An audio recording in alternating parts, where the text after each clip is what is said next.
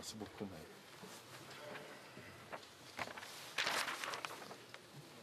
Comme il est 11h04, It being 11:04, the House will now proceed to private members' business.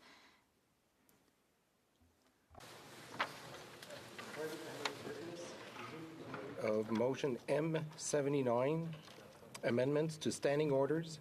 Motion standing in the name of Mr. Blakey.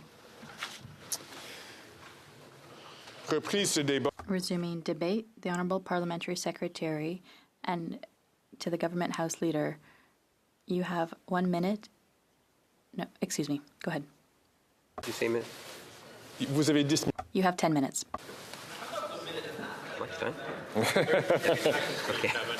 Thank you, Mr. Speaker, and it's always a pleasure to be able to rise and address the House. This is an issue. Whenever we talk about standing orders and procedures, that I have a keen interest in. I know there's some members, I would suggest probably more than most, have and follow the procedures of the House, Mr. Speaker, as you know yourself, and take a very keen interest when it comes time to change rules. Every year after an election, we have set in our rules the opportunity to review our standing orders, Mr. Speaker, and I have in the past, as I know the member from Elmwood Transcona, who is proposing the motion that we have before us, has also had the opportunity to address the standing orders. The standing orders is something that is of great importance for all of us. It's one of the things that adds to the fundamental principles of our democratic process. The debates and the proceedings that take place right here inside this beautiful chamber, Mr. Speaker.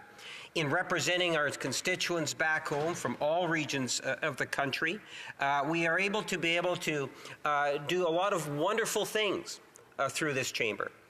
And those wonders are often achieved through our rules and our proceedings, the standing orders. And what the member is proposing is a substantial change to our standing orders. And let there be no doubt about that. I can appreciate the member is trying to get some certainty or to try to, from his perspective, simplify the whole issue of confidence and what determines a confidence vote. Mr. Speaker, over the years, thank you. Over the years, Mr. Speaker, I've had the opportunity, both in opposition and now in government, and hopefully in government for a few more years anyway, to be able to understand and appreciate the importance of a confidence vote. When the Prime Minister became leader of the party, we talked a lot in terms of how members actually vote. And it's one of the reasons why, when we have private members' bills, you'll often see members of the Liberal caucus voting in different ways. And it's because it's not a vote that is made to be compulsory that we have to vote as a caucus, generally speaking, on private members' bills. There are some circumstances where the votes are whipped, where it is, in fact, compulsory for members to be able to vote. As a team, if I can put it that way. And that has been long-held parliamentary tradition, whether it's here in Ottawa or provincial jurisdictions, Mr. Speaker. There are some areas that there's very, very little wiggle room. And other areas where, as I point out with the private members' bills, there's a lot more grace that is given to members in terms of what they feel personally about a particular issue. Let me give you the ultimate example in terms of the confidence vote. We all know that the Government of Canada has to present a budget. That budget will have a series of days for debate, and after that debate comes to a conclusion, Mr. Speaker, then it will come to a vote. And I am not aware of any political party, whether it's here in Ottawa, whether it's the current Prime Minister or the previous Prime Minister of Stephen Harper, or any premier in my years of experience at the Manitoba legislature, whether it was NDP governments or progressive conservative governments, where there was any latitude given whatsoever on a budget vote. And I realized the consequence of the significance of mandatory voting with your team. In fact, I was first elected back in 1988. The reason why there was an election, Mr. Speaker, was because it was a confidence vote. And it was a razor-thin majority at the time where one government member voted against the government, which precipitated an election call, which enabled me to actually get elected back in 1988, Mr. Speaker. That was my very first experience in regards to the importance of confidence votes. A confidence vote, if it goes negative, will bring down the government, Mr. Speaker. Even in that situation back in 88 and 86, the government had a majority. But because of one individual, that majority was lost. Today, Mr. Speaker, in a minority situation, parties have to come together. And there is, an agreement of sorts between the government and the New Democratic Party, or the Liberals and the NDP, in which I believe that there's a fairly decent understanding between the two entities in recognizing that Canadians do not want to see an election now, that they want to see more cooperation taking place on the floor of the House of Commons on different initiatives. And we are seeing that. We are seeing cooperation on areas such as the dental plan. We are seeing cooperation in many of the different discussions that are taking between departments and policies and legislation and so forth, Mr. Speaker. And I see that as a positive thing. That's what Canadians wanted.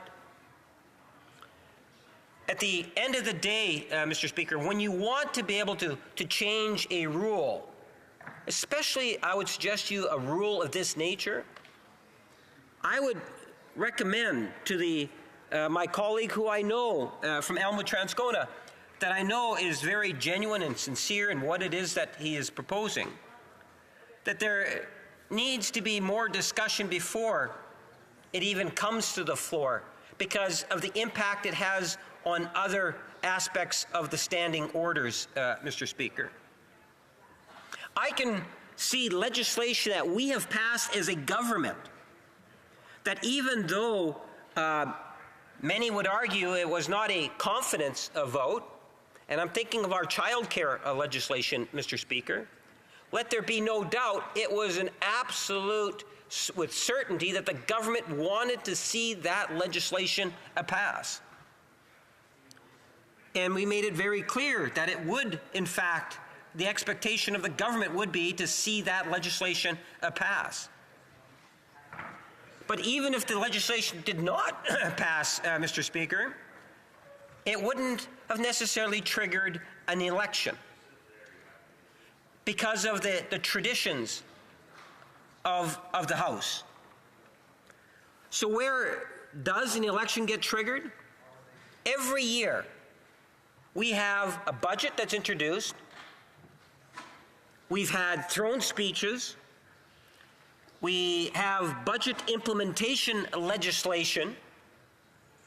Those are all very well established traditional votes that have taken place in parliaments here in Canada, both federally and provincially, where if you lose that vote, Mr. Speaker, it causes the Governor General or the LG to be able to take an action.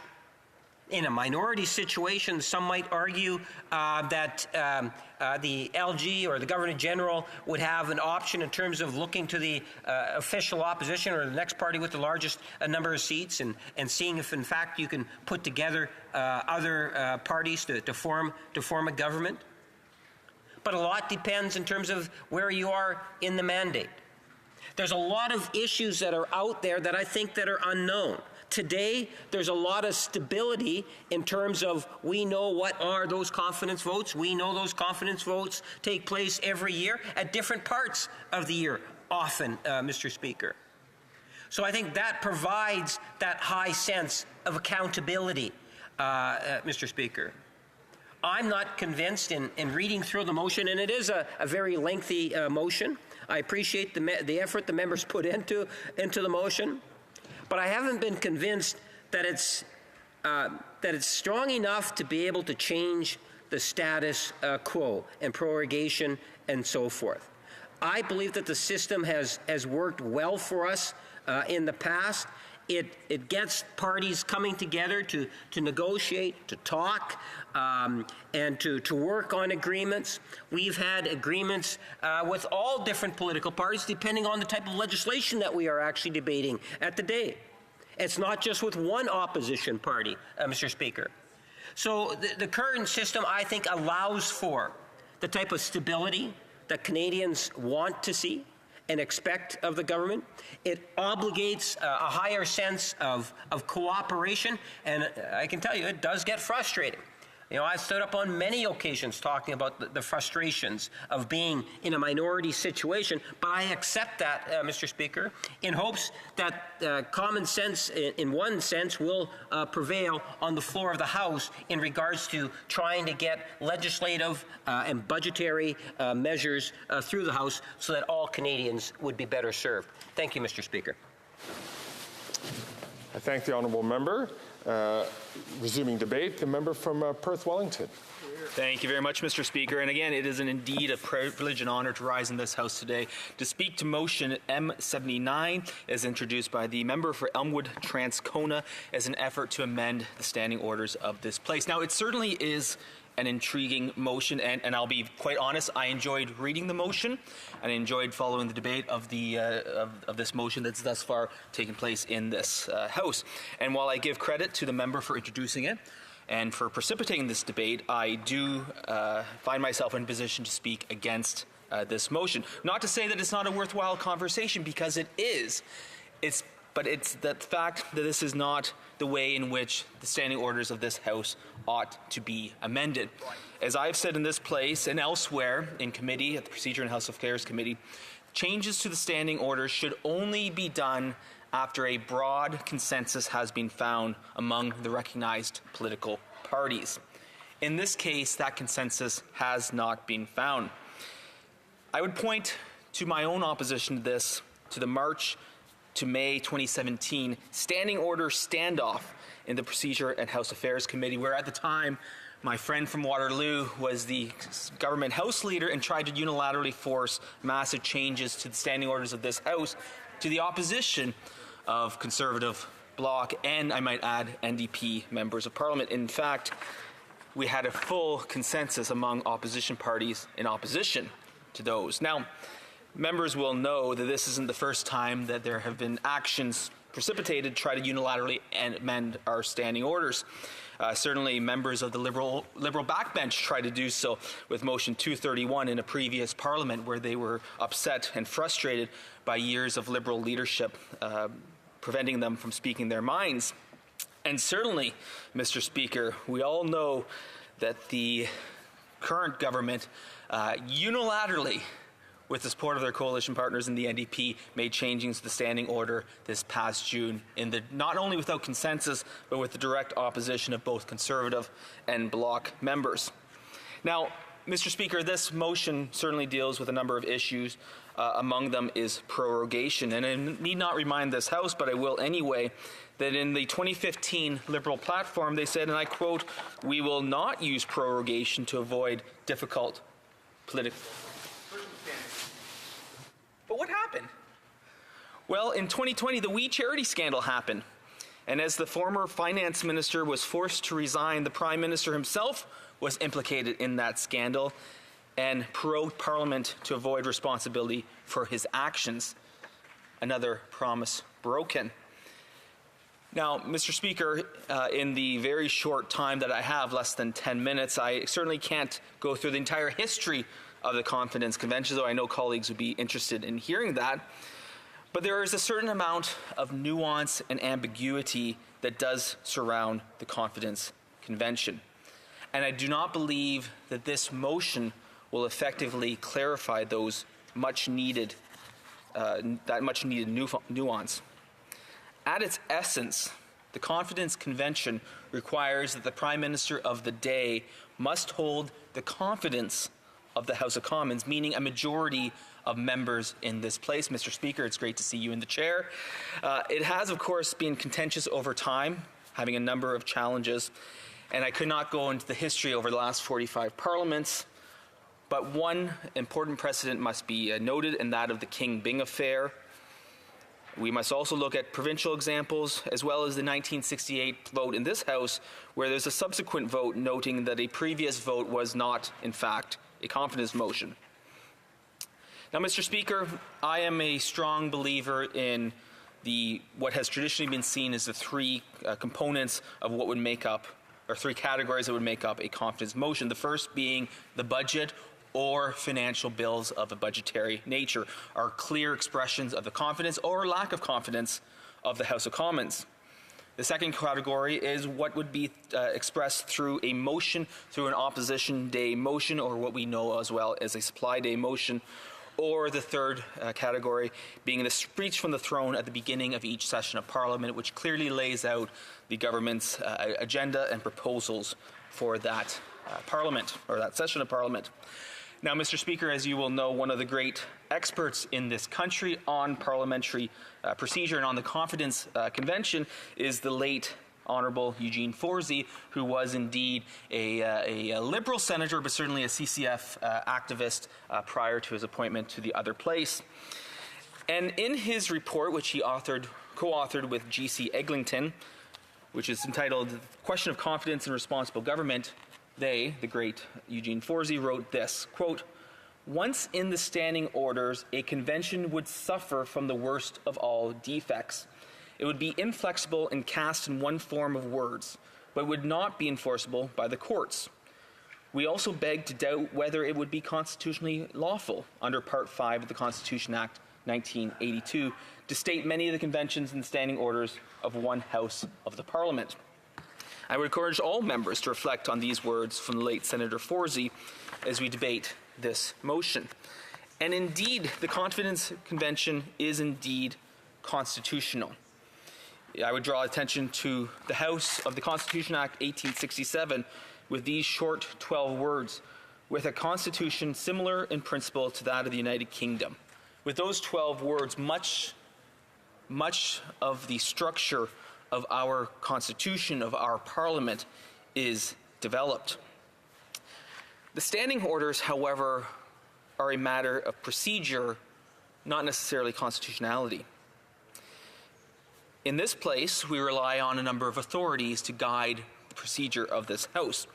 And I would draw the House's attention to Bosque and Gagnon at page 49, where it is written, "The Speaker does not decide what constitutes a matter of confidence. Successive Speakers have stated that it is not for the Chair to interfere to prevent debate or a vote on a question relating to the issue of confidence, unless the motion is being put forward is clearly out of order on a procedural grounds." So we would be asking through this motion for the Speaker to enforce a standing order relating to confidence, at the same time not deciding what it would constitute a question of confidence. Similarly, Mr. Speaker, as you know, we all have our favorite authorities in this place, and my personal favorite is Beauchene's Parliamentary Rules and Forms, 6th edition. And I draw the House's attention to paragraph 168, where it's written, "The determination of the issue of confidence in the government is not a question of procedure or order and does not involve the interpretive responsibilities of the Speaker. Following the recommendations of the Special Committee on Standing Orders and Procedure, as well as those on the Special Committee on Reform of the House of Commons, the House removed references to the standing orders which describe votable motions on allotted days as questions of confidence. The committees concluded that matters of confidence should at all times be clearly subject to political determination. Motions of no confidence should not be prescribed in the rules." And Mr. Speaker, I see I have 2 minutes remaining. And I would draw the House's attention to that very specific report of what was called the McGraw Committee. And it says, and I quote, "We repeat that a question of confidence should be expressed in precise terms in the motion and not prescribed as such by the standing orders." I agree with the work of the McGraw Committee, and I agree with the determination that this is inherently a political decision, a political matter, and not one that ought to be left to the determinations of the inflexible standing orders. Now, Mr. Speaker, I would note as well, if we're talking about prorogation, the rules that already exist related to prorogation aren't being followed anyway. As colleagues will know, following the last prorogation, the Procedure and House Affairs Committee undertook a study of that prorogation. And at every single turn, the Liberal government prevented us from having a meaningful report on that matter. In fact, if memory serves, Mr. Speaker, and memory does serve, the Liberal government filibustered that committee for 100 days to prevent us hearing from the Prime Minister, who was the one and only person who knew in his own mind why prorogation happened and was unwilling to do so. So, Mr. Speaker, I respect the honourable member from Elmwood Transcona bring forward this motion, because it is indeed a debate that must have, and perhaps I would enjoy a conversation with the member in another venue, perhaps over a hot coffee or a cold beverage, to discuss this matter further. But I would repeat the words of the late Senator Forsey, quote, "Questions of confidence and their definition are best kept out of the standing orders altogether." Mr. Speaker, I thank the House for its time. Thank you. Resuming debate, the honourable member for Pierre Boucher, Les Patriotes, Verchères. Merci beaucoup. Thank you very much, Mr. Speaker. This morning we're debating motion M79, which was tabled by the member for Elmwood Transcona. And I would like to say that, well, this is an NDP MP. It was tabled by the NDP.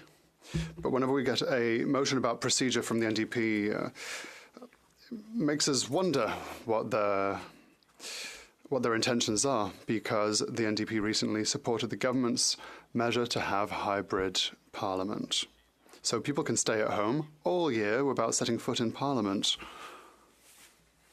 Even ministers could decide, I'm going to do some hybrid parliament today. I'm not going to go into the House to answer members' questions, enter the building through journalists, which is a bit odd, but the NDP has an agreement, a theoretical agreement. They have an agreement to support confidence in this government until the end of its current mandate.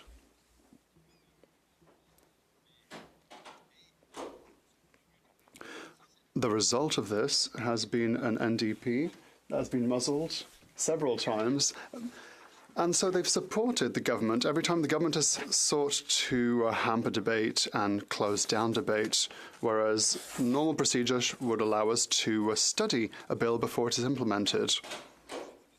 As I said, Mr. Speaker, I was very reticent when I saw this motion from the NDP, because I told myself, what are they going to cook up this time? Well, Mr. Speaker, what I must say is that I was surprised. I was surprised, but pleasantly so. Perhaps because the NDP is tired of the Liberal baggage upon them. Perhaps they've decided to grow at least a bit of a spine to table this motion. Before there was this infamous agreement between the government and the NDP, oftentimes every vote we'd hear, is it going to be a confidence vote? Every single vote. We woke up in the morning and said, well, there's going to be a government vote. We didn't know if it was going to be a normal vote or if it was going to be a confidence vote. Everything seemed to be a confidence vote. Journalists would ask Liberals, say, is it a confidence vote? Well, we don't know, would be the answer. They didn't know if it would be a confidence vote or not. They didn't know if they would lead to their own fall were they to vote against it. So the government against us, on the other side of the hall, is now no longer stressed because the NDP always votes for them. But now we have an NDP motion that would lead to less abuse of the system by the Liberals. So it's a surprise. This motion seeks to change many things, one of which is the following. The government would not be able to unilaterally prorogue the House, as we have too often seen in recent times. Prorogation is often a way to tell MPs to go home. MPs go home, the government doesn't want to deal with you anymore. Well, there might be good reasons to prorogue government. I don't have any examples in mind, but theoretically there could be a good reason to prorogue Parliament. But I don't think that this is something that should be done lightly. This is not something that we should just decide over our cereal in the morning. I don't like the opposition today, let's prorogue. That's not how things work, Mr. Speaker. Voters have voted us in. They voted in parliamentarians. And they say those who get the most seats will generally form parliament, form government, and the rest of you will have to make sure that they're doing their job as much as possible. That is the reason for which people vote, Mr. Speaker. If the government decides to prorogue the House of Commons, it's essentially saying, well, you all voted for this, but we don't care at the end of the day. I don't want to be accountable, and so we're going to close up shop. Prorogation. And this has happened a number of times over the years. And it should be mentioned, because sometimes we hear, well, they could prorogue for good reasons, but more often than not, the examples I have in mind were prorogations for the wrong reasons. An example, 1873. Canada was founded in 1867, so shortly thereafter, 1873. There was a Pacific scandal at the time. John A. Macdonald, father of Confederation, was embroiled in all this. The Minister for Foreign Affairs said that we had to study his lovely history and his lovely life. She was very proud of her heritage. I would like to ask her to look things up. She should learn more about his heritage, because the Pacific scandal wasn't very great for him, let's be honest. He had to step down because of that when Parliament came back after prorogation. 2002, slightly fast forward, the House prorogued in 2002. Why? We were under a Liberal government at the time. There was a parliamentary committee that wanted to know what exactly happened with the sponsorship scandal. Oh, well, that's a great reason to close up shop. We don't want to be accountable. We just want to sweep it under the carpet. But I don't think that opinion was shared by the opposition and by Canadians.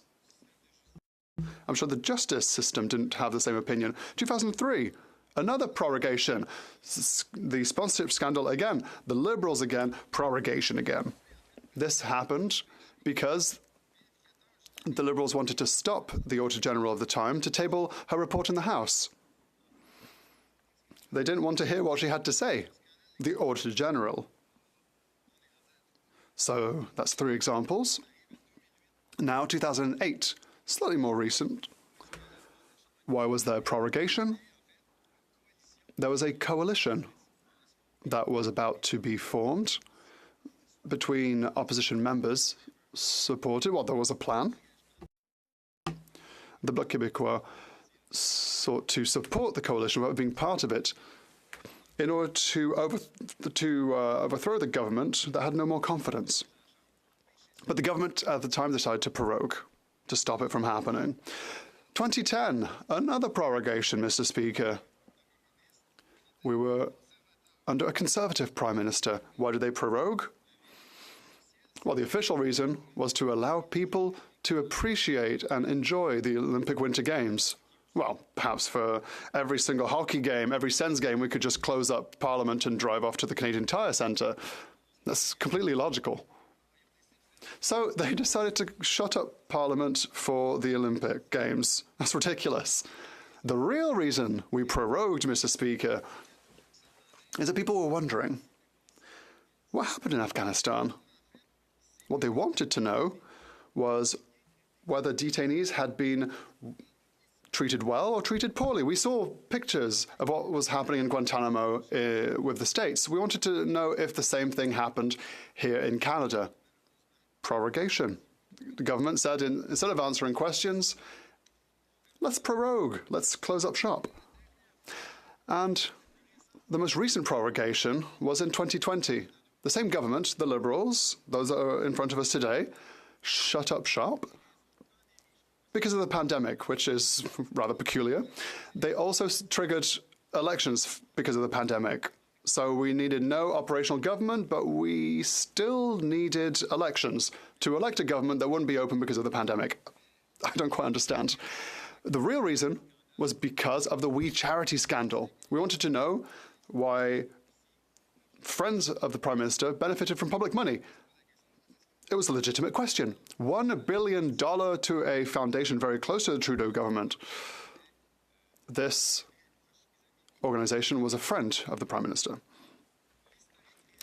So recent history shows us that prorogation, generally speaking, is perhaps not the best thing.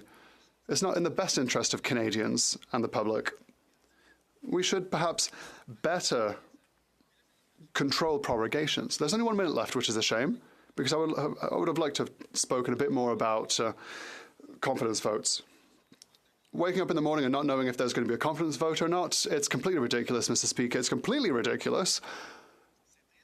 It's unfortunate because it's not defined. We don't know what is a confidence vote and a no confidence vote. It's just tradition.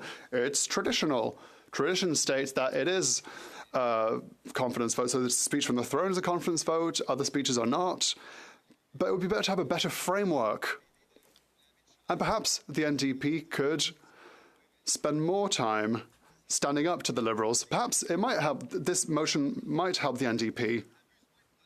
And so in the future, there may be more transparency as well for Canadians. We will vote for this motion, Mr. Speaker. Resuming debate, the honourable member for Edmonton-Griesbach. Thank you very much, Mr. Speaker. Today I want to rise in support of the motion by my honourable colleague, the member from Elmwood, Transcona, and the NDP critic for democratic reform. Mr. Speaker, this motion, at its most crucial pieces of it, are directly related to Canada's democracy. A democracy that Canadians truly value, and albeit one that is a mark right across the world for how important and stable it's been. However, the power of prorogation and the power to deem motions a matter of confidence and wholly and willfully used by the Prime Minister and solely the Prime Minister is the direct concern of the New Democratic Party.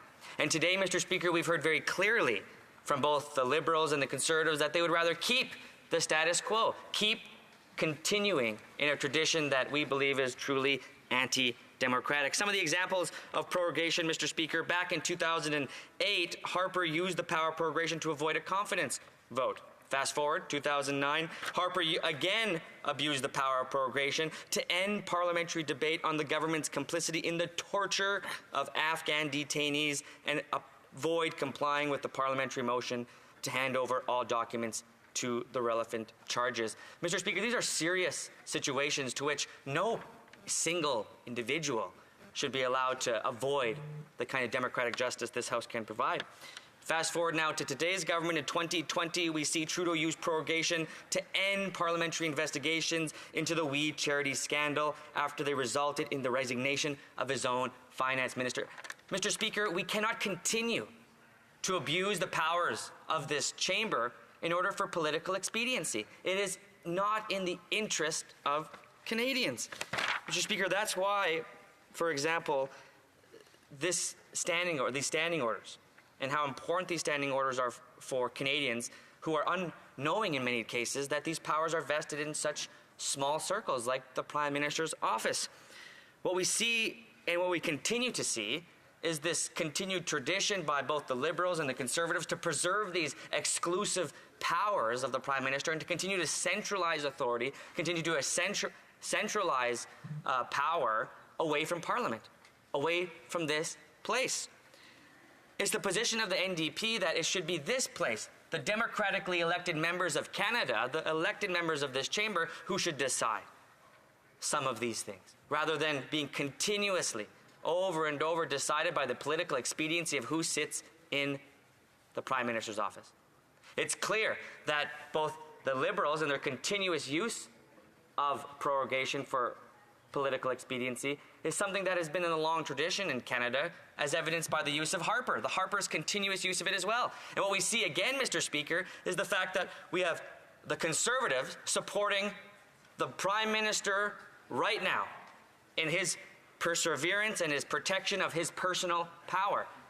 Why, Mr. Speaker? Why would the Conservatives say every single day in this House that the Prime Minister, evil guy, and all these personal attacks, when they won't actually address the systems that uphold these kinds of devastating authorities and powers that weigh over Parliament and weigh over Canadians?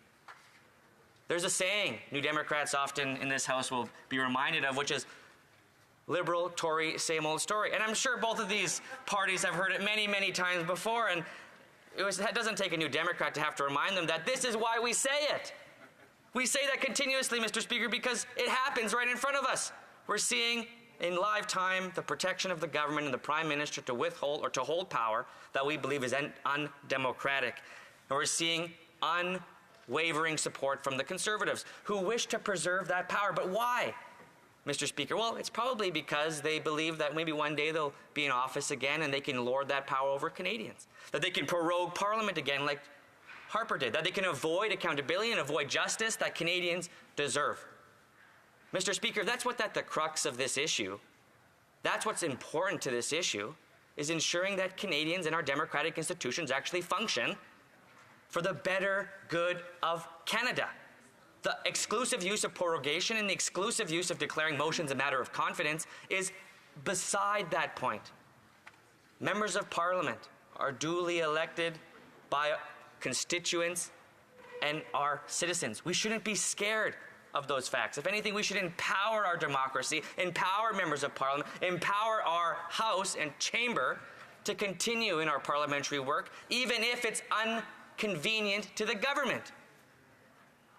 Even if there is a scandal. If anything, it should be said even louder that these powers should not exist because of the direct connection between scandal and the use of prorogation declaring motions of confidence. Mr. Speaker, New Democrats stand in favor of our democratic institutions and seek to empower them for everyday people. The Liberals and Conservatives continue the status quo argument that has favored them for generations. It's time to put this to an end, and it's time to ensure that all members vote in favor of this motion. Thank you very much, Mr. Speaker. Resuming debate, the honourable member from Windsor West. And it's the first time I rise in this chamber as you in the helm, and I want to say congratulations for all your previous work that you've done in Parliament and as a parliamentary secretary, and also your new tenure as Speaker in this chamber. And I'm glad to speak on this bill, motion 79 from the member from Elmwood-Transcona. I've kind of affectionately referred to this bill as ending Ottawa entitlement to my entitlements motion, because that's really what this is about. This is about the traditional gatekeepers in this facility that have kept the doors closed on many Canadians, at the same time protecting their self-interest. And I'll get some of that into that a little bit later. It also could be another bill characterized bestly when prorogation is used by the Prime Minister, is to go running to your mommy or daddy to protect you from basically the people around you, because that's what it really is, because they go running to the monarchy to basically beg for forgiveness. And it was the Queen before, and now it's the King, and it's because I can't handle it anymore, please save me. Well, you know, Mr. Speaker, it's ridiculous. In a modern democracy, you shouldn't have to be running to your mommy and daddy as an adult in this place. And that's really what it's about. And that's what's taken place with prorogation. And it's to protect their own interests, Mr. Speaker. And I think one of the biggest things that we want to see with this motion is greater accountability for the public so they understand the rules.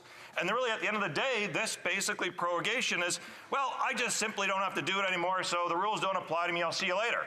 And I'm sure a lot of Canadians can relate that. They wish they could prorogue their laundry. They wish they could prorogue doing the dishes. They wish they could prorogue awkward conversations with people they don't want to be around. But they can't. They have to deal with them. They have to deal with them, Mr. Speaker. And it's sad, because that's really what we're dealing with.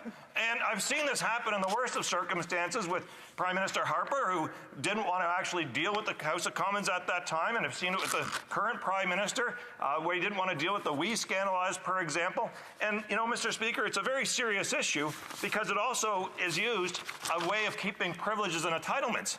And it was funny, because I was thinking about gatekeeping this morning, and yeah, sure, when you want to protect entitlement here, there's protecting entitlement that you get as a Prime Minister and all the perks and whistles. There's also, to my Conservative friends, there's perks of keeping Stornoway on all the privileges and things there. And by the way, Stornoway does have a gate.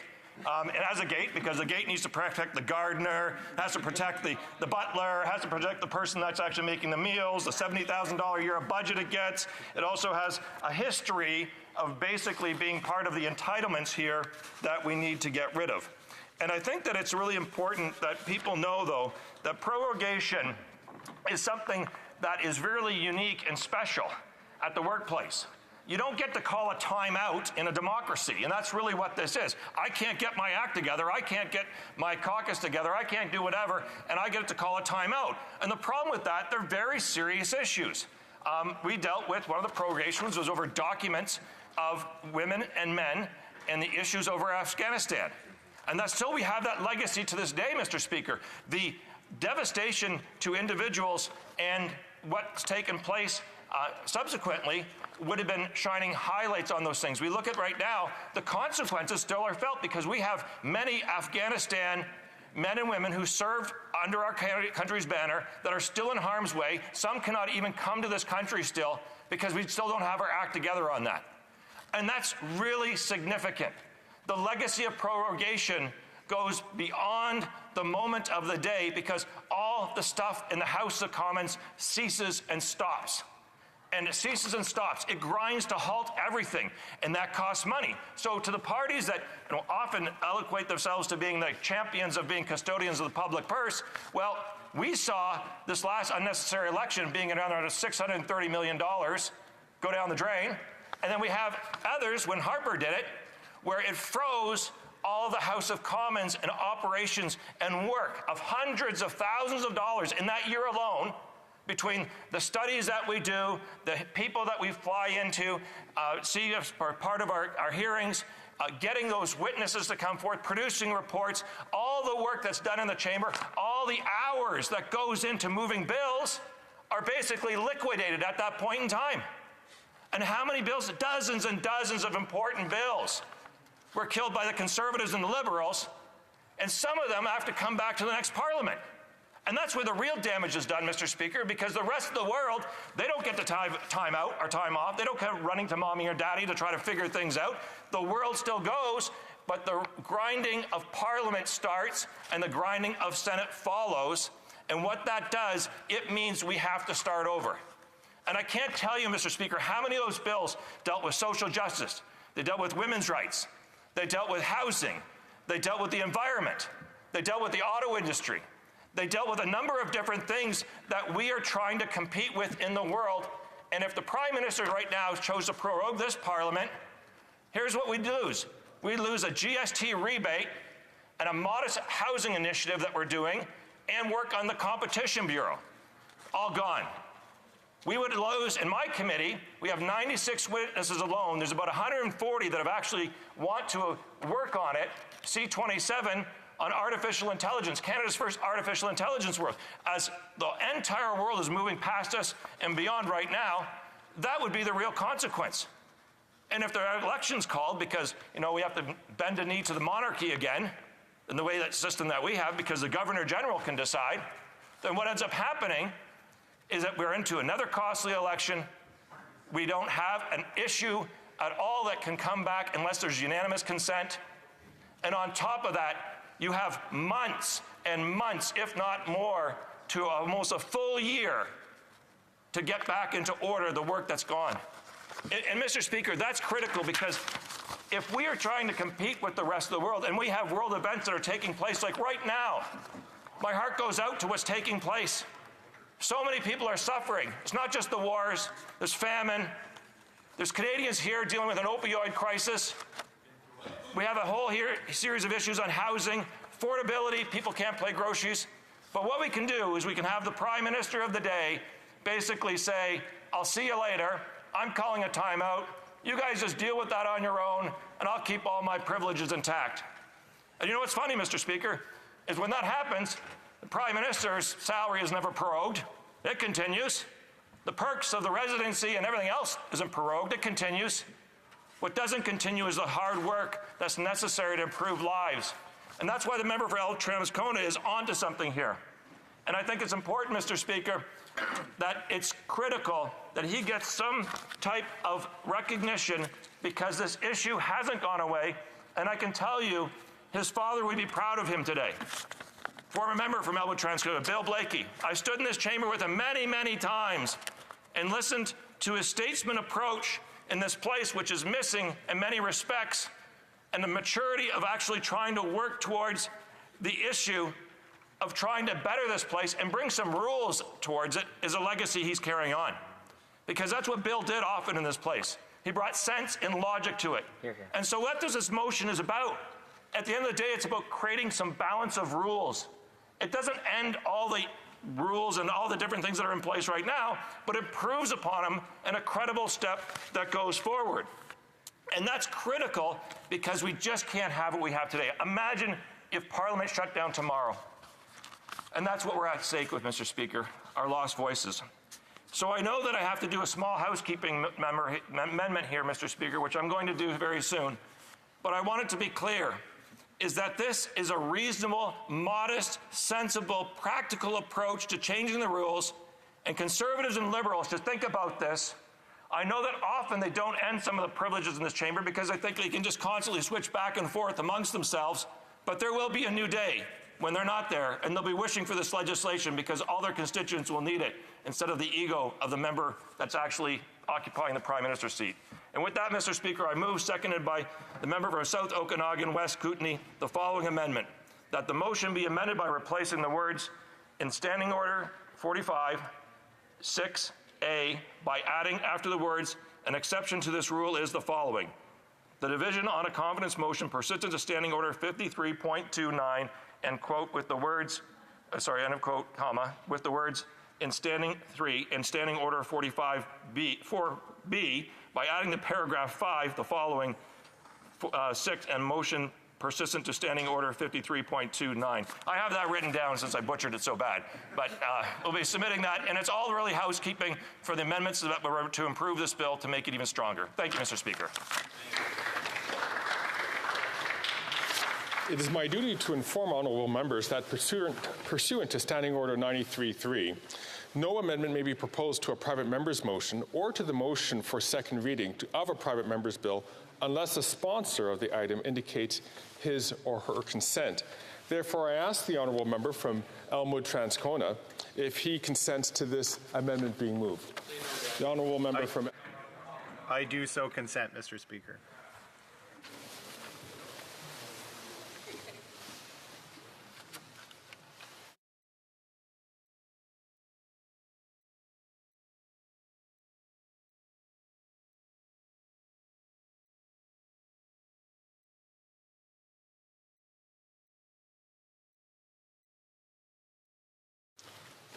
This member is deemed in order. Therefore, Mr. Massey, seconded by Mr. Canning's, moves that the motion be amended by replacing the words, and I quote, 3 in Standing Order 45.6a by adding, after the words, an exception to this rule is the following. Quote, the division on confidence motion pursuant to Standing Order 53.29 and, end quote, with the words, quote, 3 in Standing Order 45.4b by adding after paragraph 5 the following, quote, 6 a confidence motion pursuant to Standing Order 53.29, end quote. Resuming debate.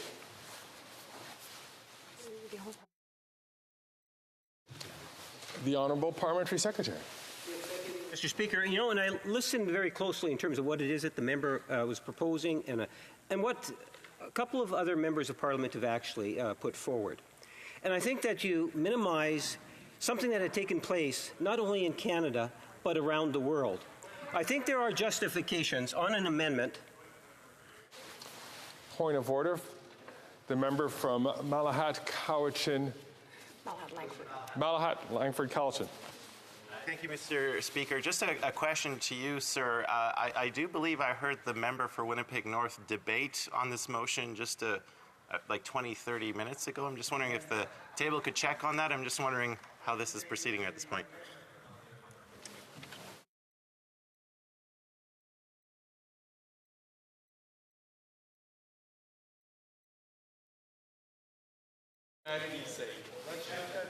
Alors, j'aimerais... Order. Order. Je remercie le député d'avoir... I thank the honourable member for raising that point. However, because we are resuming debate on an amendment, the member for Winnipeg North, Winnipeg Centre North, no, Winnipeg North, may rise in the House to participate in the debate. The Honourable Parliamentary Secretary. The honourable member for Perth Wellington. Point of order, the honourable member from Perth Wellington.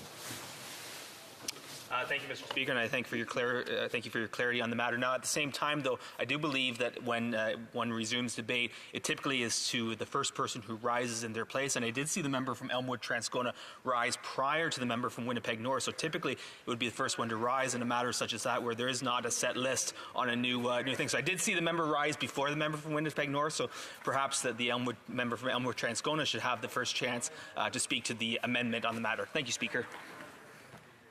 I thank again the honourable member from, for raising this issue. Regrettably, the chair saw the member from the parliamentary secretary first before seeing the member from Winnipeg Elmwood Transcona. So I regret that's the case. This happens from time to time as to who the chair sees.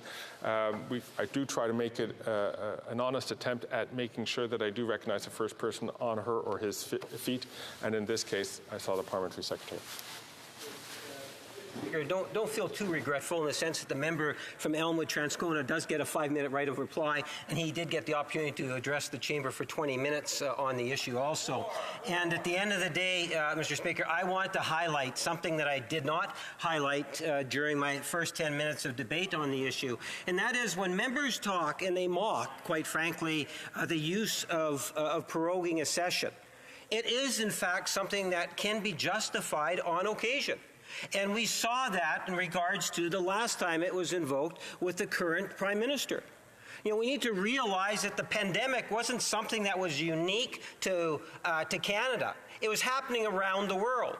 It was important that the House of Commons refocus what was taking place in the House to what was happening around the world and the impact it was having on Canadians.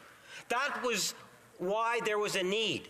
And members will recall that there was actually a throne speech that did follow, that set the agenda, provided the assurances that Canadians were looking for, given the very nature of what was happening in communities from coast to coast to coast. As a government, Mr. Speaker, as you will recall, the government of Canada made it very clear that it wanted to have the backs of Canadians. We want to focus our attention on a Team Canada approach in dealing with the worldwide pandemic. Point of order, the honourable member from Winnipeg. The member from Winnipeg North knows exactly what he's doing, which is being rude and cutting into the the members from Elmwood Transcona's time. I'm going to thank the member from Winnipeg Centre for her intervention. I'd like to reassure all members that the member from Elmwood Transcona will have his full 5 minutes of right of reply. The House had started its session at around 11:04 today. It will continue to 12:04. So 1 minute left to the minister for the parliamentary secretary and member from Winnipeg North. Thank you, Mr. Speaker. As you have indicated, the members doesn't lose any time whatsoever. This is private members' hour, and we will use the full hour as we have often done. The emphasis that I was trying to make, Mr. Speaker, is the fact that the Prime Minister and members of the Liberal caucus made it very clear that we wanted to focus the attention on the pandemic that was hitting Canada coast to coast to coast. That was the need. It was justified, Mr. Speaker, and at the end of the day, I'm somewhat sympathetic to what it is the member from Elmwood Transcona is saying, but I don't necessarily believe there's a need to change the rules. Thank you, Mr. Speaker. Thank the member, and I'd like to recognize the member from Elmwood Transcona for his right of reply.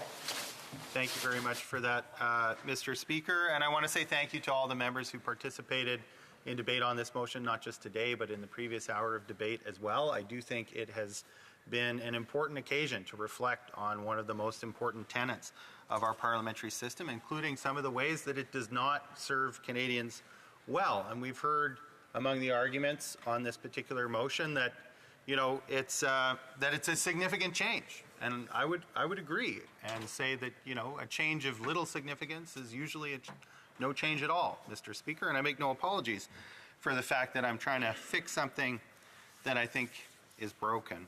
We've heard a little bit, and the member for Perth Wellington in particular talked about what it means to unilaterally change the standing orders. But I want to offer him some reassurance that, in fact, in a minority parliament, there's no possibility of unilateral changes to the standing orders, because you can't pass a change to the standing orders without at least having two parties agree. And maybe he meant that changes to the standing orders have to be unanimous, but of course there is precedent for not having unanimous changes to the standing orders. I think it's important that they not be unilateral. In this case, they wouldn't be. With the bloc supportive of this motion, all it would take would be the Conservatives to vote for it, and you would have three recognized parties in this House together forming a majority, making what I think is an important change to the standing orders. If we take Conservatives at their word, what they're saying is that they don't want to put any constraints on the Prime Minister's power without the Prime Minister first agreeing, and I think that puts the cart before the horse. As the opposition, we hold the government to account all the time and seek to limit the possibility of abuse of power by the government. We don't ask the government's permission. I find it strange that the Conservative leader now suddenly is saying he needs the Prime Minister's permission and agreement before he can do anything to limit his power over this place. A leader of the Conservative Party who just last week challenged the Speaker's authority to make a statement because question period might start late, and made appeal to the sanctity of this place, but he's happy to have this Prime Minister or any future Prime Minister shut this place down without so much as a wink of parliamentary accountability.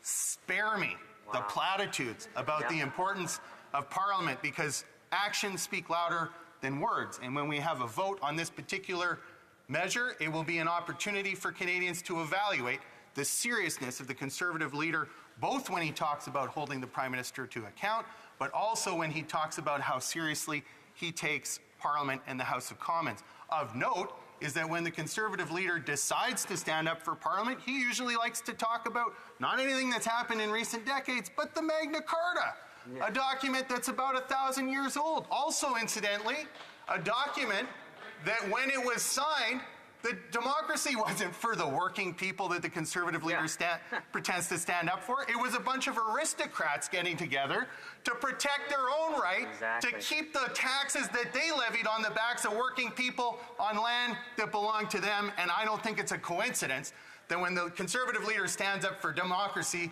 he stands up for an aristocratic version that serves his own interests very well, even as he protects the gatekeeping power of this Prime Minister to keep the seat warm until he thinks he'll get an opportunity to take it so that he can abuse those powers in similar fashion, just as his Conservative predecessor did, Stephen Harper, when that guy sat at the cabinet table. So let's give us a break on the sanctimony about Parliament as we watch this particular Conservative leader stamp on it when it doesn't suit his interests, and then pretend to care a lot about it suddenly when it serves his interests. And that fundamentally is what this is about.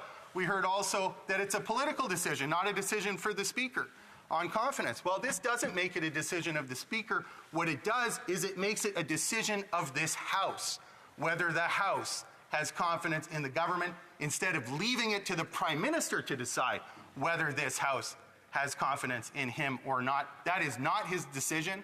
It is a decision for this place, and it's why, if this motion passes, Prime Ministers won't be able to prorogue Parliament without having to face a confidence vote either before or after. And that is the point. The point is that it is a political decision. It should be a political decision of this House of Commons, not a political decision of the Prime Minister, as it has always been heretofore in the past. Let's change it, and let's have the Conservatives get behind actually doing something to stop gatekeeping power instead of just ranting against it and hoping that it'll still be there for them when they get the chance. Now, the question is as follows.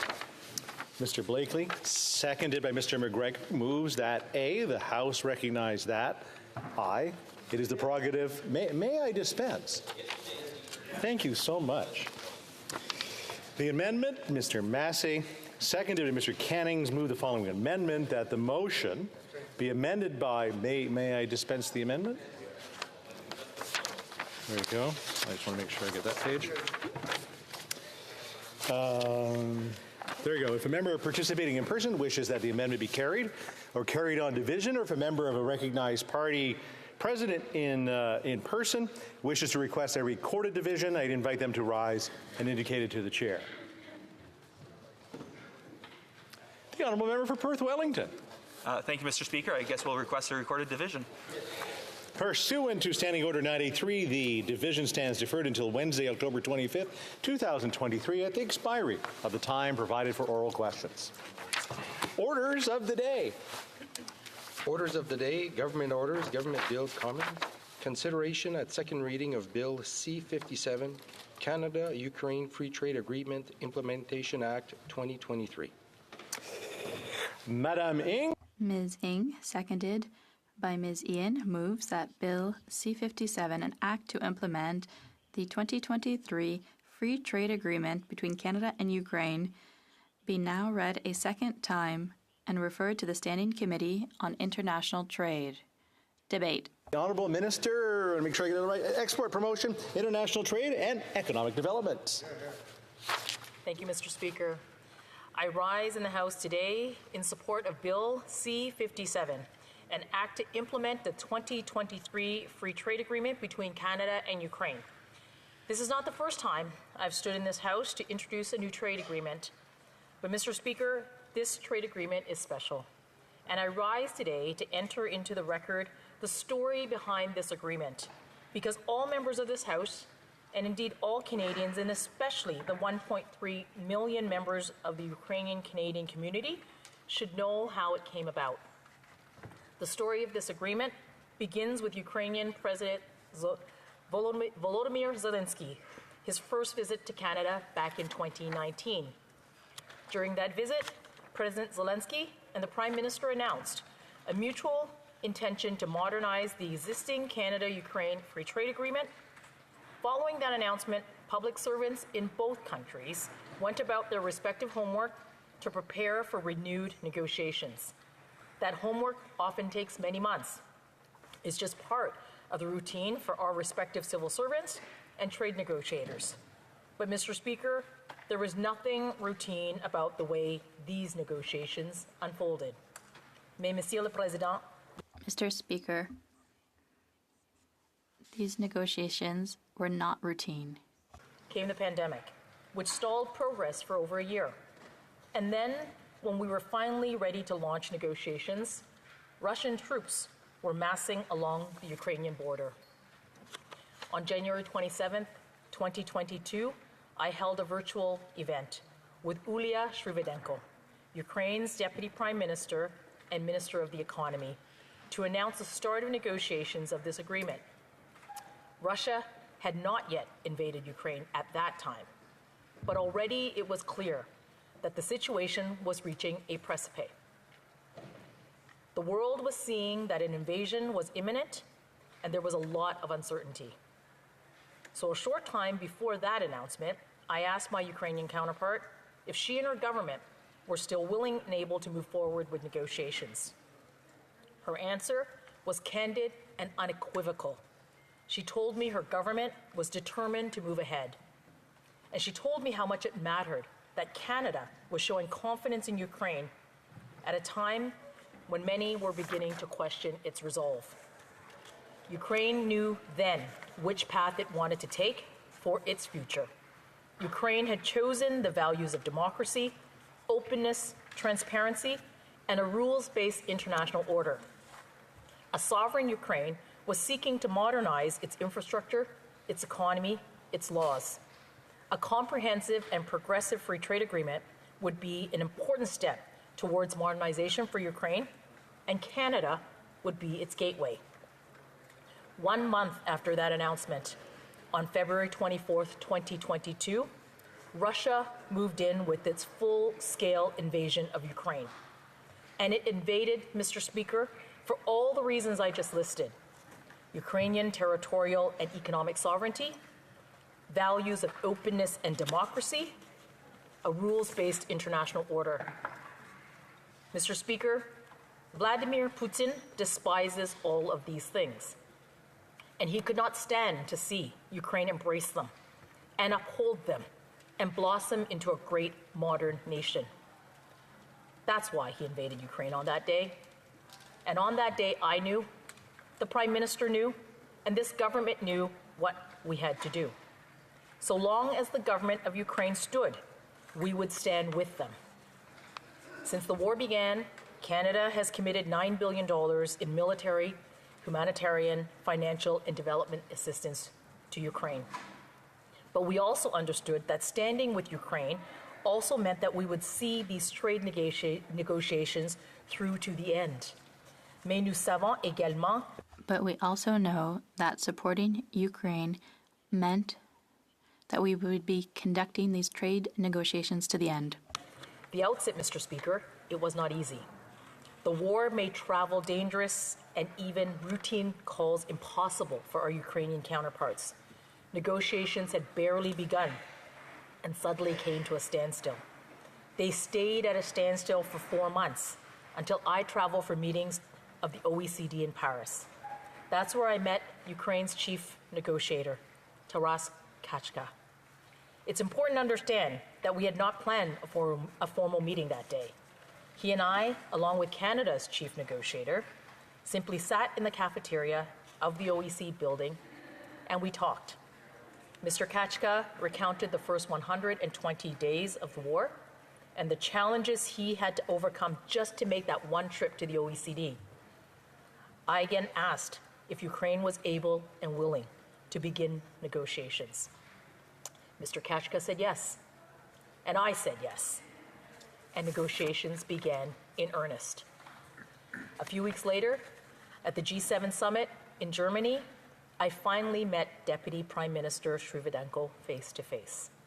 We revisited our earlier conversations and how our earlier hope of avoiding the conflict had been so savagely dispelled.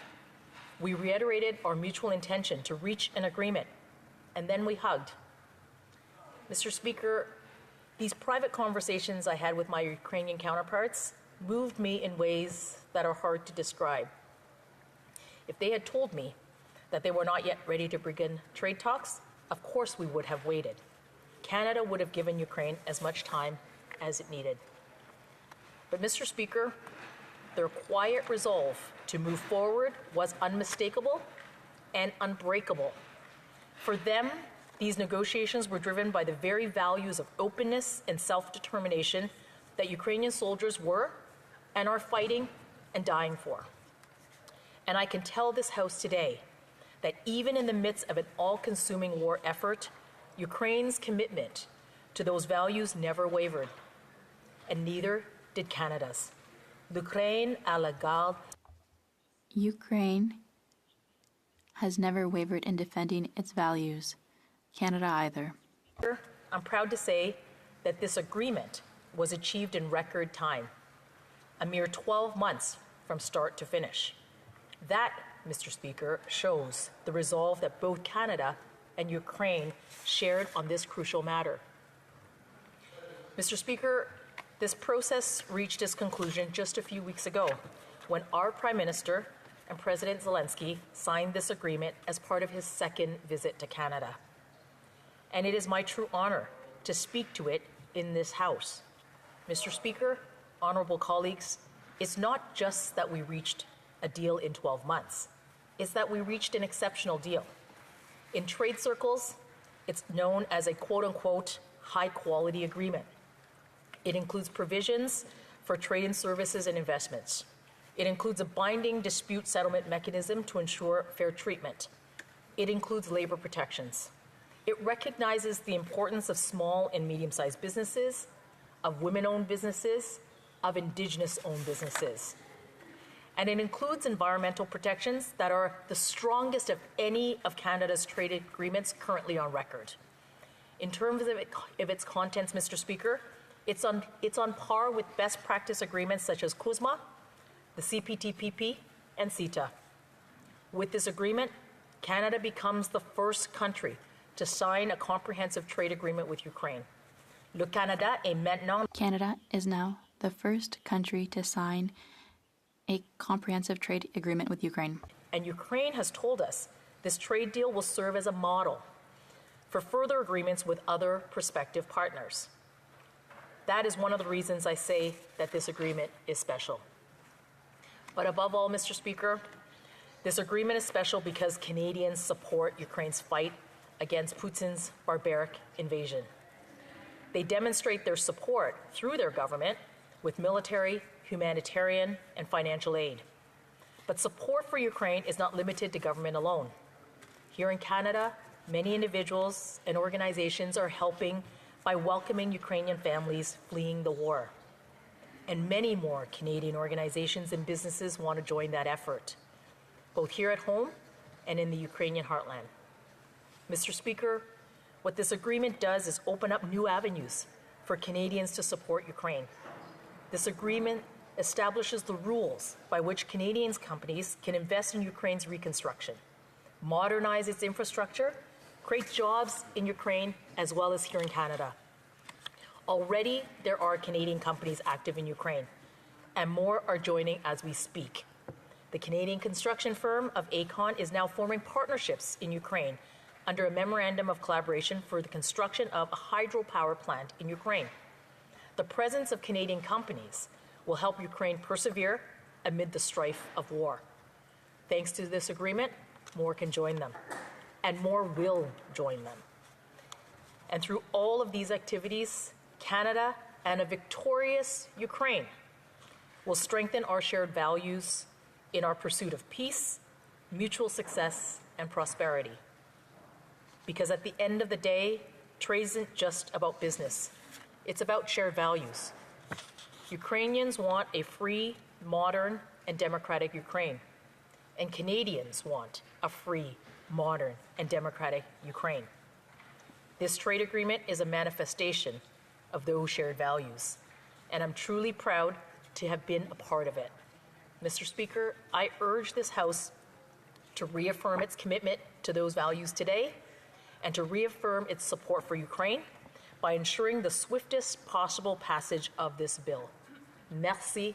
Thank you. Slava Ukraini. Questions and comments. Question commentaire. The honourable member for Dufferin-Caledon. Well, thank you very much, Mr. Speaker. And I want to ask the Minister, Article 1310 of the trade agreement, Section 8, sub D, it talks about promote the rapid transition from unabated coal power to clear energy sources. What we do know is that the Russian war machine has been powered by energy exports, and this certainly seems to contemplate the transition from coal to other less polluting fuels. So to me, this is a massive opportunity for Canada to work on exporting LNG from Canada, which many European countries have asked us to do. And I'm wondering if the Minister will now admit that this is something that Canada should do, not only to starve the Russian war machine of funds, but because it would be good for the environment as well. Minister of Export Promotion and International Trade. I want to thank my honourable colleague and the critic on the trade file for that very important question. I think what you see in this agreement here today is very much an effort to establish an agreement, a framework that will enable not only in the reconstruction of Ukraine for Canadian businesses to participate, but indeed with the highest environmental protections that are in this agreement than of any trade agreement that's on record. It is going to very much allow Canadians to participate and to allow Ukrainian businesses and investors to rapidly pursue that transition to a greener economy. Questions and comments. The Honourable Member for Berthier-Masquinongé. Thank you very much, Mr. Speaker. I thank the Minister for her speech. Those negotiations, which I think are very important. I have a two-part question for her. when there was an agreement to import Ukraine's products without tariffs, supply management was included. That was a difficult fight with the groups involved and the opposition parties to withdraw that from the renewal of the agreement. It was withdrawn. That's the first part of my question. Can the minister guarantee that supply managed products are not impacted by this agreement? And the second one is more of a comment in the section on mechanisms, and it talks about multinationals and governments. So technically, it would be possible for a multinational to sue a government that undermines trade, and I think that's unacceptable. Does she not think it would have been a good opportunity to specify that? Thank you. The Honourable Minister of Export Development. Merci. Thank you for the question. Honourable colleague. And I want to thank my honourable colleague, and I want to thank all members in this House at a time when Canada chose to unequivocally support Ukraine. There was tariff-free ability for them to export into Canada, including the supply managed sector. And I know what a commitment that took for Canadians to permit that to take place, and that really did show the support that Canadians have and that my honourable member had for Ukraine. Of course, in this agreement, it's clear, just like in our other trade agreements, that the supply managed sectors are not, and they are excluded from this agreement, just as they have been with others. And I believe that this is a very important and a progressive agreement and a good agreement. It has provisions in there for investment protections,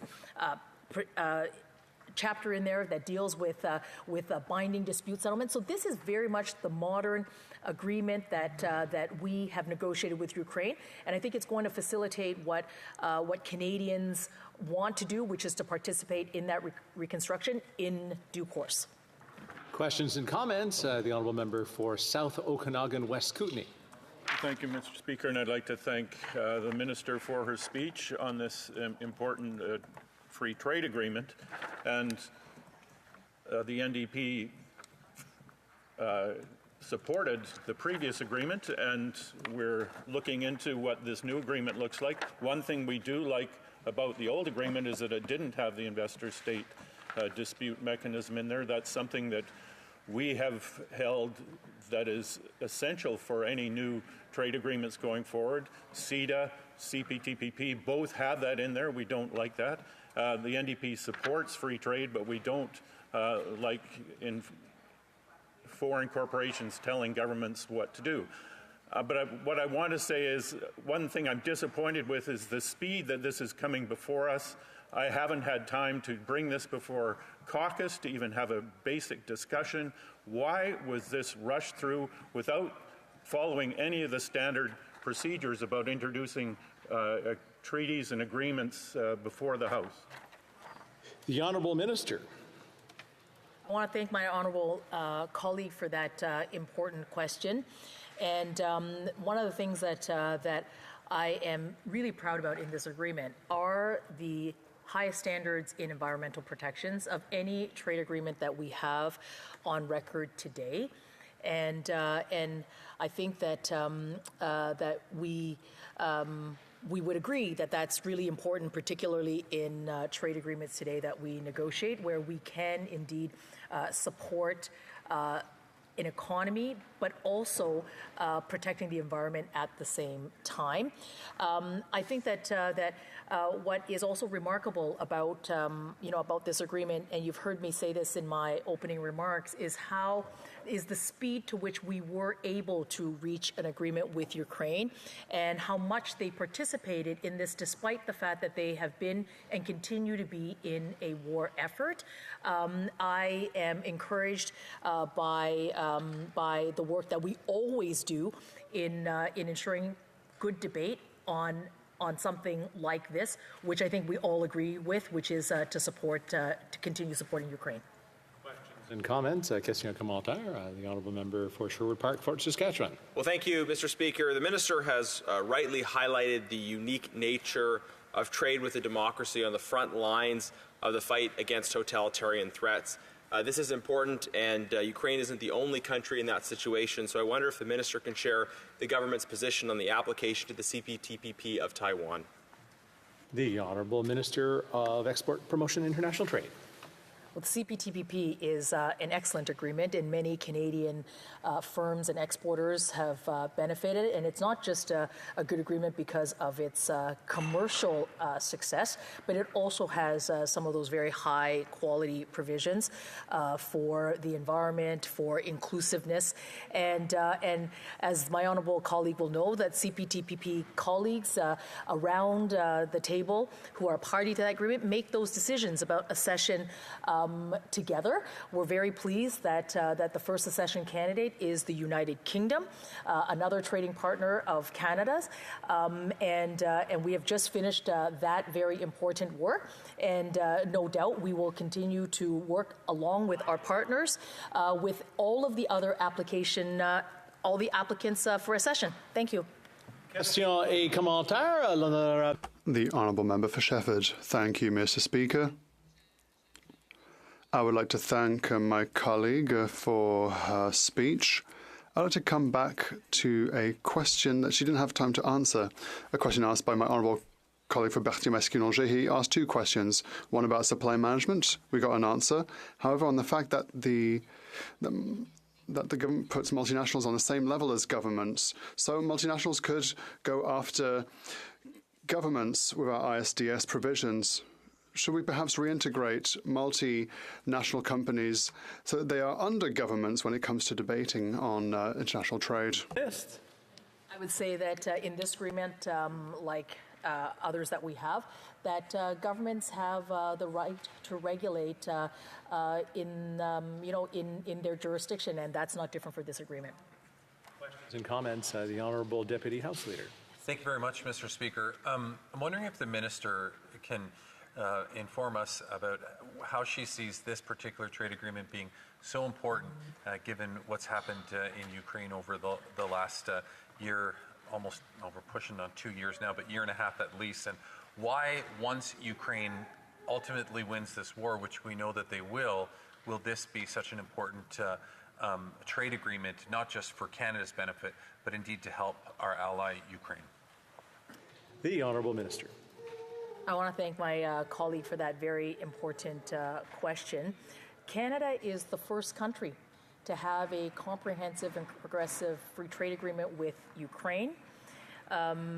It is going to set the framework to have Canadian companies and exporters and investors be very much a part of the reconstruction when Ukraine wins the war.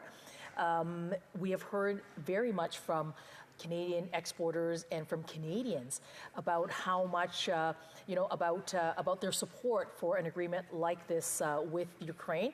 And maybe what I will say as well, when I reflect to the early days of the negotiations, the war hadn't begun yet. Canada was there and continues to be there, to be unequivocal in their support for Ukraine, showing confidence for Ukraine, especially in a matter like this, like an economic trade agreement, was so important because as Canada showed confidence, we were able to also demonstrate to others, and that really did make a difference. Continuing debate, the Honourable Member for Dufferin-Caledon. Thank my colleague Singular for the applause on my speech. Mr. Speaker, Conservatives have a very, very long, storied and proud tradition of supporting free trade. We only have to look back to the negotiations of the original Canada-United States Free Trade Agreement.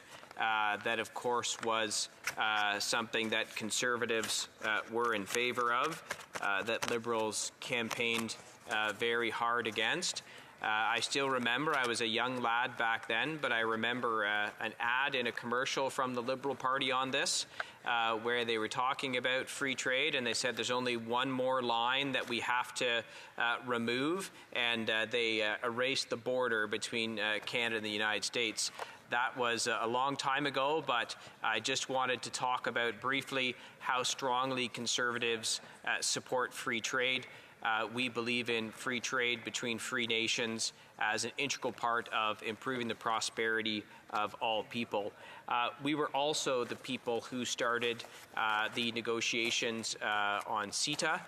The CETA deal is a conservative deal that was started by Prime Minister Harper as part of our aggressive trade expansion.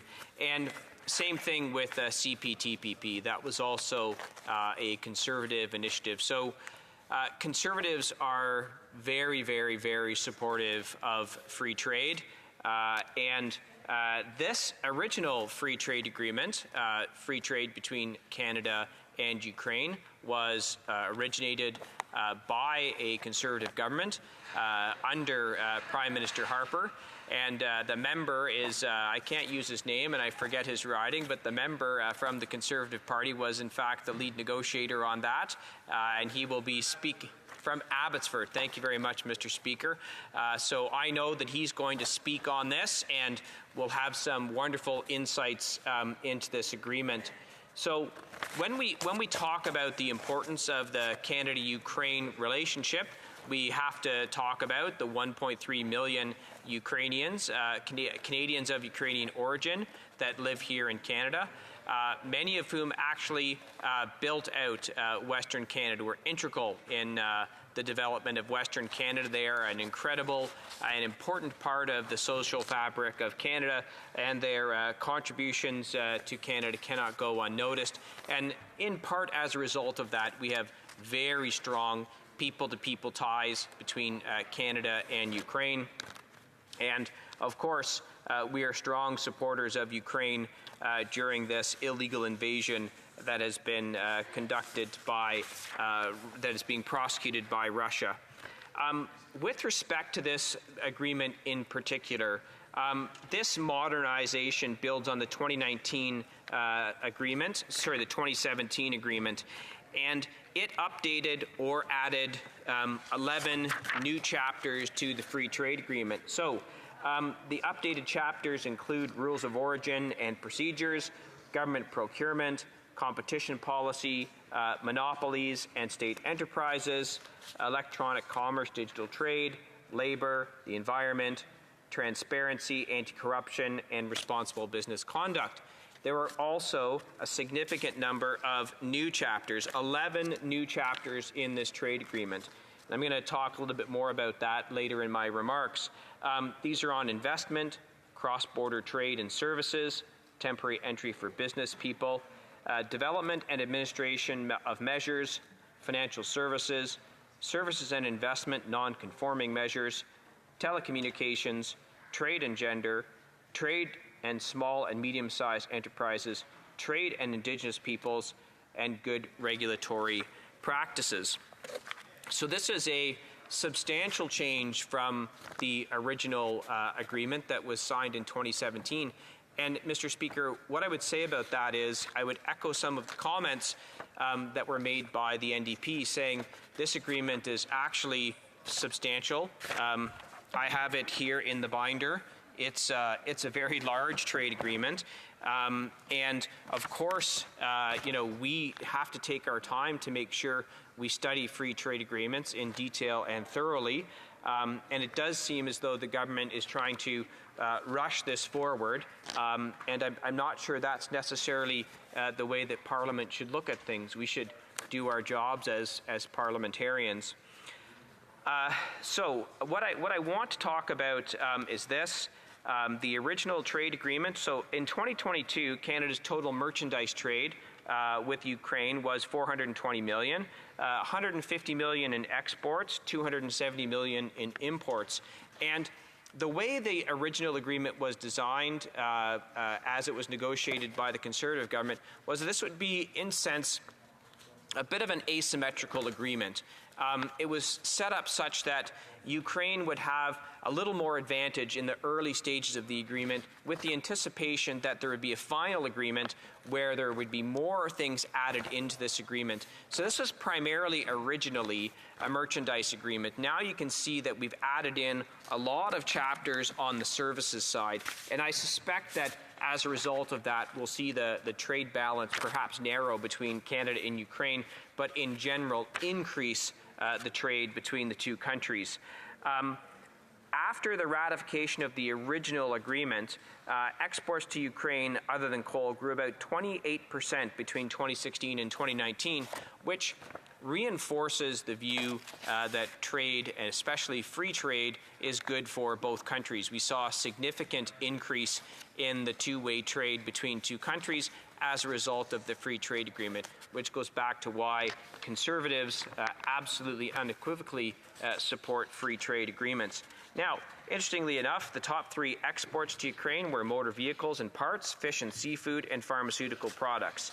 And the top imports from Ukraine were animal and vegetable fats, oils, iron and steel, and electrical machinery and equipment. So we have a real opportunity. Canadian businesses certainly have an opportunity to expand their trade with Ukraine. In some of the, I've undertaken to consult with industry with respect to this, spoken with agricultural companies, agricultural industries, etc. The challenge, of course, is the very, very short, condensed time frame. This bill was, and I should actually explain this. So what we have before Parliament is the enabling legislation to implement the free trade agreement. But that's actually not what we're probably standing up to debate today, because we're not actually going to, look into and debate whether or not the subsection 42.1 sub 1.1 of the Act is amended by adding the following paragraph after A. I suspect that's not what we're going to be doing here today to debate. So the implementation legislation is, of course, how you implement the changes to relevant statutes and other things to implement the actual free trade agreement. And this particular implementation bill, enabling legislation, does not seem to have a lot that any of us are going to spend a lot of time to debate here in this chamber, although I could be wrong. Some members do enjoy debating those kinds of things. So what we're actually, the member from Forest, Sherwood Park Sherwood Park, Fort Saskatchewan might actually enjoy going through and deciding whether or not paragraphs B and C of the definition Ukraine in subsection 2(1) of the Act are replaced by the following, whether or not that's a good or significant change. But that's not what I'm going to talk about today, Mr. Speaker. So what we actually talk about then are the general principles of supporting free trade, and we talk about the actual free trade agreement itself. And in that is some of the difficulty that was expressed by the NDP member. He said he had not had the time to discuss this particular piece of legislation with his caucus and colleagues, which takes me back to when you're discussing with stakeholders. So as part of looking at whether or not this is going to be a trade agreement that is to the benefit of Canada, we of course want to talk to our stakeholders to see whether or not they view some of the changes to this free trade agreement are going to be good or bad. And in particular, in the agricultural sector, you're going to talk about things like sanitary and phytosanitary measures. You're going to look at whether or not the quotas that are going to be allowed, the tariff quote with the products that are coming in without tariff, those quotas are appropriate. And that could be in the beef sector, that could be in the pork sector, that could be in a whole bunch of agricultural sectors. So those consultations right now are ongoing. Certainly, I've reached out to the industries that would be affected by that to find out where they stand on it, because often, as we used to say when I attended law school, we'd have professors who very clearly say, the devil's often in the details. And so I'm not 100% sure that Parliament should just pass things without any scrutiny whatsoever, because we learned in other trade agreements, when you rapidly have passed some of the trade agreements that this Liberal government has put forward, we've ended up with some challenges. And if you look at, for example, free trade with the European Union, we have all kinds of challenges now with the sanitary and phytosanitary measures surrounding beef and pork. it's a particular issue right now with our negotiations with the UK. Right now, it's almost impossible for Canadian beef producers or pork producers to export into the United Kingdom. They also have great difficulty exporting into the European Union. And why is that? Well, that's because that there are sanitary and phytosanitary measures that are preventing those exports from taking place.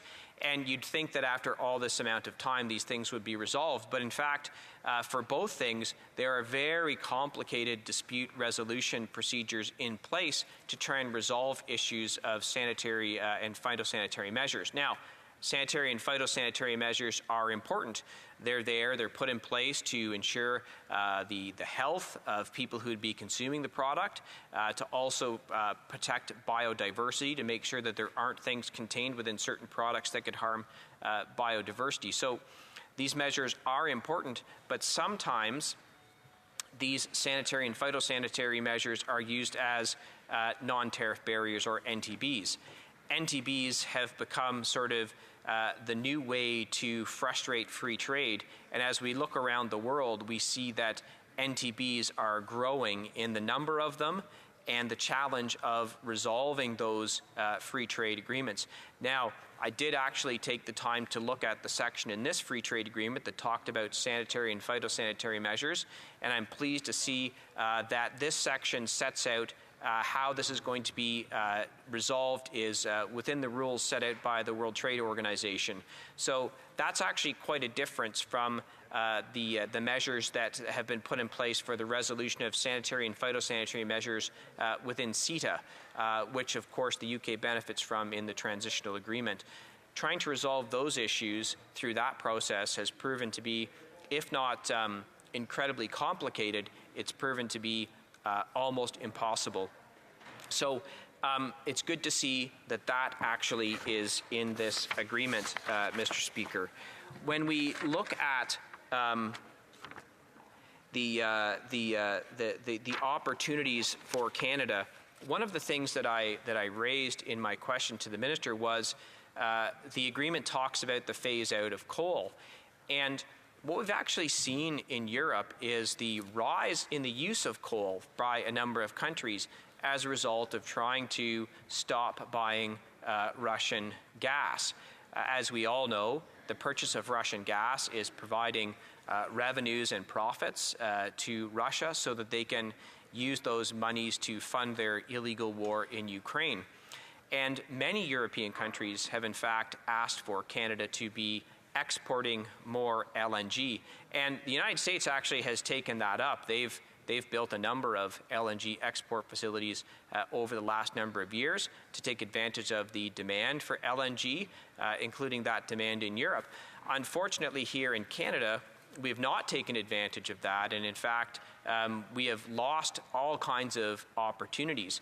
But when you talk about transition, right, you don't transition from coal to a solar panel. Those kinds of transitions generally don't work. You don't transition from coal to a wind turbine and solar. Those things don't work. Those things both provide sort of intermittent power. Intermittent power makes maintenance of the electric grid more expensive, and it's unreliable for when you have surges in demand. So in fact, what you do need is you need a strong base load of electricity generation. And I'm hoping that when I have the time to go through this agreement in full, we will see that this addresses a great area of potential opportunity for Canada and Ukraine with respect to electricity generation. We have amazing expertise in the production of nuclear reactors, as does Ukraine. Canada has, all kinds of uranium that they can export.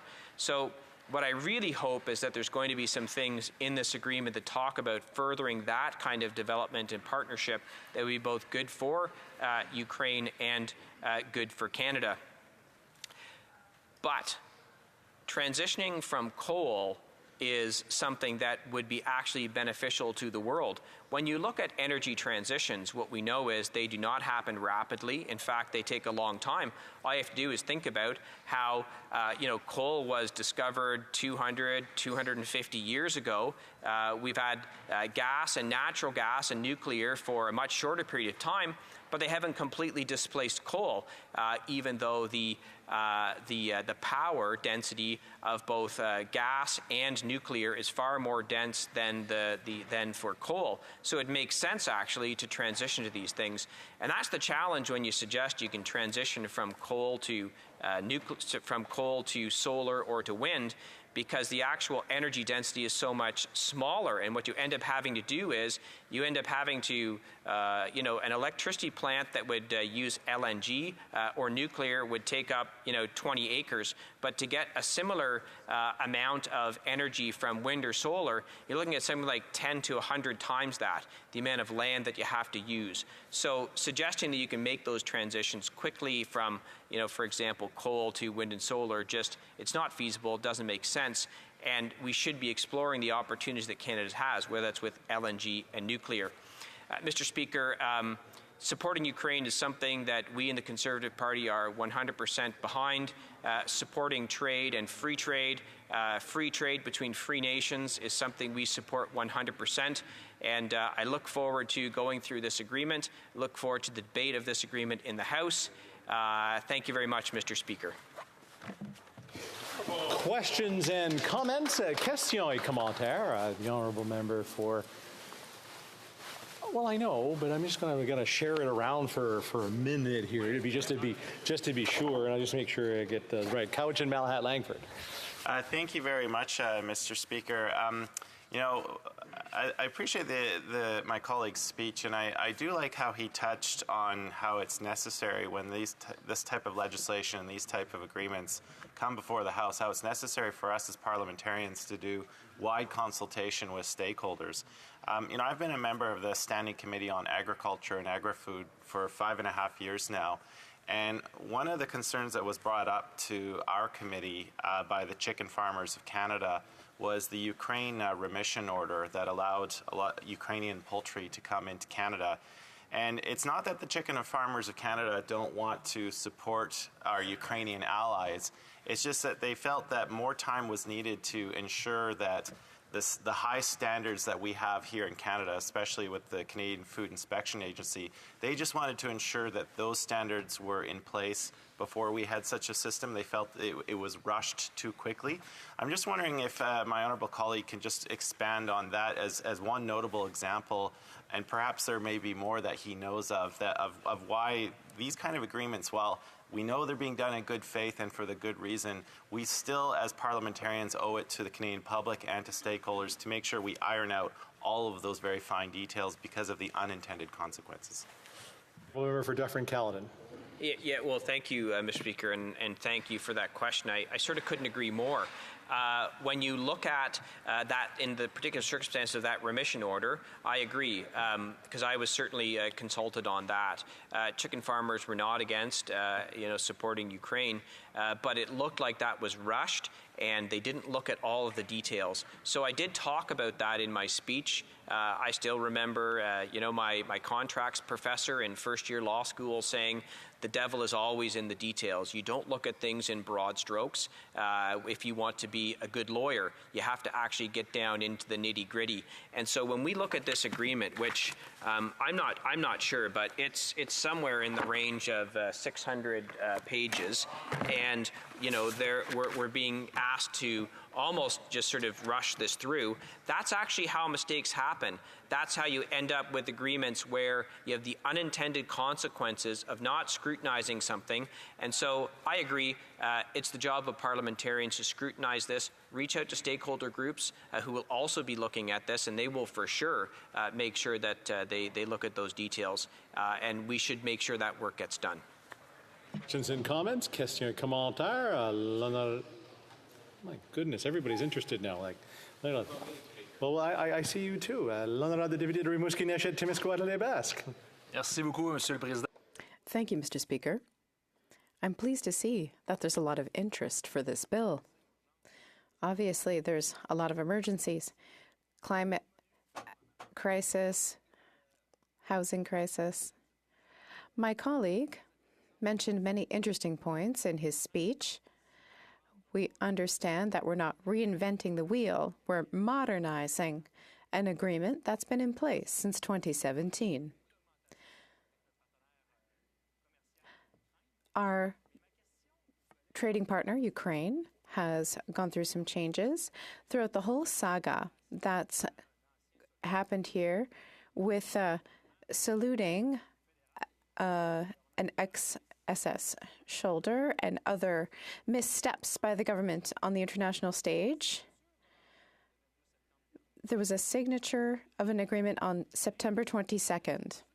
I get the impression that the government deliberately waited to implement the agreement. They waited for President Zelensky to come here. If it were so urgent to deal with this now, beyond the cost of living, the climate crisis, the housing crisis, I'm wondering if my colleague could share his opinion on the fact that does he think that the government could have done this before, and if they deliberately waited for President Zelensky after all of the mistakes and missteps that they have made so far?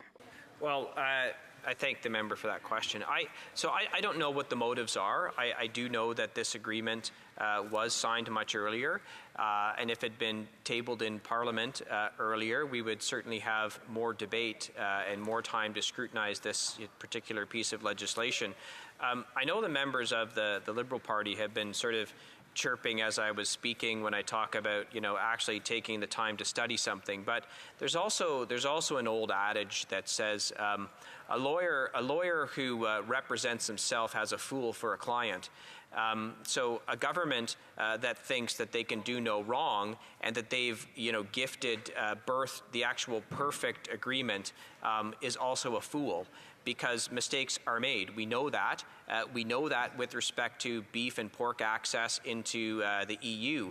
They thought they had a deal with this side letter that was going to resolve all kinds of things, but in fact it hasn't, and there's no access effectively for beef and pork. So Parliament should do its work.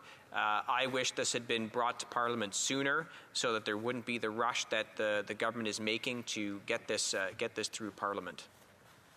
Questions and comments? Question Kamal Tar, and I'll save the best for last. The honourable member for Kingston, well, not Kingston, no, Winnipeg North. Yes. Thank you. Yes, thank you, Mr. Speaker. And let there be no doubt in terms of just the aggressive approach this government has had virtually since 2015 in recognizing the importance of international trade and how that supports Canada's middle class. In fact, Mr. Speaker, no government in the history of Canada has actually signed off on more trade agreements than this government, Mr. Speaker. That is a fact. The member opposite at the beginning of his speech, he's saying, well, we did this, we did that, and we had this kind of like in the making and all this kind of stuff. It was this government that ultimately signed off, Mr. Speaker, and brought to conclusion a number of deals that have been critically important in terms of fostering more trade between Canada and countries around the world, whether it's Europe, Asia, or the United States and Mexico. My question to the member is, would you not recognize that this is yet another agreement that's modifying an agreement that was signed off by the current Deputy Prime Minister a number of years ago as a positive step forward that both Canada and Ukraine will benefit by it? The honourable member for Dufferin-Caledon. Yeah. Well, Mr. Speaker, 8 out of 10 people know you can make up statistics about anything. That's effectively this member saying we've done the most. Anyone can make up statements about anything. It's great they came to the Trade Party. They came to the Trade Party late. I still recall their vehement opposition to free trade with the United States. I led in my speech with where they said there's just one final line I'd like to change, and they erased the actual border between Canada and the United States. The member saying, "Oh, go back in time," but yet every time we talk about things, they talk about things that from Prime Minister Harper from 2006. So typical Liberal. They want it their way, one way, but everybody else has to have it a different way. Look. I'm glad that this free trade agreement has been modernized. I look forward to looking at it and examining it and doing the due diligence that it seems like all parliamentarians want to do, whether it's the NDP, whether it's the Bloc. The only party that doesn't seem to want to actually actually study this agreement is the Liberals, because, as usual, in their arrogance, they believe they've birthed the perfect child and nothing could be wrong with it. We want to verify if that's true. Thank you, Mr. Speaker. In comments, the honourable member for Sherwood Park, Fort Saskatchewan. Thank you, Mr. Speaker. My colleague did an excellent job of highlighting the Liberal failure to support Ukraine in the area of energy security. European countries vitally need the natural resources that Canada is ready to produce and sell.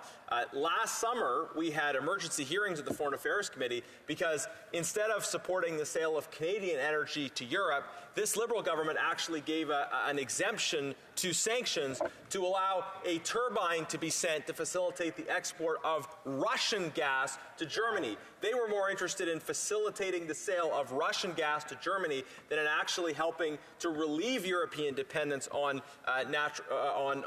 Russian natural resources by providing Canadian resources as an alternative. Could the member share more about the Conservative vision for Canada to be a leader on supporting global energy security by enabling our European allies to no longer be dependent on imports from Russia? Great question. For Dufferin-Caledon. Yeah, I mean, that's a great question, and the best one so far. But the issue that he raised with respect to the export of those turbines was just a shameful affront to Ukraine, and the Liberal government and Liberal member should be ashamed of that. But if you look at LNG exports to the European market, so we've got the United States at 26%, Qatar at 24%, Russia at 20%. So Canada could absolutely fill that need if we'd had a government that recognized LNG exports are good for lowering emissions, they're good for the Canadian economy, and they'd be very good for disrupting the Russian war machine. Thank you, Mr. Speaker. Resuming debate, reprise du débat, l'honorable député de Saint-Hyacinthe-Bagot. Monsieur le Président, je me lève aujourd'hui. Mr. Speaker, I rise today in this House to speak to Bill C-57, an act to implement the 2023 Free Trade Agreement, which modernizes the trade agreement that existed between Canada and Ukraine. I am pleased to be able to speak on behalf of my party today as the Bloc Québécois critic for international trade. Free trade has been part of Quebec's independence movement since the 1980s, with the breaking out of Canada's too narrow economic framework. And this has been a real boost for our small and medium businesses, which have invaluable and diversified expertise. Our position's not dogmatic, however. A trade agreement can be bad. It's what's in it that determines whether we're for or against it. If an agreement were harmful to several key sectors, or were to commoditize public services, or place multinationals in a dominant position, or were to be detrimental to environmental or workers' rights, we wouldn't support it. We wouldn't support it on the grounds that we believe in the virtues of international trade. In this case, I'll say that we'll be voting in favor of the principle, because I recall to everyone that we're only at the early stages. We have one major reservation, and I'll come back to that. And we're urging the government to make a commitment. For a bit of context, we're talking about modernizing an agreement dating back to 2017. We could be talking about the 2017 agreement negotiated under Stephen Harper's Conservative government. It was first and foremost a token of friendship with Ukraine, a symbolic gesture, since trade with Ukraine was marginal at the time. Negotiations ended in the summer of 2015, just before the election, and the agreement was signed under the government in 2016 during a visit to Ottawa by the Ukrainian Prime Minister. It came into force in 2017. The Bloc Québécois supported the agreement. Given the desire to proceed quickly in a context where Ukraine was seeking international support, the 2017 agreement was fairly minimal, especially when we look at implementation mechanisms to ensure compliance with the agreement. They were rather weak. Here, we have before us a real trade agreement. Bill C-57 is 15 pages long and merely amends Canadian legislation to bring it into line with the requirements of the treaty, allowing the government to proceed with ratification. C-57's provisions are essentially technical, mostly concordance provisions, where references to the 2017 Canada-Ukraine Agreement or other agreements are renamed and replaced with references to the 2023 agreement. It also authorizes the creation of various institutional mechanisms provided for in the agreement, recognizes their authority, and allows funding from the Secretariat responsible for the proper functioning of the agreement or various bodies responsible for settling disputes. The 2023 Canada-Ukraine Agreement is comprehensive. It includes 1,000 pages, contains 30 chapters covering trade in goods and services, including specific provisions for several areas, investment, government procurement, health measures, labor and environmental law, and provisions to promote small businesses owned by women or Indigenous persons. So it's quite broad. We were happy not to see in the agreement the content of the June 2022 decree. Canada often exempts some countries from certain tariffs if they're experiencing difficulties, but this is the first time we talked about supply management. Ukraine was nearly exempted from supply management regarding Canada and its borders. Poultry producers were very worried. We followed the issues of that for a year. That's unacceptable. It shouldn't have happened, especially because there were excuses that were somewhat ridiculous. For example, the fact that there would not be any diseases coming for poultry from Ukraine. One of the main sources of avian flu in Europe was Poland, which is right next door. As far as I know, birds, like chickens, they don't respect borders. You can't stop them at the border. If it was a main area in Poland, it'd be surprising there were no cases in Ukraine. But in short, this covers the components of trade and several related sectors likely to have an impact on trade. Of the 30 chapters, 11 are new compared to the 2017 agreement.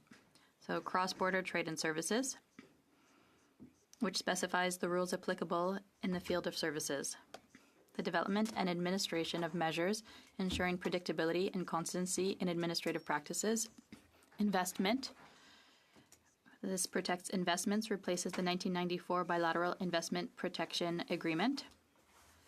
Non-conforming measures in services and investment, a complement to the chapter on cross-border trade and services. This chapter clarifies its application in specific areas and lists the exceptions that both countries wish to preserve. Temporary admission of business people, a provision which is necessary for the conduct of business between the two countries, which was absent from the 2017 agreement. Telecommunications. Without completely opening up the telecommunications market, this chapter guarantees access to telecommunications infrastructure. It does not affect broadcasting and therefore cultural policies, so the cultural exemption is preserved, which is good.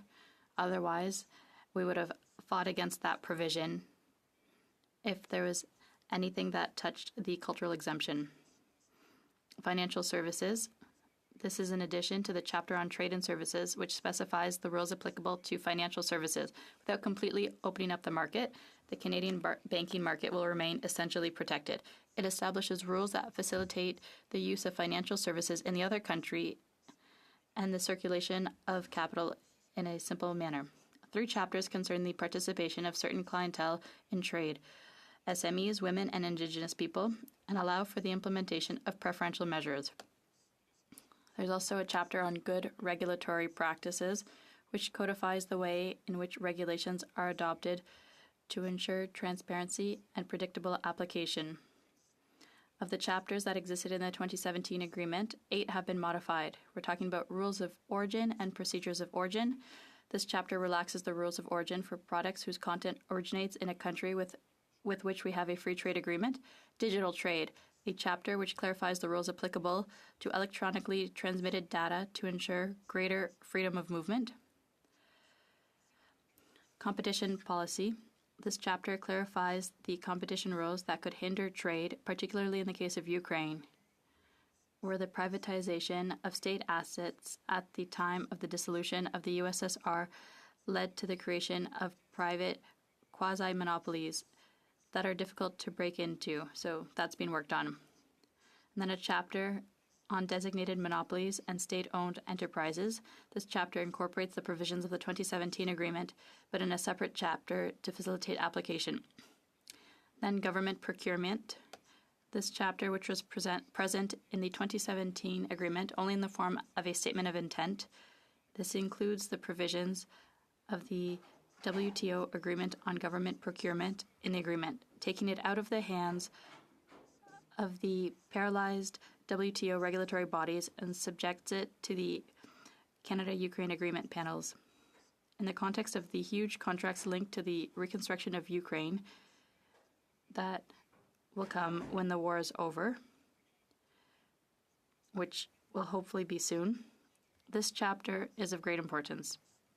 And there are two chapters on the environment and labor, which were statements of intent in the 2017 agreement. They become binding.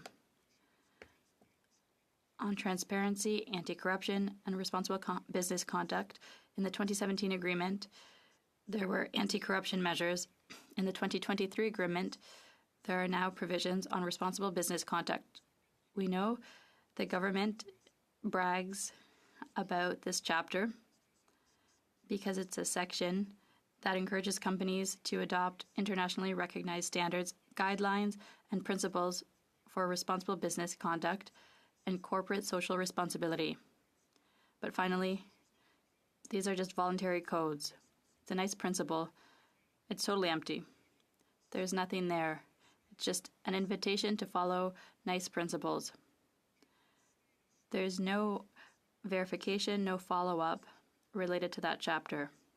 So in other words, the Liberals boast of having fought against corruption with this chapter, but in any case, so that's the new chapters. Now, there are foreseeable impacts which would have us support the principle of this agreement. Although trade between Canada and Ukraine has increased by a third since the conclusion of the 2017 agreement, Ukraine is still a fairly marginal trading partner for Canada. In 2022, the value of Canada's merchandise exports to Ukraine reached $150.2 million. $150.2 million is 0.02 of the $760 billion in Canadian exports last year. The top three products exported to Ukraine were vehicles and auto parts, fish and seafood, and pharmaceuticals. Still in 2022, merchandise imports from Ukraine totaled $271.2 million. This $271 million represents 0.04% of Canada's $780 billion in exports last year. Canada's main imports from Ukraine were animal and vegetable oils and fats, iron and steel, and machinery and electrical equipment. The commercial impact of this new agreement will therefore be marginal, especially as the majority of goods and services were already traded freely under the World Trade Organization. However, the impact will bring greater predictability than the previous agreement, the 2017 agreement, which should make business easier. Note that the 2023 agreement brings forward by 1 year the guaranteed access to the Ukrainian market for 20,000 metric tons of Canadian pork, an important production in Quebec. It should also be noted that the chapter on government procurement is likely to become very important in the context of Ukraine's reconstruction. In particular, Quebec engineering firms, some of them are very prolific abroad, and they could be called upon to help rebuild the country's infrastructure. Just think of dams, where our expertise is internationally recognized. However, this now brings me to drawbacks. The main one is, as usual, transparency. Parliament's ability to amend C-57, which we're debating today, is quite limited. Amendments can only concern the bill and cannot affect the treaty itself. This limitation on Parliament's power is not unique to the Canada-Ukraine agreement. When it comes to international treaties, the elected representatives of the people in this House have very little involvement. Their power is limited to saying yes or no to what the government has concluded. So we can't do much with what's before us. We couldn't say, I'm for this, but I'd like this to be withdrawn. It's not possible. We're not able to seriously influence the content of the agreements. Similarly, while the provinces have the authority to implement the treaty provisions that affect their areas of jurisdiction, they are not really involved in the negotiations, unlike what we see in Europe, where the member states play a central role, even if the treaty is concluded with the European Union. It goes through the parliaments of the member states. But these democratic shortcomings are not specific to the Canada-Ukraine agreement. It's the whole of Canadian treaty-making practice that needs to be reviewed. Whatever the issue or whatever the color of the government, it does not appreciate its opponents scrutinizing its actions too closely. When it comes to trade agreements, secrecy is the order of the day. Canada has a deep monarchical tradition, keeping the agreement it signs in the shadows, lest they perish like vampires in the sun. As an MP, I unfortunately had the opportunity to experience this firsthand in November and December 2020, when the International Trade Committee was forced to study the Canada-UK Free Trade Agreement without having the text. This was an absurd piece of theater.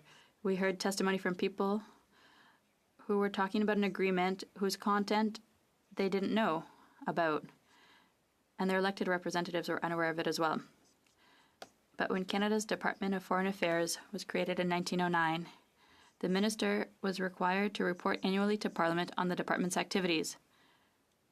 So logically, this included a report on Canada's international discussions and commitments. In 1995, in the midst of globalization, the legislation governing the department was amended to give it a freer hand by granting it jurisdiction over international trade, to the detriment, therefore, of the institution of Parliament. The requirement for an annual report was abolished. But Parliament should have procedures to increase democratic control over agreements, and the Bloc Québécois tabled 7 bills on this between 1996 and 2004. Another irritant is investor-state dispute settlement. This is something that allows foreign multinationals to go before the courts and to sue a country if they're not able to make profits, or this is very serious. In agreements, when there was aggressive neoliberalism, this was common, but it's serious that Canada continues to push for these types of agreements. And there are a number of things to note. These are clauses that allowed multinationals to sue states for an increase in minimum wage, for environmental measures, for taxes on pop, to address the obesity epidemics in some countries, for moratoriums on drilling. So these are protection clauses. Foreign actors can neutralize the state's capacity to act because there's always that threat, and it's a threat to national sovereignty, and it becomes more and more difficult for a state to legislate on things related to social justice, the environment, public health, if a transnational company thinks it's not able to make profits as much. This goes against democracy. According to the UN, states won in 42% of cases, compared with 31% for companies. The remaining disputes were settled out of court between the two parties. So plaintiffs were able to overturn the political will of the state in whole or in part. in 58% of cases. This quantitative figure overlooks an important factor, namely the pressure that investor protection clauses put on governments, which abandon certain policies out of fear of ending up before the courts, so they do it before they were to even start. It's self-censorship because they don't want to end up before the courts. A report for the European Union's Directorate General for External Policies also asserted in 2014 that there was a deterrent effect of investor-state mechanisms on the choice of public policies. And so the bloc, this is our fight in 2021. At my committee, I put forward a study on the consequences of these mechanisms.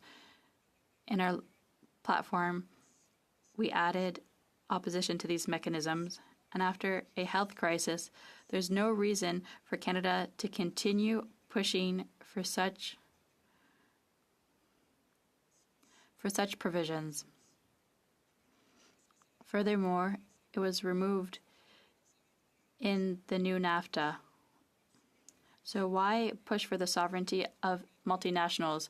Why not fight for democratic rights and sovereignty? And in the case of Ukraine, it will be a pretty fragile post-war state. Even if there are good opportunities for Quebec and Canada's companies, do we really want to colonize them with such a mechanism where Ukraine could adopt measures or couldn't adopt measures because they would be afraid of what Canada and Quebec's companies would do because they want to make a profit? And in allowing a company to sue a foreign country directly without obtaining the consent of the home country, there could be consequences on us. Because in the case of Ukraine, we know that Ukraine sanctioned several of their own citizens for collaborating with Russia. These sanctions could go as far as seizing their property. If those citizens, those Ukrainians who collaborated with Russia, also have investments here, and the federal government decides to imitate the Ukrainian government by seizing their assets, it will be liable to prosecution for discriminatory expropriation under the mechanism of the agreement. So, Mr. Speaker, I will conclude by inviting the government to send letters, if this agreement is adopted, to put an end to these unfair provision. Thank you, Mr. Speaker. Questions and comments? And comments, the Honourable Parliamentary Secretary to the Government House Leader. Yes, thank you, Mr. Speaker. And much like the legislation a few years back in terms that was signed off, it seemed to have received virtual unanimous support of the House, or very close to it, if not actual unanimous support. And there was a high sense of cooperation in trying to get that legislation through.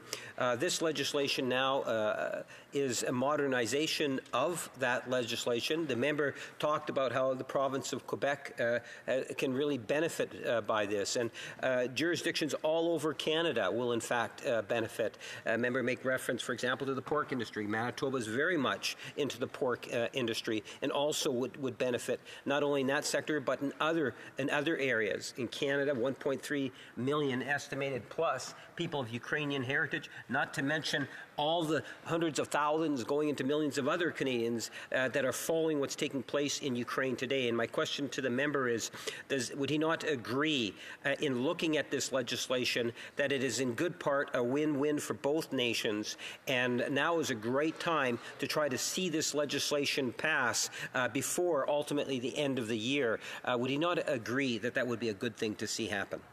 The Honourable Member for Saint-Hyacinthe-Bagotte. What I can tell you, Mr. Speaker, is that in response to the question from our colleague, well, there are positive things. We support the principle of that, and we don't see why we would slow down the natural process, and earlier is better. But I want to repeat, I don't want what I said at the end to be forgotten. I call on the government to provide a commitment to ensuring that, whether it's through letters or another means, that the ISDS provision be withdrawn as formulated in the agreement. Questions and comments? The Honourable Member for our I know I had it in the... Charles with St. James, Assiniboia, Headingley.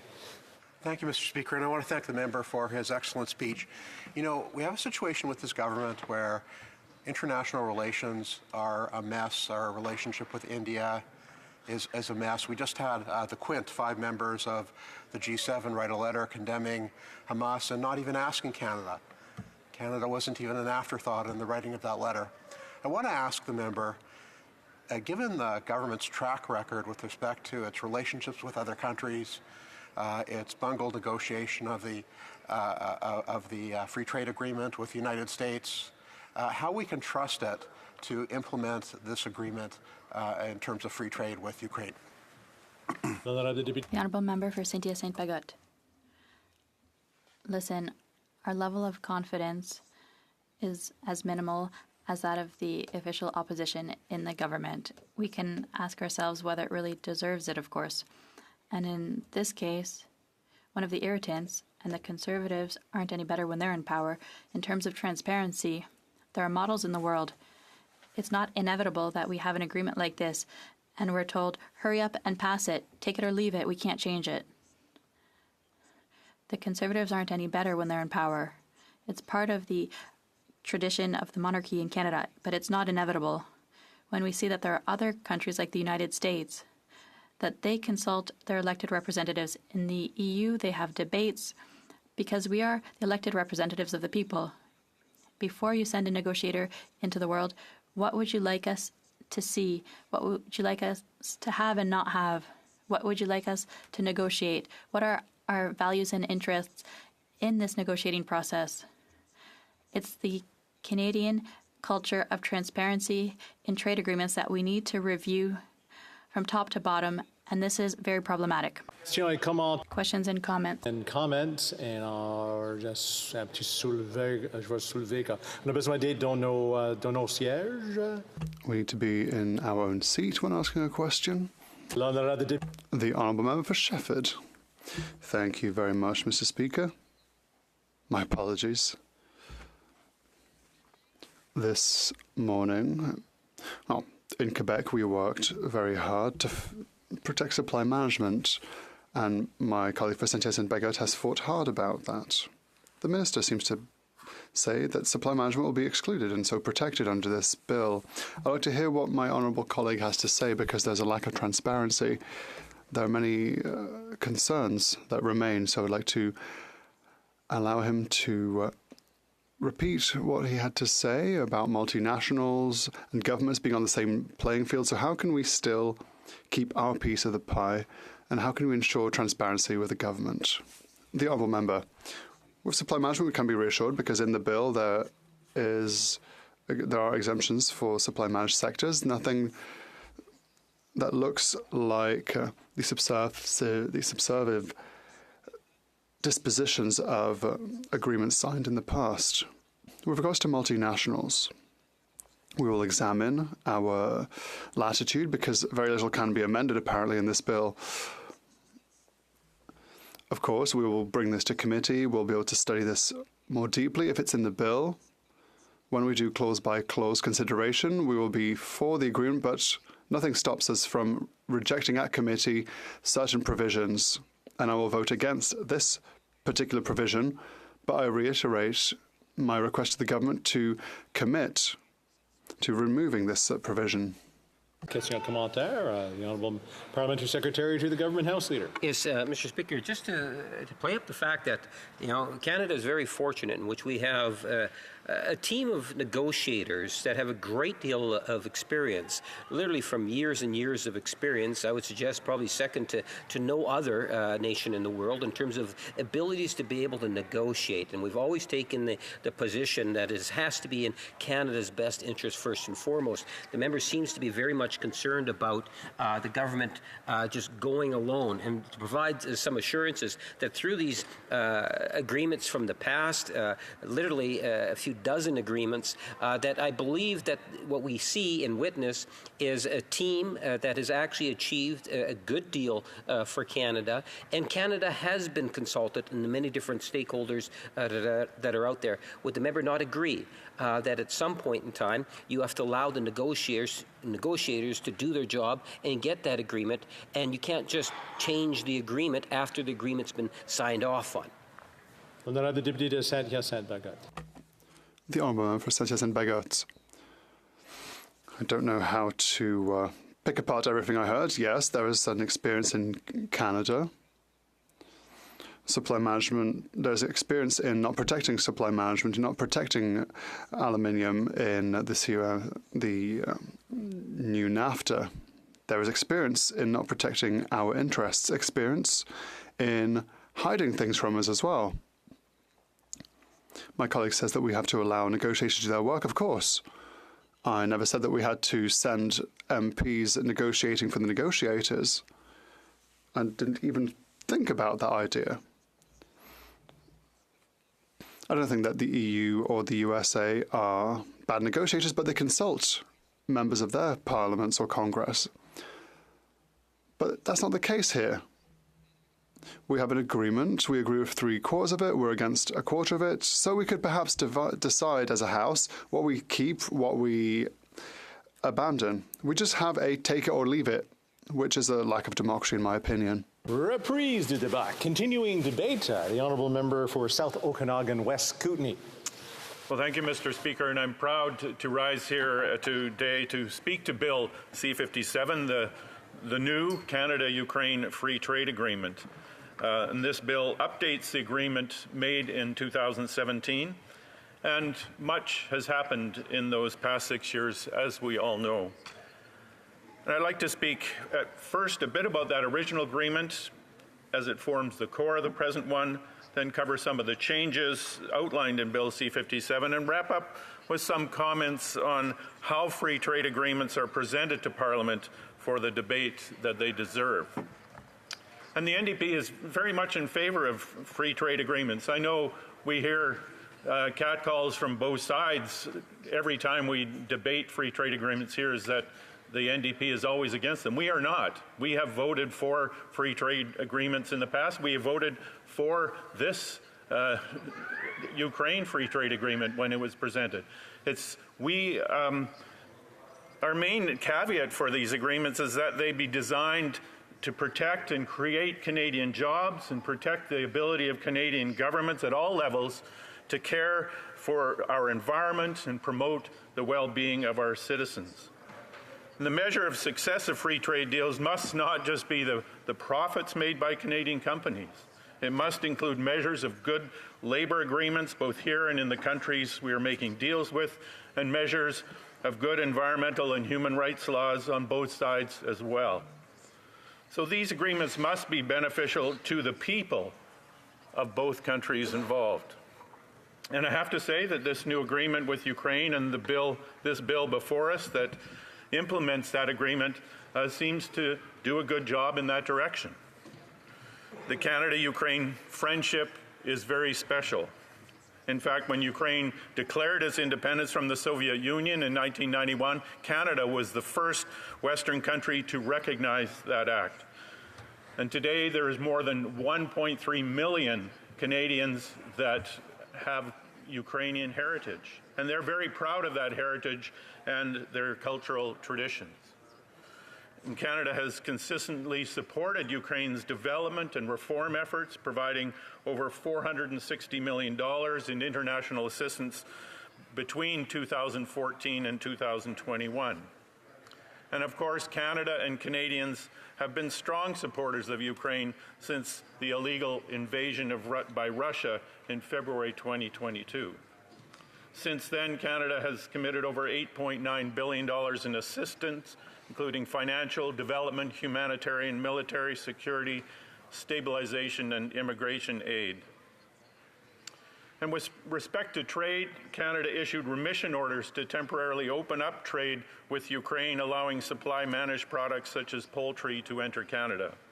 We've heard some concerns about these remission orders in the International Trade and Agriculture Committees, but I think it's fair to say that Canadians are happy to help Ukraine in any way during these horrific times in their struggles. I'd like to step back here a bit in time and spend some time talking about the original agreement. And really, I'd like to thank Tracy Ramsey, who's the former member from Essex, who was the NDP international trade critic when the first Canada-Ukraine Free Trade Agreement was debated and came into effect. Tracy was and remains a passionate defender of Canadian workers and took her role very seriously, and she recommended the NDP support the original Canada-Ukraine Free Trade Agreement because it upheld those basic principles I mentioned previously. Now, the Canada-Ukraine trade relationship is relatively small. Ukraine represents less than 1% of the total Canadian global exports.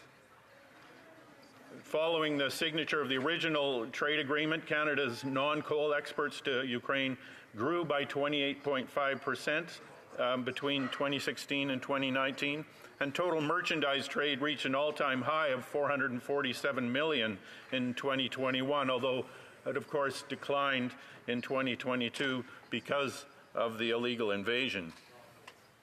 The original free trade agreement eliminated most of the tariffs on Canadian imports to Ukraine and Ukrainian imports to Canada, while and Canadian exporters have largely welcomed the deal. Canadian products that benefit from the free trade agreement include iron and steel, industrial machinery, pulses, canola oil, and fish and seafood. And while the original free trade agreement includes a state-to-state dispute settlement mechanism, it did not include the investor-state dispute settlement system, these ISDS provisions. However, it's important to note that these provisions actually existed before the free trade agreement came into place, because in 1995, Canada and the Ukraine signed a foreign investment promotion and protection agreement, which included these investor-state provisions. And the NDP in general does not like ISDS provisions because it allows foreign corporations to literally tell Canadian governments at all levels how they should be protecting their environment or protecting their people. And we believe that that is an infringement on our sovereignty, and we think that ISDS provisions don't have a place in any foreign free trade agreement. And we're happy to see that the new Canada-US-Mexico agreement didn't include them.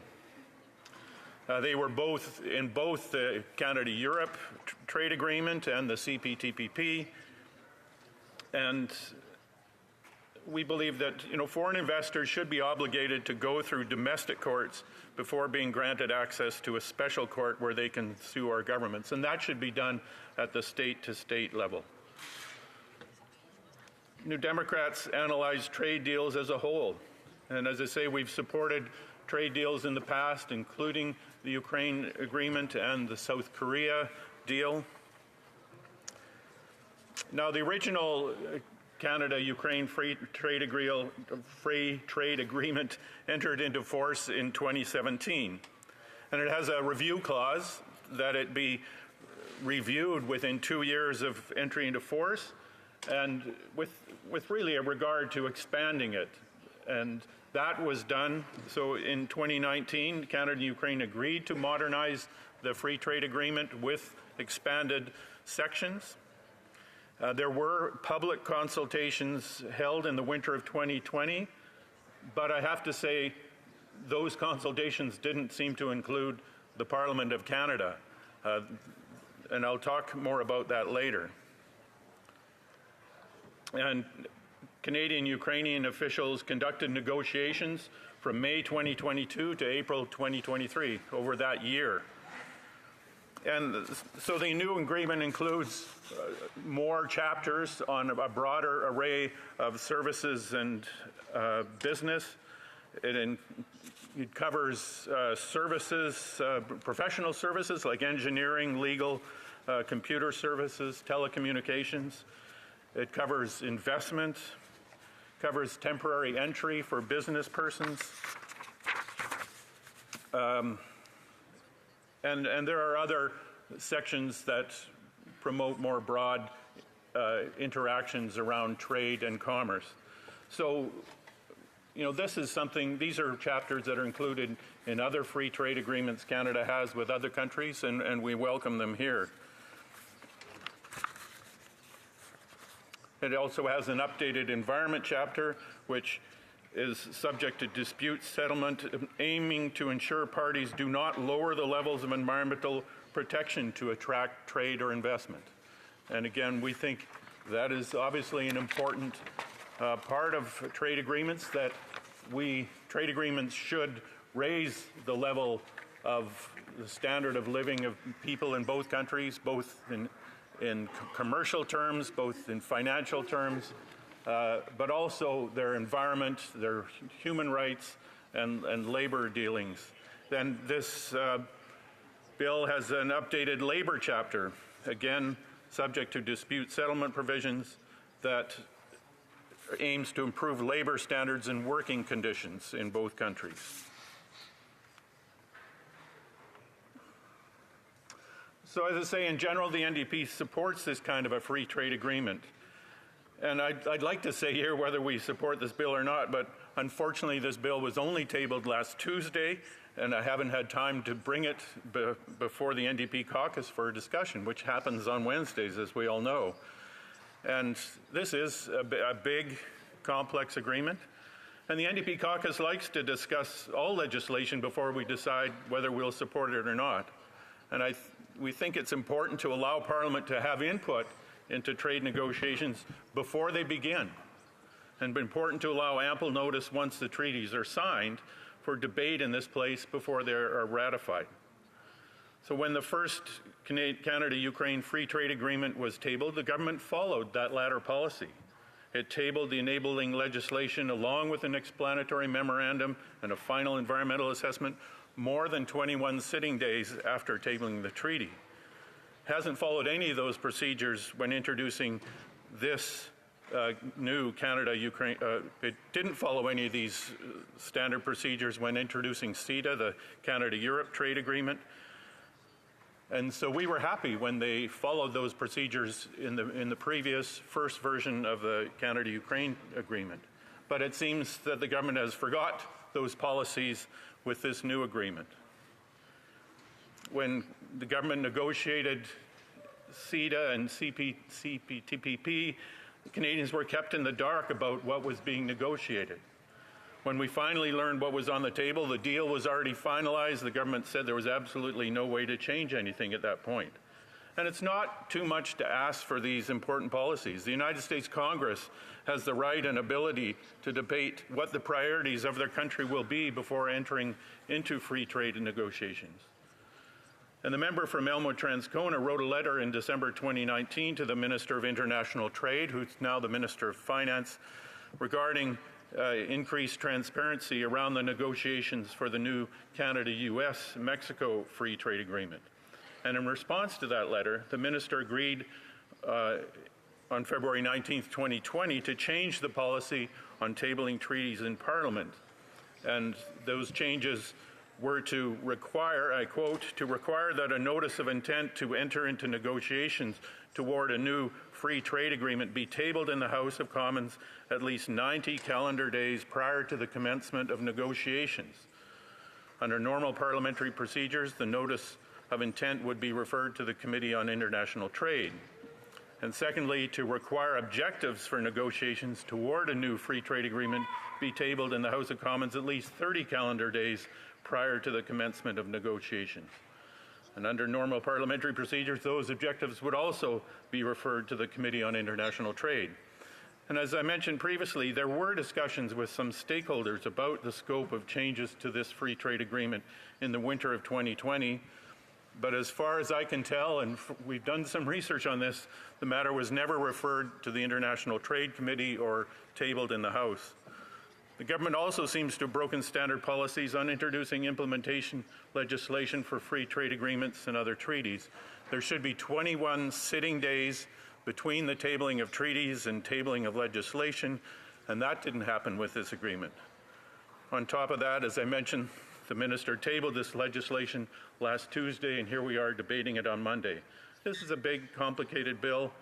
There was no opportunity for opposition parties to discuss this in caucus last Wednesday. And so, to finish, Mr. Speaker, the NDP is very much in favor of free trade. We supported the original version of this agreement with Ukraine, and we'll be discussing this new legislation in caucus on Wednesday. And I'd urge the minister and her government to follow the standard policies on how to introduce treaties and implementing legislation before Parliament. These are not minor details. These are important points on how Canadians expect us here in this place to hold the government to account. Thank you. Questions and comments? Question et commentaire. The Honourable Member for Avalon.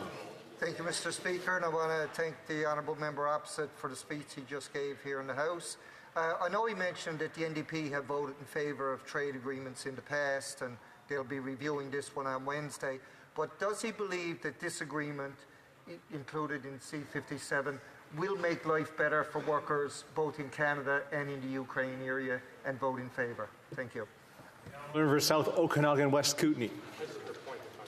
Well, I'd like to thank the member from Avalon for that question. And as I said in my speech, we were in favor of the previous agreement. This agreement seems to be an improvement and an expansion on that. There's many, many details. The devil's always in the details in free trade agreements.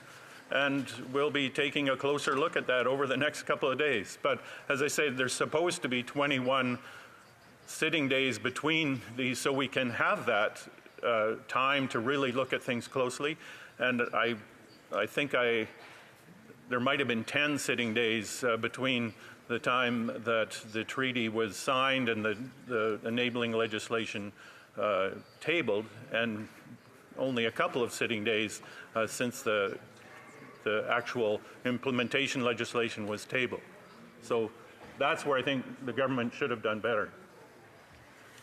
Questions and comments? Question et commentaire. The Honourable Member for Kitchener Centre. Thank you, Mr. Speaker, and thank you to the member for the West Okanagan Kootenays for that fulsome review on such short notice. I really appreciated the amount of research he's done already on it. I want to ask a specific question on Article 1310, which focuses on climate. In that section, it commits both parties to, I'll quote, work together to pursue domestic and global efforts to limit the global temperature increase to 1.5 degrees Celsius above pre-industrial levels. Now, that is the globally recognized amount to prevent climate breakdown. It's a really important number. But what's also true is we're in a country right now that is continuing to build new fossil fuel infrastructure, including owning and expanding the Trans Mountain Pipeline, of which we've invested $30 billion. The UN Secretary General has called this moral and economic madness. We continue to invest around $20 billion a year to subsidize the very industry most responsible for the crisis we are in.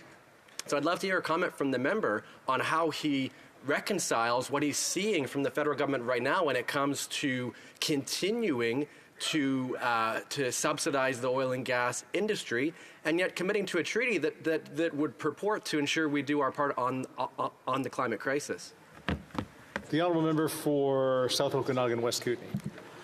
Well, thank you, Mr. Speaker, and I'd like to thank the member from Kitchener for that very important comment, and I'd like to thank him also for taking part in a press conference that I held with the member from Timmins James Bay on that subject last week, where we called both the government and fossil fuel companies to account for the fact the International Energy Agency has said we cannot move forward with any new fossil fuel projects. And here we are, as he mentioned, $30 billion into the Trans Mountain Pipeline, and I could go on and on about other projects. So this is something that this government and the fossil fuel industry have to face. The fossil fuel industry has known since the 1980s where we are headed. It warned in the 1980s, it warned itself in the 1980s that they couldn't go down that path, and then they decided that would be too expensive. There was too much money to be made. And so we have to call both the government and the industry to account on this and make some very important changes very quickly. Question commentaire. The honourable, I'll do there first. The honourable member for Courtenay Alberni. Speaker. First, I want to thank my colleague for his great speech. And we heard 2 years ago, that the Deputy Prime Minister had informed our finance critic, the member from Elmwood Transcona, that all future free trade agreements, that the government would give 90 days notice to this House, and 30 days before the start of negotiations, the government would notify the House of the objectives of the free trade agreements. And at the same time as the implementing legislation is tabled in the House, the government would also table an economic impact assessment. Through you, Mr. Speaker, can my colleague share with us why this is so important for us to be able to do our job in this House, and for input for outside of the House from different stakeholders that would be impacted? Thank you. The honourable member for South Okanagan West Kootenay. Well, I'd like to thank my colleague for that very important question. And, we heard, I think, the member from Winnipeg North basically say we have good negotiators, and once they've finished the negotiations, that's it. We don't have any opportunity or reason to intercede. Where we have real reason to intercede is beforehand, when we can talk and discuss in this place about where our priorities should be in free trade agreements or any treaty regarding this country.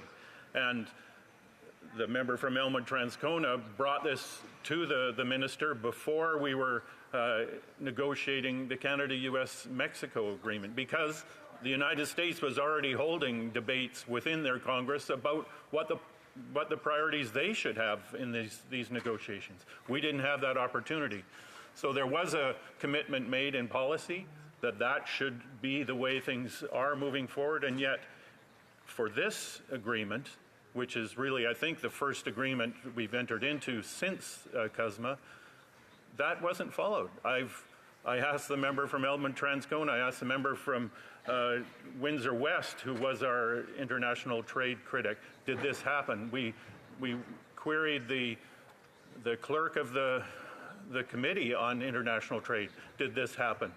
Nobody could find any evidence of that happening. And so this is what we've been pushing for. We want to help the government really form good policy, to negotiate good treaties, and we should have some discussions before our good negotiators take their job and negotiate the treaties. We should give them some direction that comes from all of us here. We come from different parts of the country, from different backgrounds. We have to have that input into these negotiations to make sure that they'll benefit all Canadians. And that's what the NDP really stands for, is that these agreements should help not just corporations, but all Canadians. Comments? The honourable member for Oshawa. Thank you very much, Mr. Speaker, and I want to thank my NDP colleague for his speech. As well, we're Conservatives are in favor of free and fair agreements, and still haven't had a chance to really review this one. But one of the things, the principles in free trade agreements, is it helps the economy of both countries. And I was wondering if my NDP colleague could comment. Right now in Ukraine, there's a noose and a stranglehold because of Russia, especially in the energy department side, type of thing. And doesn't it make sense, like if you're looking at lowering emissions, that Canada would really focus on exporting clean liquid natural gas to Ukraine and to Europe in general to help from a geopolitical standpoint, but also from a practical standpoint, if you want to improve their economy, doesn't it make sense to give Canadian clean liquid natural gas to Ukraine instead of having Russia have a stranglehold over that entire country? Could he comment on the common sense of that approach? Honourable member for South Okanagan West Kootenay. Well, I'll avoid a long debate about how clean liquid natural gas is, and that whole idea of liquid natural gas actually being a good way to move forward with climate action. But I will say there is liquid natural gas projects that are well on the way to completion in British Columbia. They take time. They can't be built overnight. They are being built very quickly. And I would hope that this illegal action, this war in Ukraine, isn't going on by the time that they eventually are shipping liquid natural gas. There are countries around the world that are much better placed because of their situations to supply that liquid natural gas to Ukraine. But Canada is moving in that direction. I just hope that the war is over with by the time that we are able to help in that regard. Resuming debate, reprise de débat, the Honourable Parliamentary Secretary to the Government House Leader, and I'm going to have to cut off the Honourable Member at right at 2 o'clock. Thank you. Thank you, Mr. Speaker. And I'd like to follow up basically on the last question and answer, because I think that is something that needs to be taken into consideration, Mr. Speaker. The overriding theme has got to be the issue of trade agreements in principle, and how it is that Canada has been a major benefactor through world trade. We are very much a trading nation. For us to be able to hit the potential that Canada has into the future, we are very much dependent on international trade. All one needs to do is take a look at any province, territory, all the different communities, and the impact that international trade has on every one of us in Canada. Mr. Speaker, it affects us all. When we talk about good quality middle-class jobs, these are the ways in which we are going to be able to get many of those middle-class jobs, Mr. Speaker. This government has been focused on that virtually from day one. The importance of the middle class and those aspiring to be a part of it. That has been a priority of this government. How can you make that a priority and not deal with the issue of trade? And that is the reason, and I put it forward in the form of a question earlier, that there is no government in the history of Canada that has actually signed off on more trade agreements than this current Prime Minister and this government. Contrary to what the member tried to respond in his answer, you cannot change history. That is the reality. And the reason why, Mr. Speaker, we have recognized the value of international trade and how that helps all of us is because we have seen the results of it, Mr. Speaker. Growth in the economy. Pre-pandemic, we had already exceeded over 1 million additional jobs. That's pre-pandemic, Mr. Speaker. Based on the type of economic policies that were being developed and implemented here in Canada. It was having a positive impact. The original Ukraine agreement was one of the first ones that were actually signed off. I remember I believe it was the Prime Minister and today's current Deputy Prime Minister that went to Ukraine and signed it off, Mr. Speaker. A few years later, President Zelensky and the Prime Minister meet and they have a discussion on how important it is that we modernize that particular agreement, Mr. Speaker. There are a number of things that was felt that could actually be done in order to improve the agreement. And what we see before us today, I believe, through sound negotiations, and I made reference to it earlier, we are very fortunate because of the number of trade agreements that we've been able to put into place and memorandums of understanding. We have an incredible team of negotiators that negotiate on Canada's behalf. I would ultimately argue they are second to no other team that's out there, Mr. Speaker, in the world. Because they've been at it and we have accomplished so many agreements. So when members talk about, well, what about this in this region or that's taking place in this region or how we feel as a House of Commons, I suspect that whether it's post-debates after previous agreements, the experiences and the discussions that take place with the many different stakeholders, whether it's municipalities, provinces, Indigenous people, and many other stakeholders, leading into the negotiations, they have a very good sense in terms of what it is that would work well for us as a nation. And ultimately, one could say proof is in the pudding.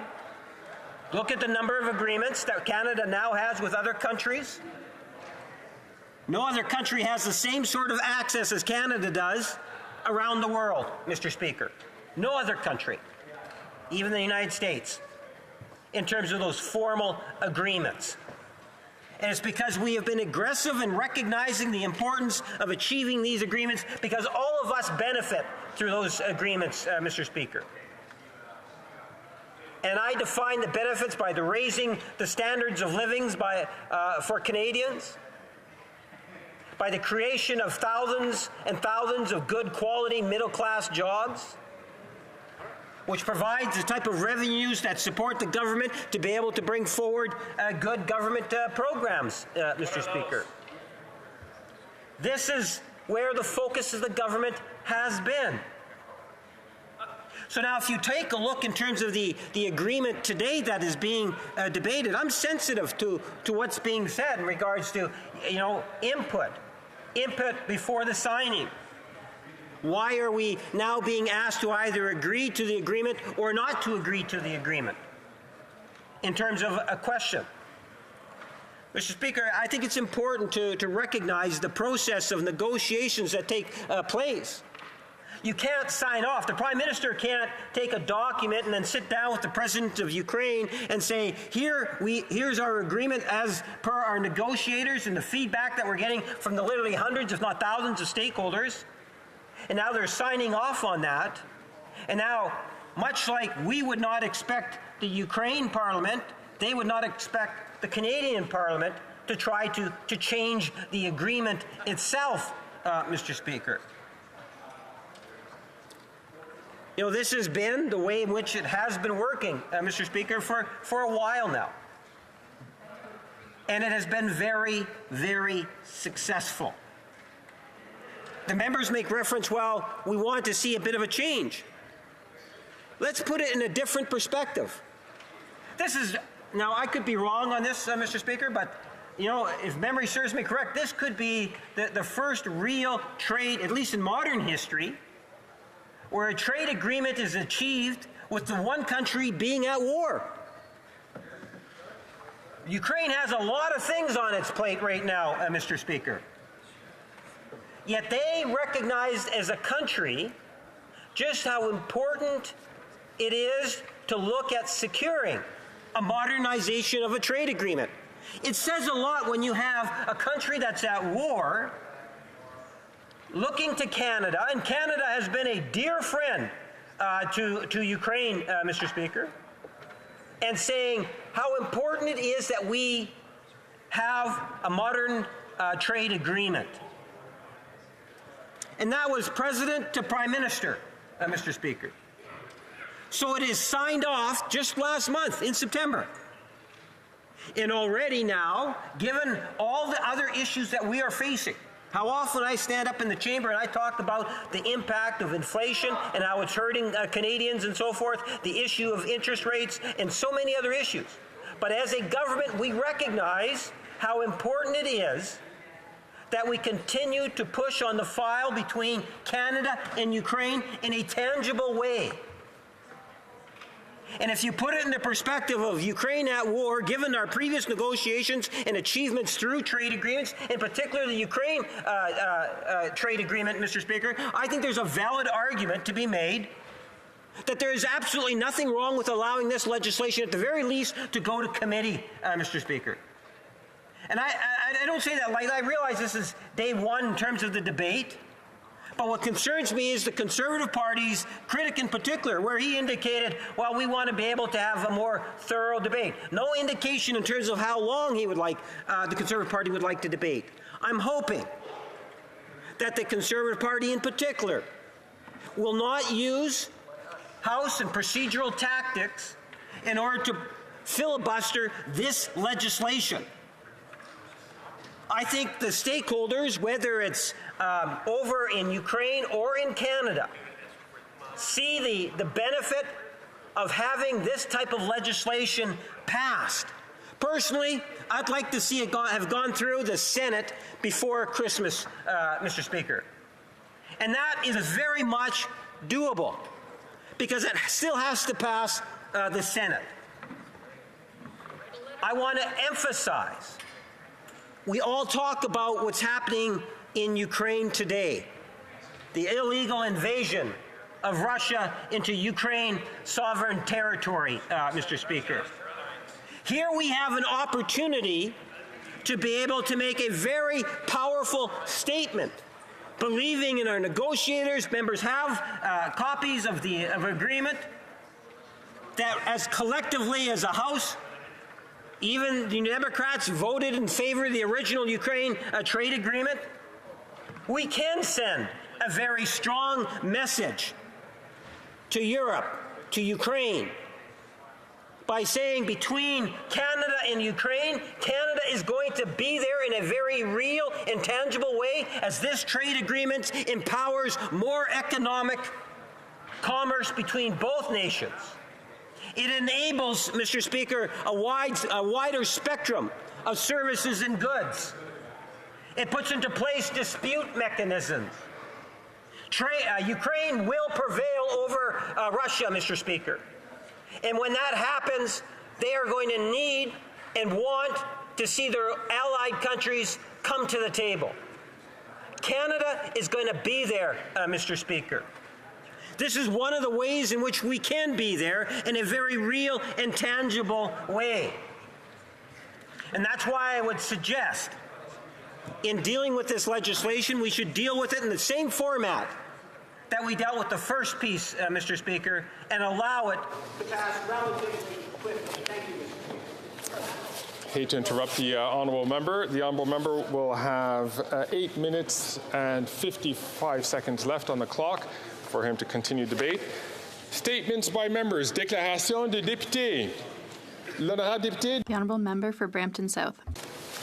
Mr. Speaker, Brampton is one of the fastest growing cities in Canada, and housing is top of mind for our residents. That is why our government has taken a historical action to build 24,000 homes in next 10 years in Brampton. Mr. Speaker, $114 million from the Housing Accelerator Fund will allow the City of Brampton to expedite 3,150 units and build them within the next 3 years. This partnership with the City of Brampton and municipalities from across Canada will allow the removal of barriers of housing supply, accelerate the growth, and support the development of low-carbon and climate-resilient communities, which are affordable, inclusive, and diverse. Mr. Speaker, we will continue to work hard to make them more affordable for Canadians from coast to coast, all the houses, which is more affordable. Thank you, Mr. Speaker. The honourable member for Kamloops Thompson Caribou. Mr. Speaker, I rise to honour two people without whom I would not be here today, Giuseppe and Alba Caputo. My parents were both born in the province of Cosenza in southern Italy. My grandfather, Pasquale Spina, first made the trip to Canada in 1952. He left behind my mother, 2-year-old Alba Liberetta, so named because her name means freedom at dawn, and he was freed as a POW in the early morning. My mother would follow with her mother in 1957, and my father arrived in Canada with his family in 1961. My father was a mill worker who displayed an unparalleled work ethic. After 2 shifts at his sawmill as a summer student, I knew I couldn't do the job he had done for 30 years. My sisters, Ellie and Rosie, are both teachers, and among the family, we count 8 degrees. As my mother once said, what would my grandfather say if he could see me in Parliament? I'm not sure, but today I say thank you to my parents for all their sacrifice.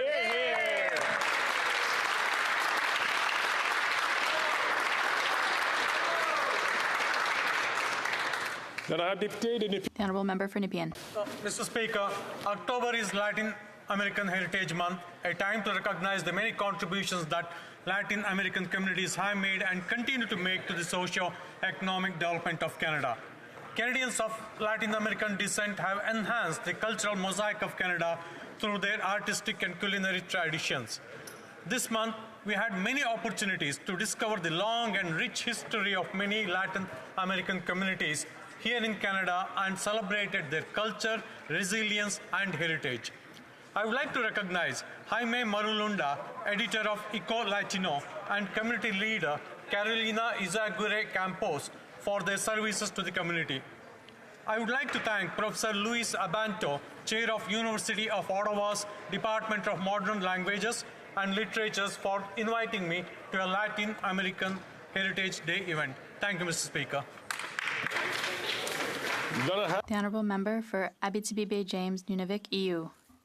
Mr. Speaker, at the last ceremony held to mark the National Day of Recognition for Firefighters, the Government of Quebec honoured 5 firefighters from the Val d'Or Fire Department with the Meritorious Service Medal, following an event on April 14, 2022 in Val d'Or.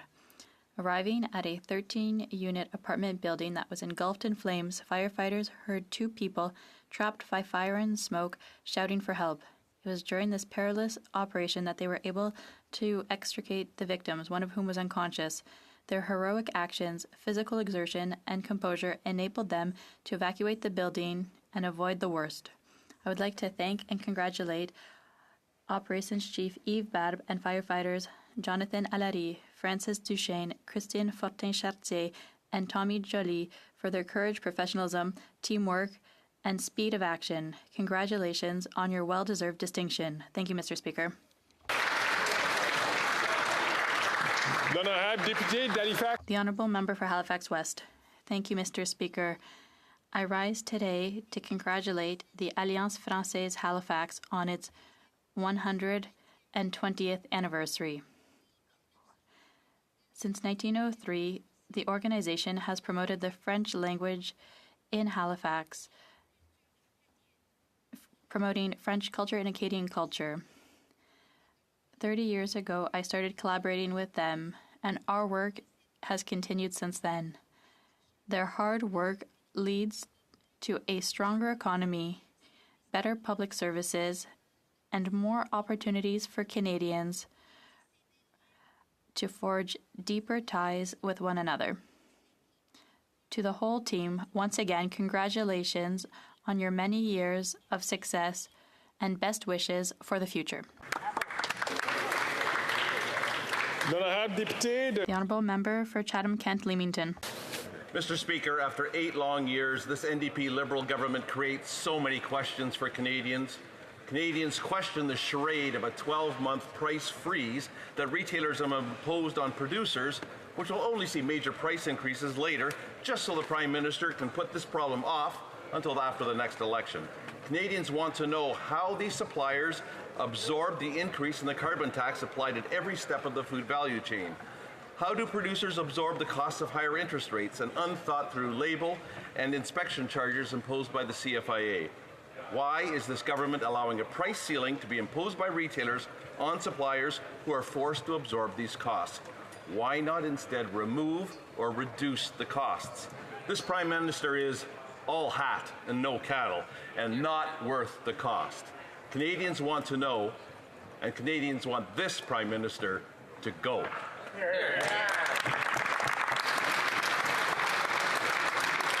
The Honourable Member for Hamilton East Stony Creek.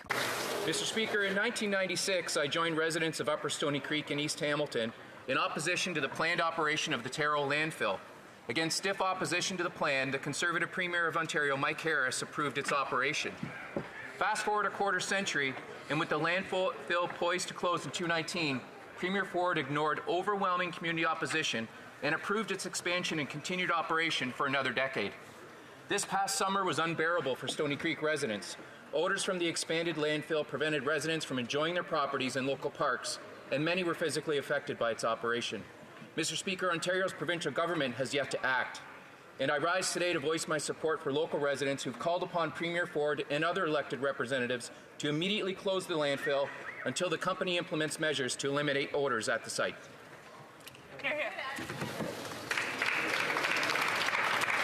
The Honourable Member for Vaudreuil-Soulanges. Mr. Speaker, today I rise to recognize the steadfast and dedicated team at Creek 53, a conservancy trust based in my community of Vaudreuil-Soulanges.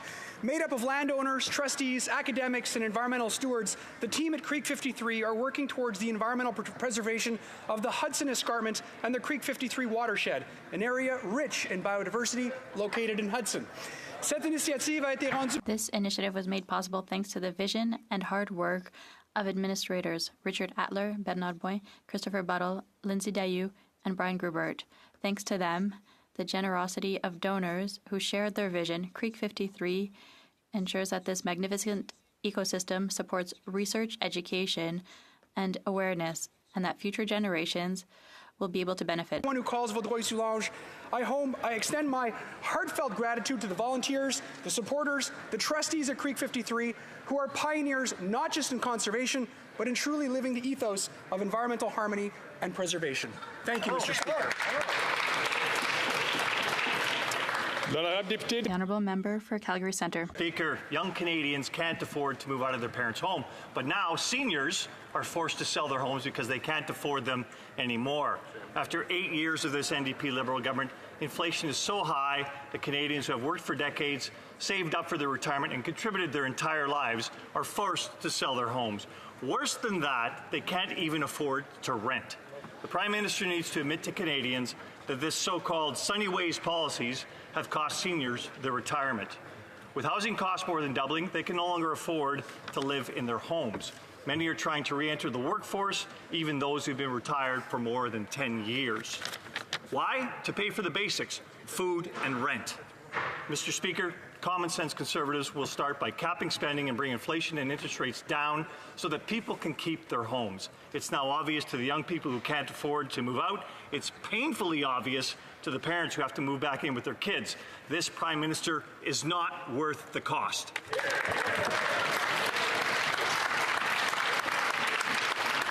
The Honourable Member for St. John's East. Thank you, Mr. Speaker. From Apple to Disney to the CBC, the film industry has noticed Newfoundland and Labrador, our talent, our creativity, and our beautiful backdrops.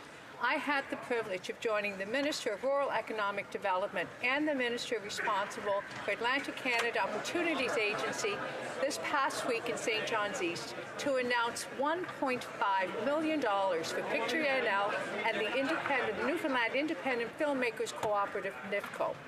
This funding will help the film industry in our province even further, keeping their competitive advantage so the next great production chooses Newfoundland and Labrador as their cast of characters. The film industry is worth over $9 billion in Canada, and we have approximately 1,400 full-time jobs in the province. With this funding, our government is continuing on our commitment to an industry that has become an integral part of our community. Thank you. The Honourable Member for Chicoutimi-Le Mr. Speaker, after 8 years of this Liberal government, the cost of living is only increasing. The deficit is causing record levels of inflation. Quebecers are becoming poorer from day to day. While people are unable to make ends meet, the Liberals find that it's the perfect time to increase the burden on Quebecers by increasing the carbon tax 2.0 that applies to Quebec and that adds 17 cents per litre at the pump. It's no surprise that the Bloc is supporting the Liberals because they no longer know the reality of Quebecers who are suffering. Not only do they agree with the tax, but these so-called defenders of Quebec say that they want to radically increase. It's expensive to vote Bloc. People have a hard time feeding themselves and housing themselves, and the only thing that the Liberal Bloc government is doing is increasing the tax that increases the cost of everything. The Conservative Party is the only party that will make life more affordable by abolishing the carbon tax and by bringing common sense home.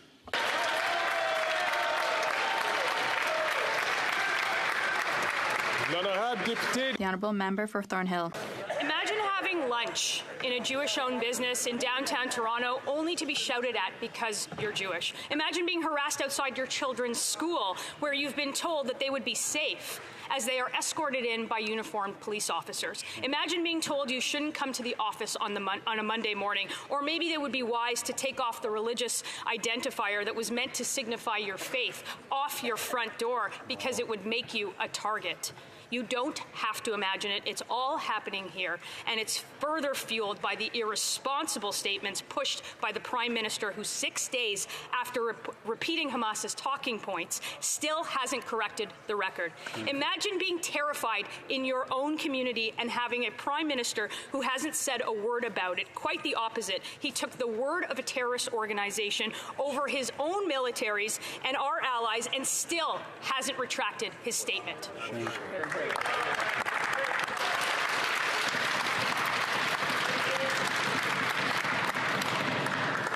The Honourable Member for Alfred Pellan. Mr. Speaker, October 24th is Brain Cancer Awareness Day in Canada.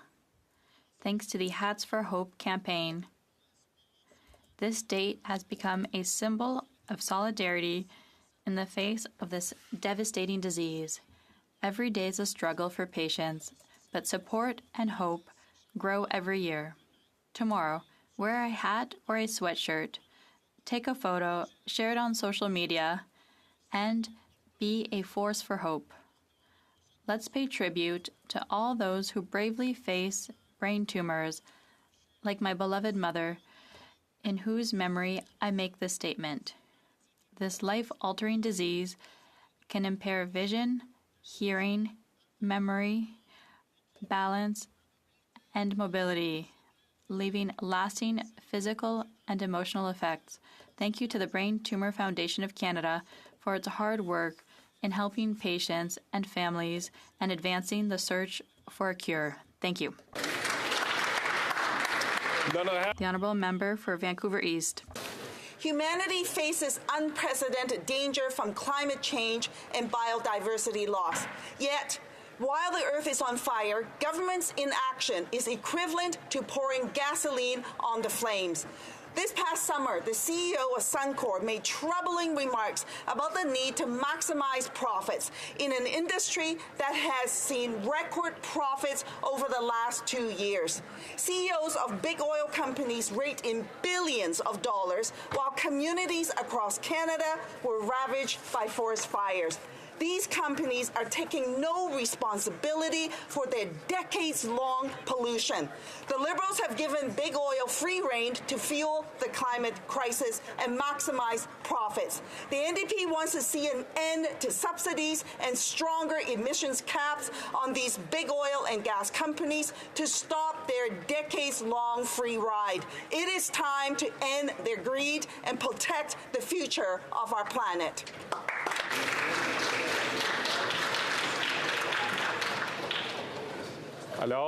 Order. The Honourable Member for Rimouski-Neigette, Témiscouata-les-Basques.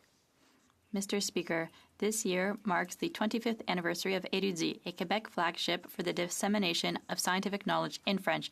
Érudit is a digital platform for promoting scientific publications, created thanks to the vision and genius of a consortium comprising the Université de Montréal, Université Laval, and the Université du Québec à Montréal. Today, it offers 250,000 publications from 35 disciplines in the humanities, social sciences, arts, and literature to over 5 million users worldwide.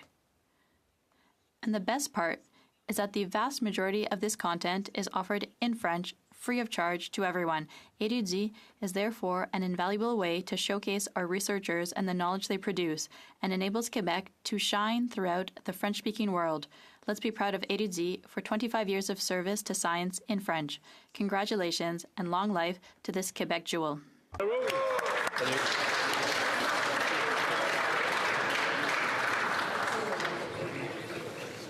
The Honourable Member for Calgary-Midnapore.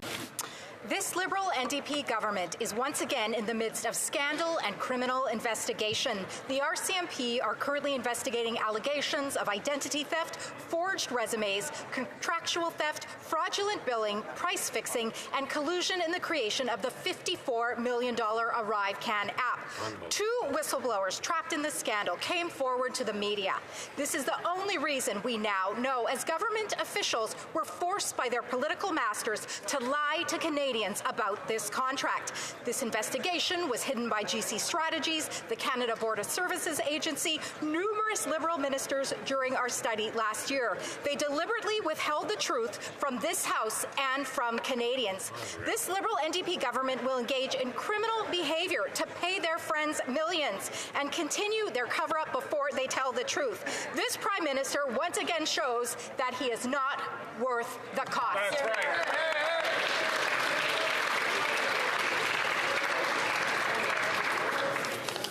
Then I have The honourable member for Fleetwood, Port Kells. Mr. Speaker, last week I counted 158 times Conservatives claimed things that demonstrated they were, let's say, factually perplexed. Like that Liberal NDP agreement 18 months ago that delivers important help for Canadians, Conservatives turned that into a coalition. Then they mutated that into a Liberal NDP government. Then they said an 8-year Liberal NDP government. Really? We've told them a million times, quit exaggerating. They blame a price on pollution for high food prices. I checked. No big grocery CEOs are selling pencils on street corners. And sorry, there's no $120 Tory turkey driving those mega grocery profits either. Conservatives preach again and again and again that deficits, less than 1% of Canada's GDP, mind you, drive inflation. Either they don't really know what causes inflation, which makes these Conservatives far too risky, or they do know, and they're deliberately, dangerously deceptive.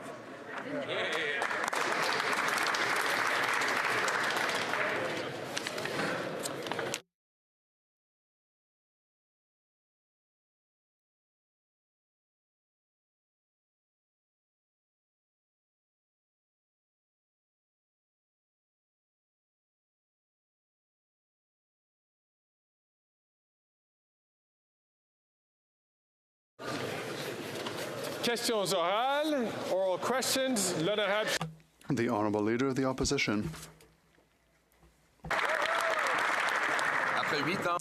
After 8 years of this Prime Minister, housing has doubled in cost, and now CMHC has said that there has been a 63% increase in the number of Canadians that use alternative loans.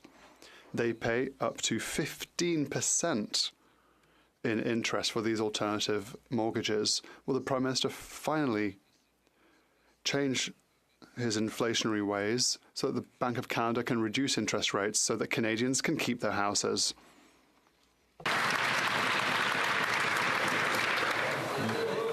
The Honourable Minister. Thank you, Mr. Speaker. My colleague across the way claims that he and his party want to march towards prosperity, but that would be through austerity. Canadians know that all the Conservatives represent is to chop things up. Chop, chop, chop, Mr. Speaker. Chopping funding for small craft ports, chopping in various programs that our communities need. The Conservative Party is like being a shark that claims to be vegetarian. They're not credible at all. They are not worth the risk, Mr. Speaker. The Honourable Leader of the Opposition. Mr. Speaker, Canadians are already living through austerity. They have to chop, chop, chop their own personal budgets, groceries, gas, and now their homes. There's now a new phenomenon. Seniors, middle-class seniors, find themselves homeless after the doubling of housing costs. A man in Calgary saw a $1,600 increase in his housing costs, and now he cannot find a place to rent. Will the government finally change its mind so we can reduce interest rates so that our seniors can keep a roof over their heads? The Honourable Minister. Thank you, Mr. Speaker. I was saying, Mr. Speaker, I'm sad to announce that on the other side of the House, they seem to have a cracked crystal ball. They want to cut everywhere. They're even cutting into their crystal balls now. They have no plan. They have no vision, Mr. Speaker. And so, please ask them to fix their crystal balls so that they can better see in the future. The Honourable Leader of the Opposition. Years, this Prime Minister is not worth the cost of housing, which has doubled. Now we see that there's been a 63% increase in the number of Canadians who are going to alternative lenders to get mortgages because they can no longer get approved by the main banks. That means interest rates as high as 15% per year. We haven't seen those types of rates since the last Trudeau was in power. Will the Prime Minister reverse his inflationary spending in the upcoming fall economic update so that we can bring down interest rates and our Canadian people can keep their homes?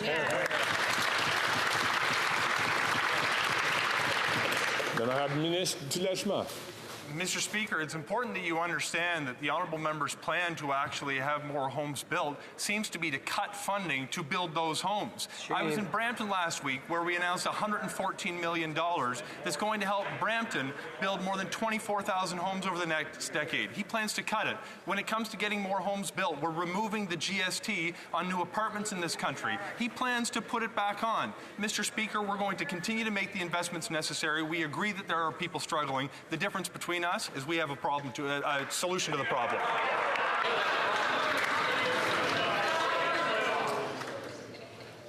Chef de l'opposition. Absolutely right that he has a problem that he and his government created. After 8 years, this Prime Minister has doubled rent, doubled mortgage payments, and now his plan is a $4 billion program that 2 years in has not built a single solitary home, and he wants to target tax benefits for the construction of $10 million penthouse apartments. Will they instead reverse their inflationary spending so we can bring down interest rates and let Canadians keep their homes? Hear, hear.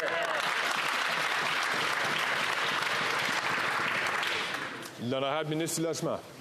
Mr. Speaker, you want to talk about housing program delivery. When he was the minister, he had $300 million go towards the building of only 99 homes over years, Mr. Speaker. We're continuing to roll out programs that are literally changing the ways that cities build homes. We have helped build or repair nearly 500,000 homes through the National Housing Strategy, which his party voted against. He's now opposing measures that's going to make it cheaper to build the homes that Canadians need. We're going to get it done by continuing to incentivize home building, supporting the people who are going to put roofs over the heads of our neighbors. It's the right thing to do. It's a shame that he opposes it.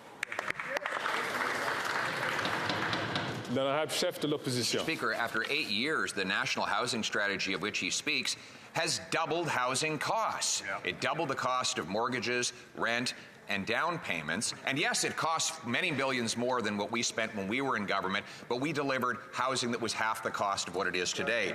Now on to restaurants. Today we learned that 1/3 of restaurants are losing money. That leaves them three choices: shut down, cut wages, or raise prices on Canadians. Will the government reverse the carbon taxes and the inflationary increases to interest rates that are forcing our restaurants to go under and costing waitresses and servers their jobs?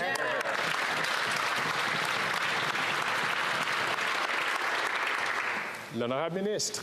Mr. Speaker, as a former small business owner myself, I know that small businesses are the backbone of these communities.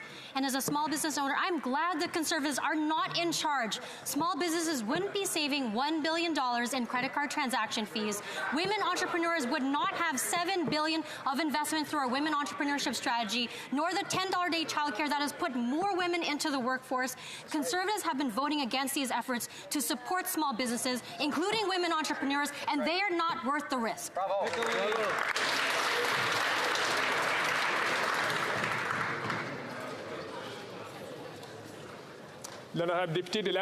The Honourable Member for La Prairie. Mr. Speaker, 250,000 businesses risk going out of business as early as 2024 if the government does not postpone repayment of the emergency account loans. Imagine the impact if we were to lose 250,000 businesses at the same time. So it's not surprising that on Friday all the premiers of Quebec and other provinces wrote to this government. They demanded a one-year postponement of the repayment deadline for our businesses without losing the non-repayable part. The premiers are unanimous. The premiers are responsible. Will the government respect their request?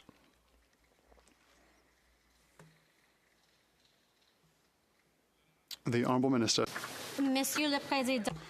Mr. Speaker, we offer extra flexibility for small businesses to repay their loans, which includes a full 1-year extension, more flexibility for repayment modalities, which constitutes an approach that is balanced and fiscally responsible. We continue to listen to small businesses throughout the country.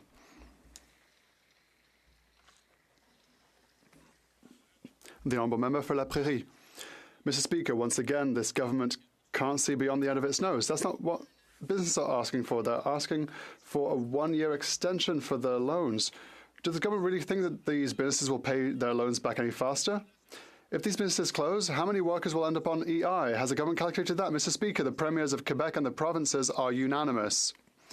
They have all understood that we have no choice.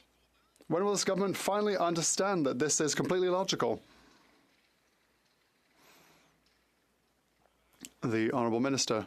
Thank you. I'd like to thank my colleague for his question, and as he knows full well, most businesses have said if our government hadn't been there during the pandemic, many businesses would have had to close their doors. We had a solution, a flexible solution that meets our fiscal framework and will continue to be here for businesses on many affairs. We have made historic investments in businesses in Quebec and will continue to do so. The Honourable Member for Burnaby South. Israeli families have lived with the pain of loved ones either killed or still held hostage. In the last 2 weeks, the situation in Gaza has grown dire. Humanitarian aid is trickling in. Thousands have been killed, many children. Diverse voices are calling for a ceasefire, including the head of the UN, Canadian aid agencies, and even some Liberal MPs. Will the Prime Minister join the NDP's call for a ceasefire now?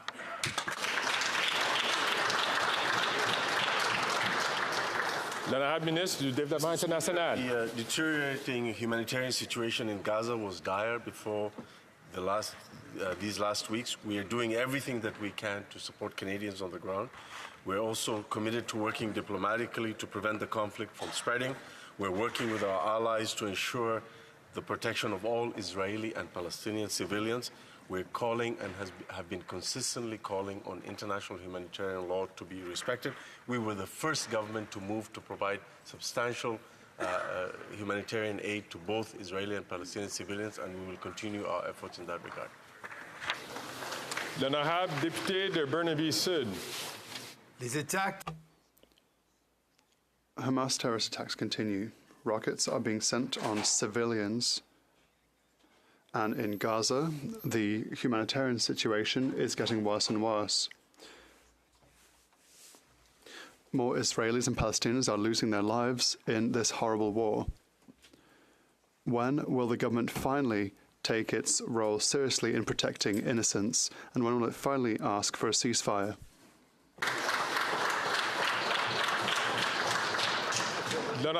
The Honourable Minister for International Development. Thank you, Mr. Speaker. Active from the very beginning, we were the first Western country to provide an initial amount of $10 million to go to humanitarian assistance, and recently we announced an additional $50 million, Mr. Speaker, bringing the Canadian total to $60 million. We've been consistent in the call to respect international humanitarian law by all parties in this conflict, and we have been consistently working very hard with our friends and allies in the region to make sure that the humanitarian corridors are not only open, but that they're maintained and that essential life-saving supplies get through on a daily basis. Merci. L'honorable député de Thornhill. Mr. Speaker, after 8 years of this Liberal NDP government, nearly half of all Canadians with a mortgage say that they're having a tough time paying it. The Prime Minister told us interest rates would stay low forever, but his reckless spending and higher taxes have caused rates to skyrocket faster than ever.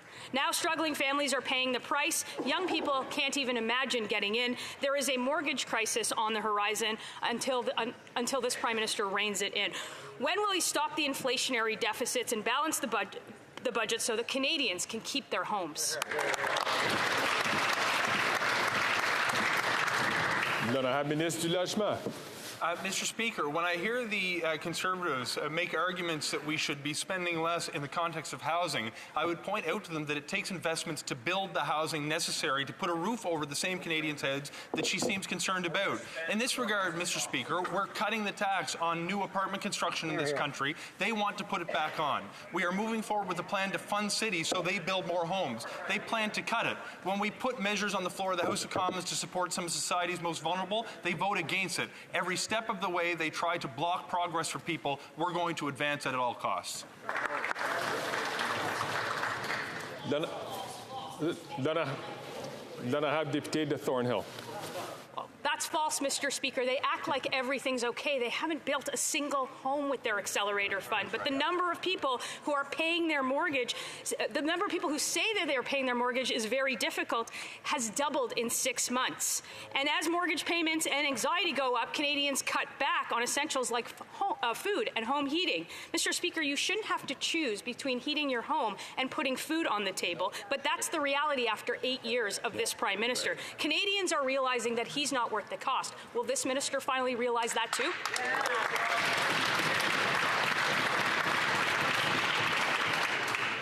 L'honorable ministre du Logement. Mr. Speaker, part of the reasons it's difficult to find affordable housing in this country is because for 30 years, federal governments in Canada failed to make the investments necessary, including the previous Conservative government. When they were last in power, Mr. Speaker, this country lost 800,000 homes that were on the market at affordable prices. We're going to continue to make the investments necessary to get more homes built. I would ask the honourable member in response to her question why she wants to raise taxes on home building and cut funding for home builders. Mr. Speaker, we need to make the investments necessary to build homes in this country, and that is exactly what we're going to do. Once again, I'll ask all members, even those who are not sitting in their normal seats, to please listen to the response, and when they have the floor, they'll be able to ask the questions. The honourable member from Simcoe North. Mr. Speaker, after 8 years of this Liberal NDP government, spending is out of control and inflationary deficit are pushing up mortgage costs. The Parliamentary Budget Officer says the deficit this year will increase to over $46 billion. And everyone now agrees that spending is driving interest rates. Right. Every month, 70,000 households are renewing their mortgage, and they're realizing that this Prime Minister is not worth the cost. So will they rein in inflationary deficits, put forth a plan to balance the budget so Canadians can keep their homes?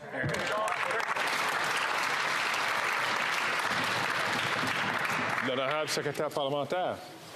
Mr. Speaker, I can speak to the fact that Canada has created over 1 million more jobs compared to pre-pandemic levels, has the lowest debt to GDP ratio and the lowest deficit in the G7, lower inflation than our comparative partners around the world, and the IMF and OECD project the strongest growth in 2024. We know that Canadians are struggling right now, but the real difference between us and the Conservatives, Mr. Speaker, is that our government will not abandon people in need, like the Conservative leader has made abundantly clear time and time again. L'honorable député de Simcoe Nord. Mr. Speaker, maybe the government hasn't got the memo. Nobody cares about meaningless G7 comparative statistics. After 8 years of prolific spending, the bills are finally coming due. The government borrowing is driving interest rates. This year, the government has to borrow $421 billion. Next year, the government has to borrow over $350 billion. That pushes up mortgage costs for everybody. So once again, will they acknowledge that they need to rein in their spending, produce a plan to balance the budget so that Canadians can keep their homes?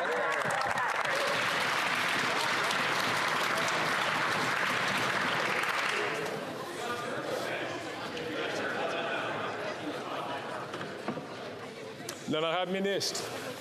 Mr. Speaker, I will share with you what Canadians and Albertans care about, and that is the Canada Pension Plan. And Mr. Speaker, after 3 weeks of silence on behalf of the Conservative leader, finally a comment on Danielle Smith's idea to take Albertans out of the CPP, a weak, timid response at that. And guess what, Mr. Speaker? 30 MPs from Alberta, Conservatives, every one of them, silent on the issue. Why, Mr. Speaker? Because they talk a big game in this House, but when it comes to defending Albertans and Canadians, they're silent. We're on the task. We're going to defend Albertans and the CPP.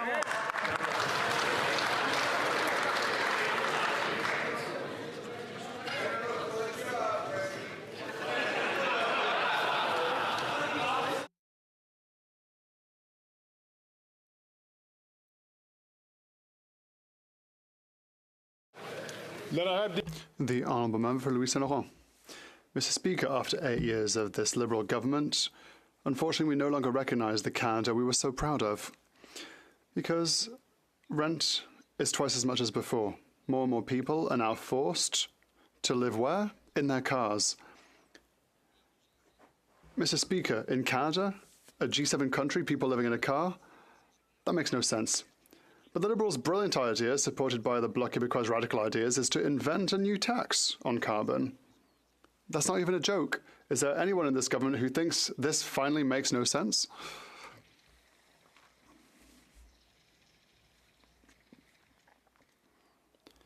The Honourable Minister. Thank you, Mr. Speaker. I'd like to thank my colleague for his question. Many things in his question, but I'd like to start by saying that climate change isn't just taking care of the environment. That's what the Conservatives don't want to do in the first place, but it's also taking care of our transition economy. Fighting for climate change is creating jobs, and that is exactly what we're doing on this side of the House. The Honourable Member for Louis Saint-Laurent. Well, she should go and knock on people's car windows and tell them that. It's completely disconnected from reality. People who are living this government's inflationary crisis, for 8 years, they did nothing to control spending. They created inflationary measures, and so today, everything costs far too much. What do they want to do is radically increase the carbon tax with the complicit help from the Bloc Québécois. Is there anyone in this government who can finally rise up and say that this finally makes no sense?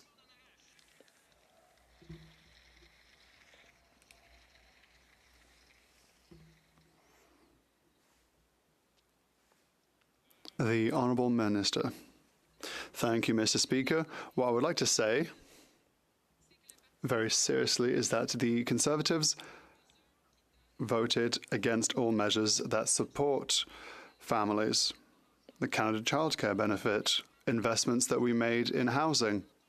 We're still waiting on a vote on C-56 that will allow us to control grocery prices. Tax credits for more housing. On this side of the House, we are taking care of people every single day. The Honourable Member for Lac-Saint-Jean. Mr. Speaker, Israel has the right to defend itself. We have to be realistic. The conflict in Gaza is not going to subside in the short term. We must also be realistic about the inadequacy of the humanitarian aid that is trickling in at the moment. Canada must ask Israel for a humanitarian truce until aid can reach the civilians in need. The UN made a request to this effect last week. The European Union is currently evaluating it. Will Canada support this idea of a humanitarian truce? The Honourable Minister for International Development. Thank you, Mr. Speaker. It's our collective duty to defend humanity, dignity, and the protection of all. We are firm on our position before this humanitarian crisis, innocent civilians need more help, not less. That is the reason for which we announced a total care package of $60 million to meet the needs of Palestinians in the Gaza Strip and in adjacent regions. The Honourable Member for Lac-Saint-Jean. Well, the humanitarian aid has to get there in the first place. Everyone would prefer peace to war. But it would not be realistic to ask Israel for a complete ceasefire while its population is not safe.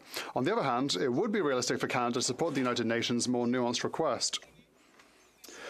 What we are talking about here is a temporary multilateral and humanitarian truce, a truce to get food supplies through, to protect humanitarian corridors, to protect aid distribution areas where NGOs will be safe.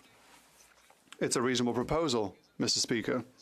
Will Canada support a humanitarian truce? The Honourable Minister.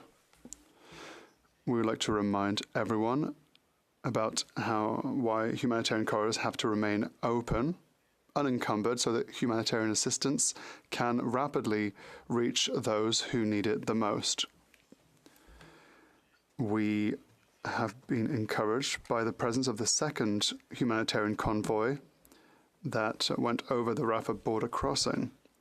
We ask that this continue unencumbered so that humanitarian assistance can reach those who need it. The Honourable Member for Lac-Saint-Jean. That wasn't really clear. Was that yes or no? Anyway, we'll speak after question period. Since the horrific and tragic events of the 7th of October, there has been growing hatred in Canada and Quebec between pro-Israel and pro-Palestine groups. Hateful graffiti, swastikas, repeated intimidation of people of the Jewish or Muslim faiths. It is as if we wanted to transpose here in Quebec and Canada the war, hatred and division that are unfortunately taking part in the Middle East. As if we needed more division on this issue here. Will the Prime Minister appeal for calm before a tragedy occurs, as was the case in the States or in France? The Honourable Minister. Thank you, Mr. Speaker. I'd like to thank my honourable colleague for that very important question. This is something that everyone is concerned with at the moment. There is no place for speech or violence here in Canada. We know that Jewish and Muslim, Israeli and Palestinian communities are hurting right now. They are scared, and we should all work together because, first and foremost, we are Canadians, and we should be here for everyone. Thank you, Mr. Speaker. Then I have Député de King Vaughan. Mr. Speaker, after 8 years of this Prime Minister's high inflationary deficit and punishing tax hikes, seniors are being forced out of their homes and onto the streets. John, a senior, had a monthly mortgage payment of $1,000, but today it ballooned to $2,600. He was forced to sell his home. But with rent increases, he can't find an affordable apartment. He will soon find himself homeless. This Prime Minister is just not worth the cost. Has he finally learned that the budget doesn't balance itself?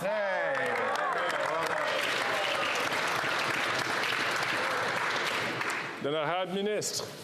Mr. Speaker, it's fascinating that the honourable member will ask a question about seniors trying to find a place that they can afford when her party put forward a housing plan that mentioned seniors precisely 0 times. Mr. Speaker, over the course of my time in this chamber, I have seen the Conservatives oppose taking the age of retirement from 67 back to 65. I have seen them oppose increases to the guaranteed income supplement. I have seen them oppose increases to the old age security pension to go up for seniors 75 and more. If it's finally time that the Conservatives recognize seniors need help, I welcome it, but they're new to this game, Mr. Speaker.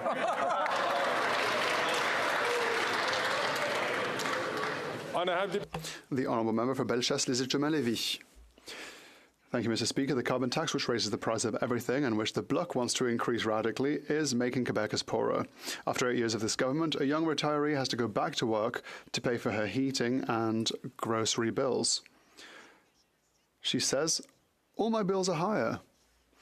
It's expensive to vote for the Bloc Québécois. The Prime Minister must finally understand that his inflationary policies are hurting people. When will he abandon his costly carbon tax, Mr. Speaker?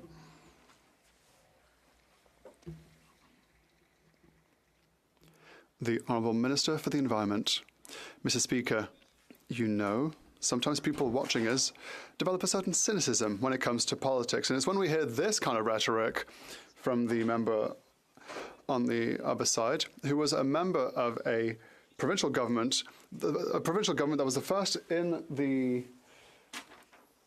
North America that created a carbon tax. She fought for a carbon tax, not only in Quebec, but around the world. And all of a sudden, the weather vane shifts to the other side, which creates a lot of cynicism. Thank you, Mr. Speaker. Before I hand the floor to the honourable member, I would like to encourage those who have already asked questions to allow other people to speak. The honourable member for Bellechasse-Lisieux-Malevich. Well, here we are in our great Canada. Retired seniors have to go back to work to be able to pay for their basic needs, like food and heat. It's shameful. That's the reality after 8 years of this Liberal government supported by the Bloc Québécois. Quebec is a province most affected by inflation for the 4th month in a row. It's expensive to vote for the Bloc Québécois. When will the Prime Minister cancel his disastrous carbon tax, which radically increases the price of absolutely everything, Mr. Speaker?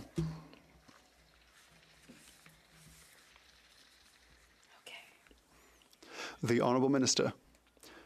Thank you, Mr. Speaker. I think that it's difficult to call Jean Charest a dangerous bloquiste. It's under that Premier that she created and defended the carbon tax. She believed in climate change. Now she no longer believes in it. She believed in carbon pricing. She believed in implementing programs to support public transit for the electrification of transit. Now she believes in nothing, just because she's part of a ideologically opposed party to climate change.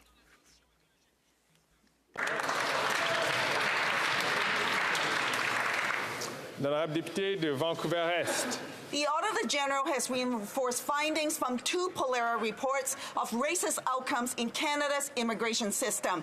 Regional disparities continue to create longer processing times for those in sub-Saharan Africa. Meanwhile, new AI tools discriminately double wait times for Haitian citizens.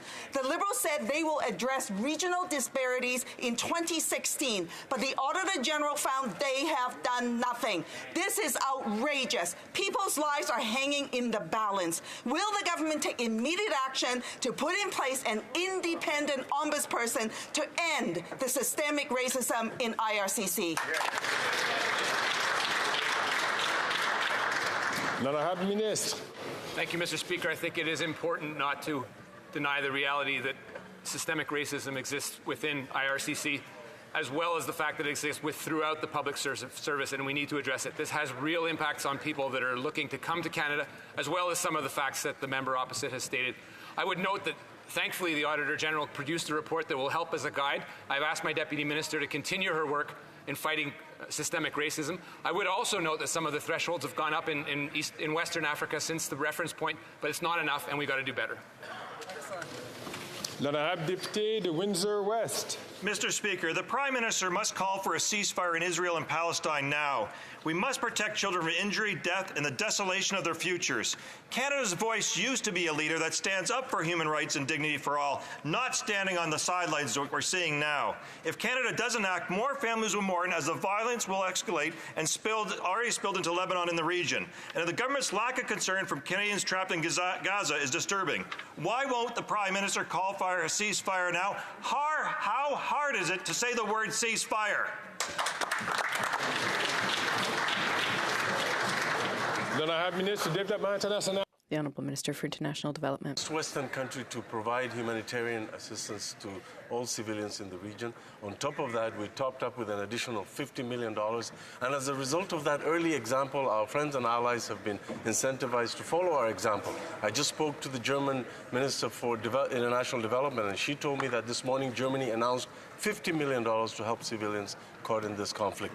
We are providing the leadership necessary to get aid flowing, to fight for the respect of international humanitarian law, and we're putting our money where our mouth is to get life-saving materials to civilians in the region. L'honorable député de Brampton Centre. Mr. Speaker, Canadians are concerned about the cost of housing and finding a home at the price they can afford.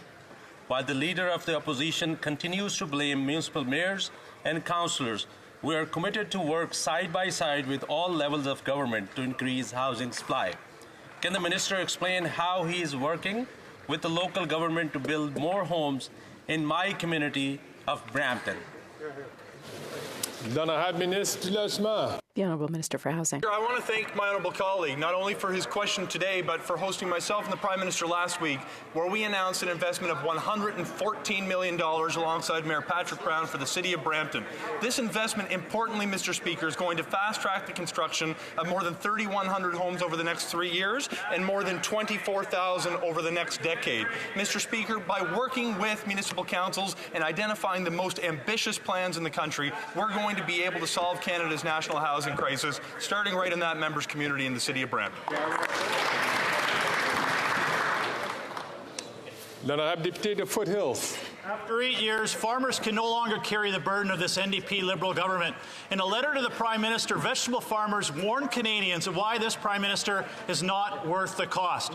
The price of fresh vegetables is already up 12%, and the Liberals' front-of-pack warning labels on food will cost the industry $2 billion. Wow. But now the Prime Minister's nonsensical package changing on produce will increase the price of food 30%. Costs that will be passed directly to the consumer. So why is the Prime Minister increasing the cost of food by 30%?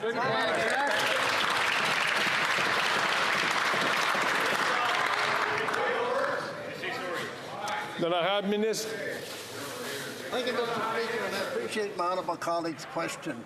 And he's fully aware that we're dealing with the food chain in order to deal with the cost and price of food. And we understand the price of food is too high.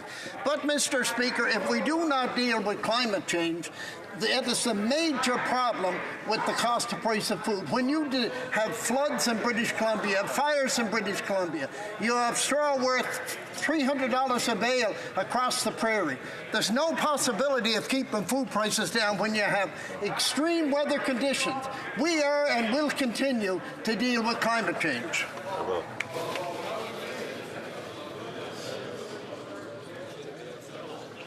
L'honorable député de Foothills.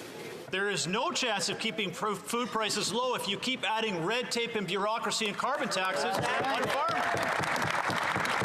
Farmers can't afford increased carbon taxes and red tape, and neither can Canadians who are already struggling to put food on the table. The price of beef and fresh vegetables is up 12%. The carbon tax will cost Canadian farmers close to $1 billion by 2030. It's this simple. You increase costs on farmers, food goes up. You increase costs on retailers, food goes up. Why is this Prime Minister not worth the cost? Because he's increasing food by 30%. Exactly. Why?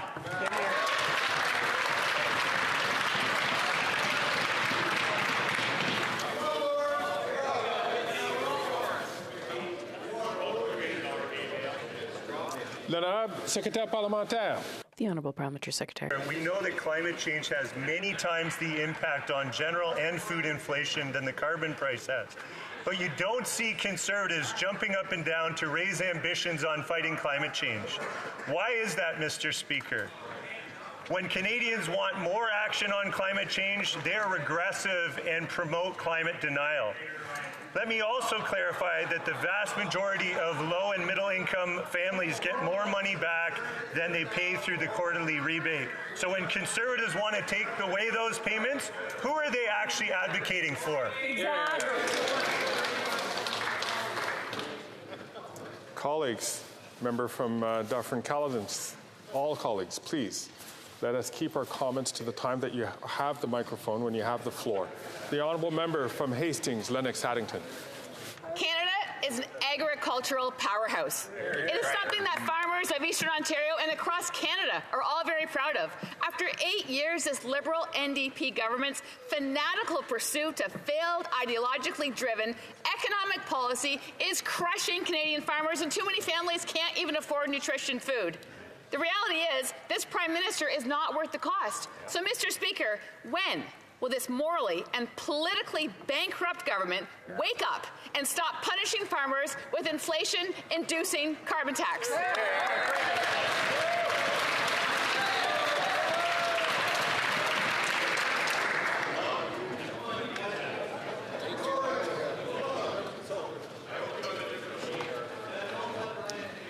L'honorable secrétaire parlementaire.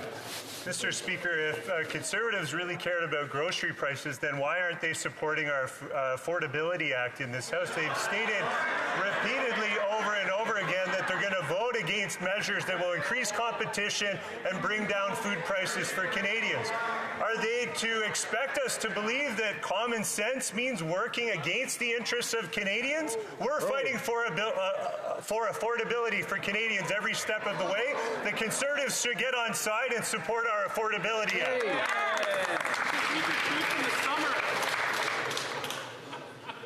L'honorable député de la Beauce. Monsieur le Président, après 8 ans. Mr. Speaker, after 8 years, the government is punishing Canadians with its harmful tax. Canadians are having trouble feeding their families, and demand for food banks has shot up.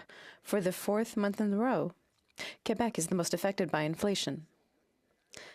That's what happens when the Bloc Liberal coalition is insisting on imposing a tax and wants to radically increase prices. It's expensive to vote for the Bloc. Will they cancel their infamous tax today?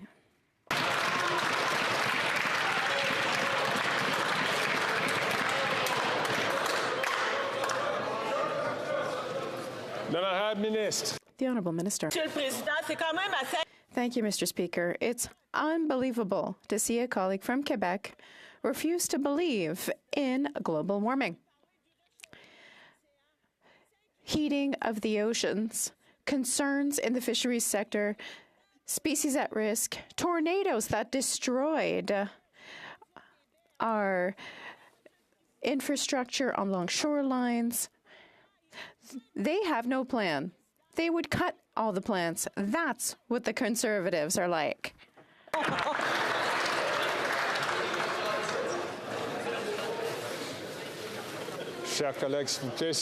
Dear colleagues, please, if I could ask you once again not to speak before being recognized by the Speaker.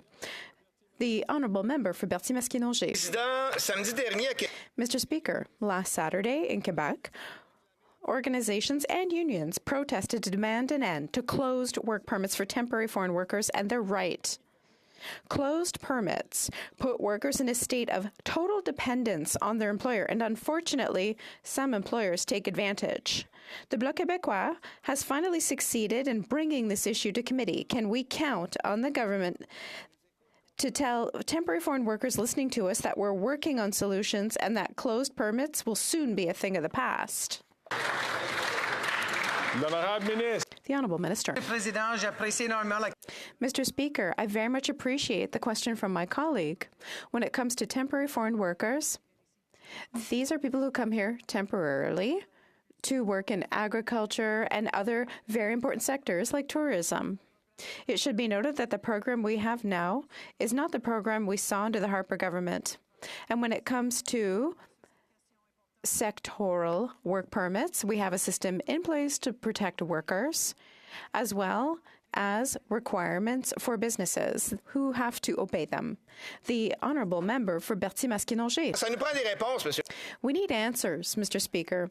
Closed permits not only lead to abuse, but also to situations that just don't make sense. Radio Canada raised a good example. Mr. Bérard from Mauritius. He works in Beauce, and he wants to stay there, but the factory where he works is closing.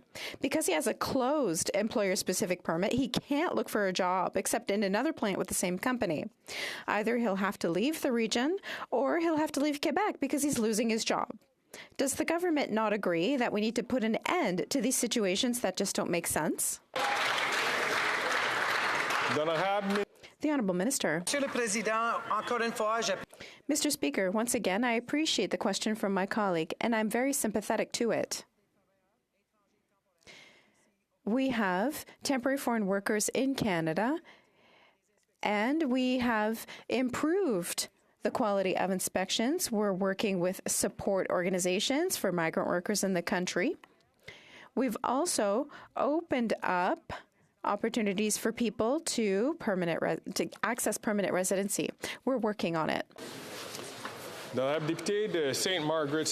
The Honourable Member for St. Margaret South. For 8 years, the Affordable Housing Association of Nova Scotia said that homelessness has gone up by 400% in Halifax since 2019 because the cost of everything has gone up, which has been caused by this NDP Liberal government. And even Atlantic Canada Liberal MPs agree the cost of living crisis is caused by the carbon tax. This Prime Minister is just not worth the cost, and Canadians are suffering. When will the NDP Liberal government axe a tax, carbon tax, so Canadians can keep their homes? Here, here.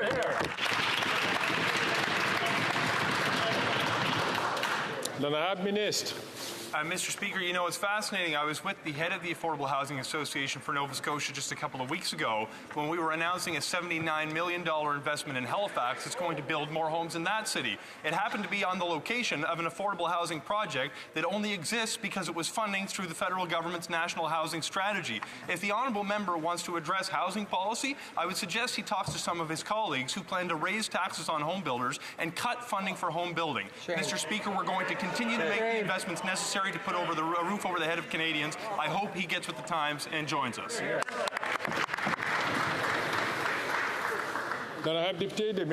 Grand Lake. Mr. Speaker, after 8 years of this NDP Liberal government driving up the cost of living in Atlantic Canada, this Prime Minister is just not worth the cost.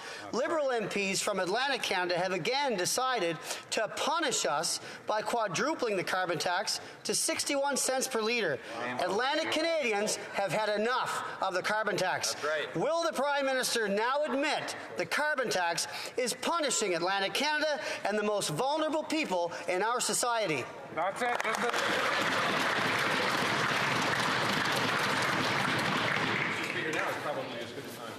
Then I had missed. Now is probably as good a time, specifically right now, to remind this House that just about every member on that side of the House ran, of course, on a carbon tax. They had some way of going about it where you would collect, remind me if you could, green points that would go to some sort of government-run Amway catalog that you could collect for some sort of greeny things that would be selected by the government. I can only assume that members from that side of the House would form this government committee where you could cash in your points. And anyway, we prefer on this side of the House to put cash back into the pockets of hard-working Canadians. Mr. Speaker.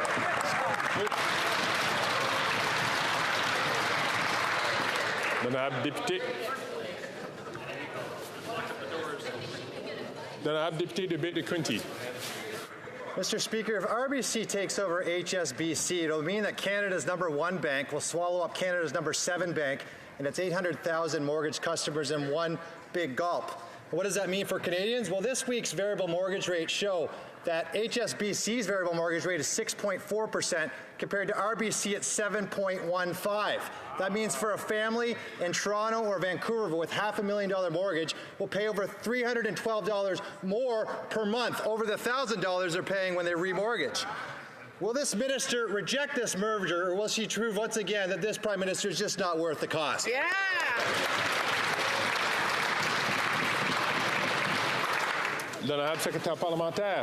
Mr. Speaker, the Minister of Finance takes her role as regulator of the financial sector very seriously. As the Department of Finance stated on November 29th of last year, the Minister of Finance's decision on the acquisition will be informed by all required regulatory review processes, including those administered by the Office of Superintendent for Financial Institutions and the Competition Bureau. I want to assure everyone that our government is committed to supporting competition because we know competition is in the best interests of Canadians. Madame Député de West Vancouver, Sunshine Coast, Sea to Sky Country. Mr. Speaker, international, illegal, unreported, and unregulated fishing causes severe harm to species such as wild Pacific salmon and the oceanic white-tip shark. It not only causes economic harm to the thousands that rely on the regulated fishing industry, it also further endangers at-risk species and impacts Indigenous communities that rely on certain fish stocks for food, social, and ceremonial purposes. Can the Minister of Fisheries, Oceans, and the Canadian Coast Guard provide an update to this House on the critical work our government is doing to combat international illegal fishing? The Honourable Minister. Mr. Speaker, I'd like to thank my colleague for his question and his strong advocacy for fish species at risk. This fall, Fisheries and Ocean Canada successfully led the first high seas patrol to detect and prevent illegal fishing in the North Pacific. This operation led to the seizure of over 3,000 illegally fished shark fins. Our message is clear. Canada will continue to fight illegal fishing by foreign actors both in Canada and abroad.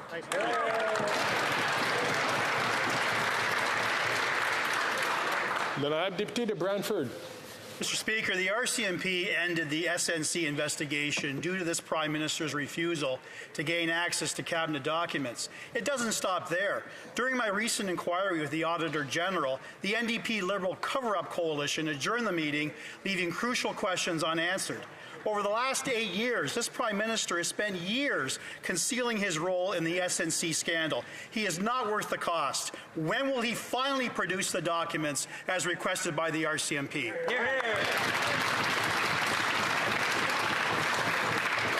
I want to remind all members, please, to refrain from using mock names. The Honourable Parliamentary Secretary. Thank you, Mr. Speaker. As the RCMP have confirmed, there is no active investigation. The case was fully looked into and is now closed. And as the member opposite knows, all RCMP operations are taken independently. Hear, hear. L'honorable député de Brantford-Brant. Mr. Speaker, that response is the opposite definition of transparency and accountability.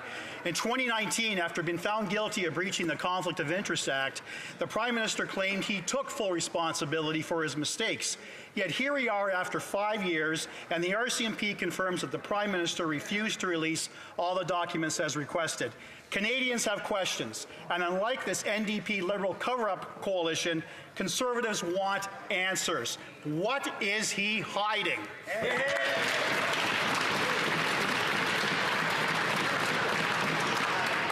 Before we do go to the Honourable Minister, I do want to remind all Honourable members once again to please refrain from using mock titles. The Honourable Minister for Justice and Attorney General for Canada. Mr. Speaker, and I appreciate that question, but I also appreciate who it's coming from. The member opposite is somebody who I've worked with in the past on the Justice Committee, somebody who knows the criminal justice system in this country and the difference between political operations and policing operations. There's a bright line in a democracy between those two things. In a democracy, we don't instruct police officers how to do their job. The RCMP conducted an independent investigation, concluded there was no further investigation merited. We trust the RCMP in this country to do their jobs independently. I wish my colleague opposite would do the same.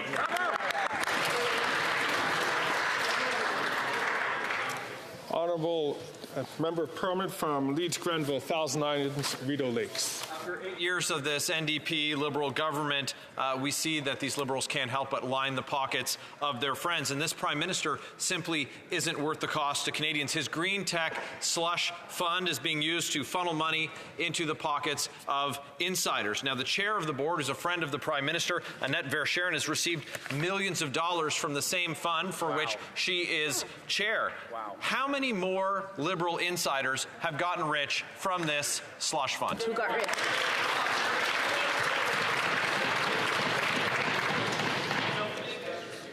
L'honorable Secrétaire Parlementaire. The Honourable Parliamentary Secretary. I've said in this House numerous times now, when the Minister learned about the allegations of mismanagement at SDTC, he immediately acted to hire a third party to do an independent, impartial review. It came back with a report. Those findings are now being turned into corrective actions, which are part of an implementation plan that SDTC is implementing by December.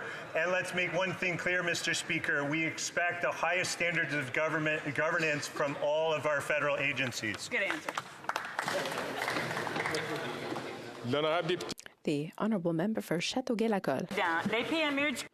Mr. Speaker, Quebec's SMEs represent over 95% of the province's businesses, and they're still struggling.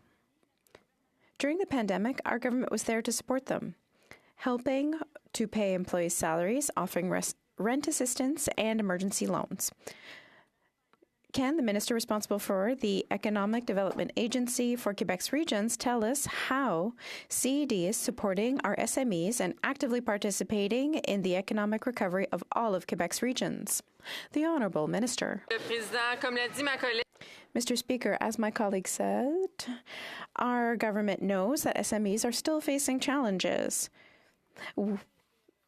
I'm proud that CEDs support them in every region of Quebec, including $212 million for more than 580 projects within the Regional Economic Growth through Innovation Program, $33 million in the Community Futures Program, which funds more than 50 CFDCs and 8 business development centers. We know that supporting economic development in our regions means supporting local jobs. Thank you.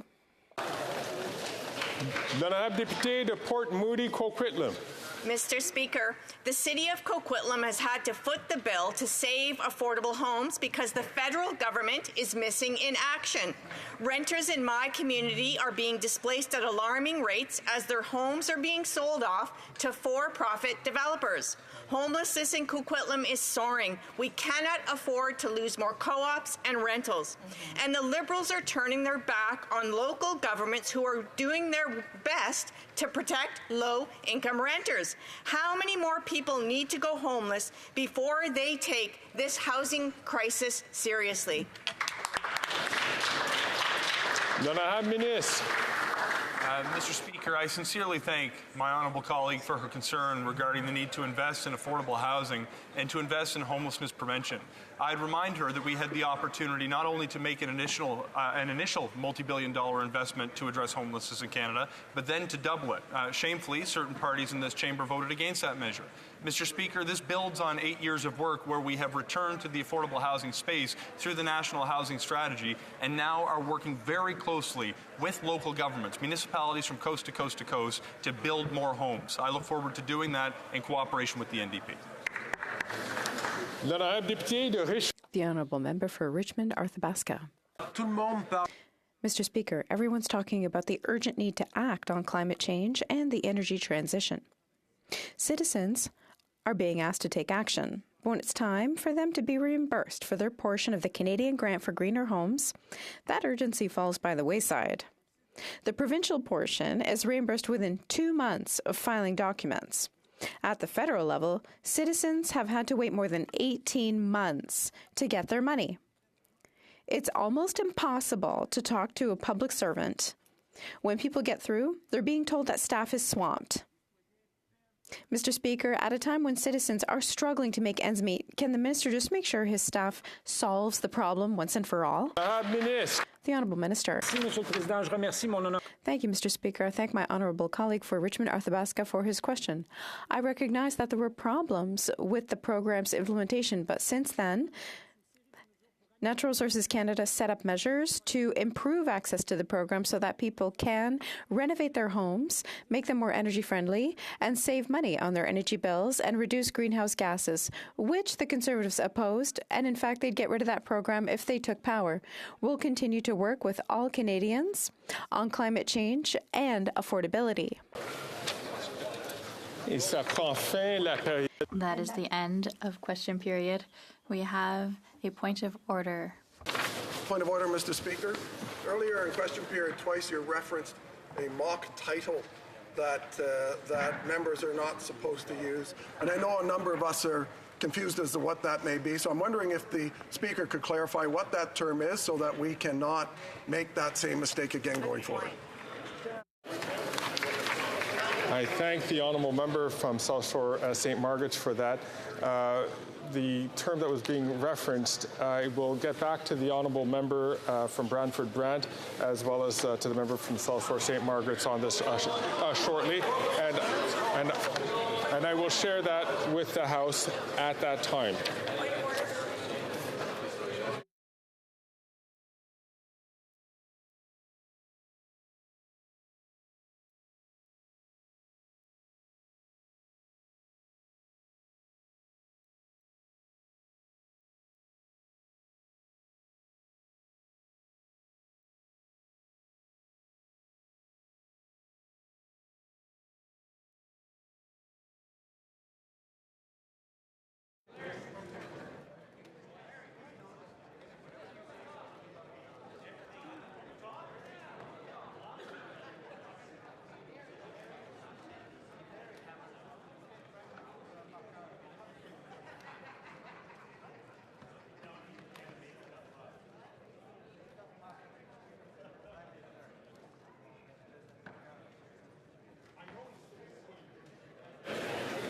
I thank the member from South Shore St. Margaret's for raising this issue.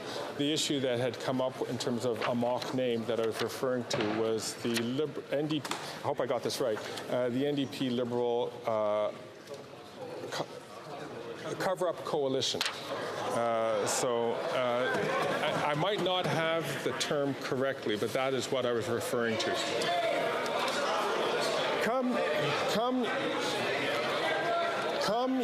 It being 3:16, the House will now proceed to the taking of the deferred recorded division on the motion at the second reading stage of Bill C-50.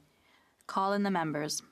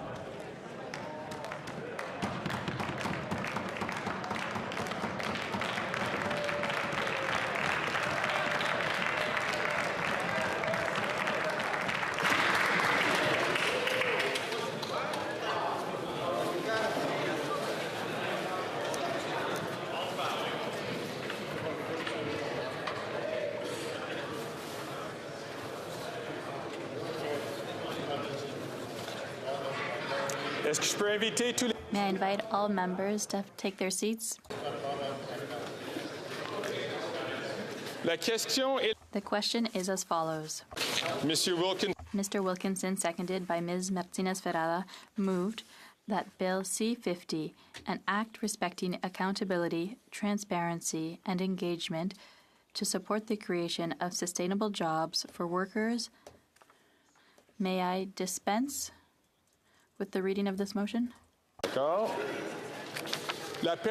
10-minute period for members voting electronically has started, and the House will now proceed to the vote for members participating in person. All those in favor of the motion will please rise. Ms. Gould. Ms. Gould. Mr. Sajjan. Mr. Sajjan. Mr. O'Regan. Mr. O'Regan. Monsieur Rodriguez. Monsieur Rodriguez. Mr. Varani. Mr. Varani. Ms. Sachs. Ms. Sachs. Ms. Bennett. Ms. Bennett. Ms. Chager. Ms. Chager. Mr. Casey. Mr. Casey. Madame Saint-Onge. Madame Saint-Onge. Monsieur McKinnon-Gatineau. Monsieur McKinnon-Gatineau. Miss Ian. Ms. Ian. Miss Jazik. Ms. Jazik. Monsieur Arsenault. Monsieur Arsenault. Madame Lalonde. Madame Lalonde. Mrs. Romanado. Mrs. Romanado. Miss Jones. Miss Jones. Miss O'Connell. Miss O'Connell. Mr. Oliphant. Mr. Oliphant. Mr. Gerritsen. Mr. Gerritsen. Mr. Lamour. Mr. Lamour. Mr. Vancouverden. Mr. Vancouverden. Mr. Kuzmarchuk. Mr. Kuzmarchuk. Mr. Area. Mr. Area. Miss Dillon. Miss Dillon. Mr. Assassi. Mr. Assassi. Monsieur El Khoury. Monsieur El Khoury. Mr. Fonseca. Mr. Fonseca. Mr. Hardy. Mr. Hardy. Mr. Badaway. Mr. Badaway. Mr. Duguid. Mr. Duguid. Mr. Maloney. Mr. Maloney. Mr. Sarai. Mr. Sarai. Mr. Kellaway. Mr. Kellaway. Monsieur Sanson. Monsieur Sanson. Monsieur Serré. Monsieur Serré. Madame Brière. Madame Brière. Mr. Fisher. Mr. Fisher. Monsieur Yacono. Monsieur Yacono. Mr. Johari. Mr. Johari. Mr. McDonald Avalon. Mr. McDonald Avalon. Mr. Morrissey. Mr. Morrissey. Mr. Turnbull. Mr. Turnbull. Miss Cedar Brampton South. Miss Cedar Brampton South. Mr. Sabera. Mr. Sabera. Mr. Rogers. Mr. Rogers. Miss Yip. Miss Yip. Mr. Aldag. Mr. Aldag. Mr. Lewis Kitchener-Conestoga. Mr. Lewis Kitchener-Conestoga. Mr. Van Bynen. Mr. Van Bynen. Mr. Weiler. Mr. Weiler. Mr. Baines. Mr. Baines. Ms. Bradford. Ms. Bradford. Mr. Collins Hamilton East Stony Creek. Mr. Collins Hamilton East Stony Creek. Madame Diab. Madame Diab. Mr. Gahir. Mr. Gahir. Madame Lapointe. Madame Lapointe. Mr. McDonald Malpec. Mr. McDonald Malpec. Mr. Meow. Mr. Meow. Miss Thompson. Miss Thompson. Mr. Singh. Mr. Singh. Mr. Massey. Mr. Massey. Mr. Julian. Mr. Julian. Miss Kwan. Miss Kwan. Miss Blaney. Miss Blaney. Mr. Cannings. Mr. Cannings. Mr. McGregor. Mr. McGregor. Ms. Zarillo. Ms. Zarillo. Miss Matheson. Ms. Matheson. Mr. Desjardins. Mr. Desjardins. Miss McPherson. Ms. McPherson. Mr. Blakey. Mr. Blakey. Mr. Morris. Mr. Morris.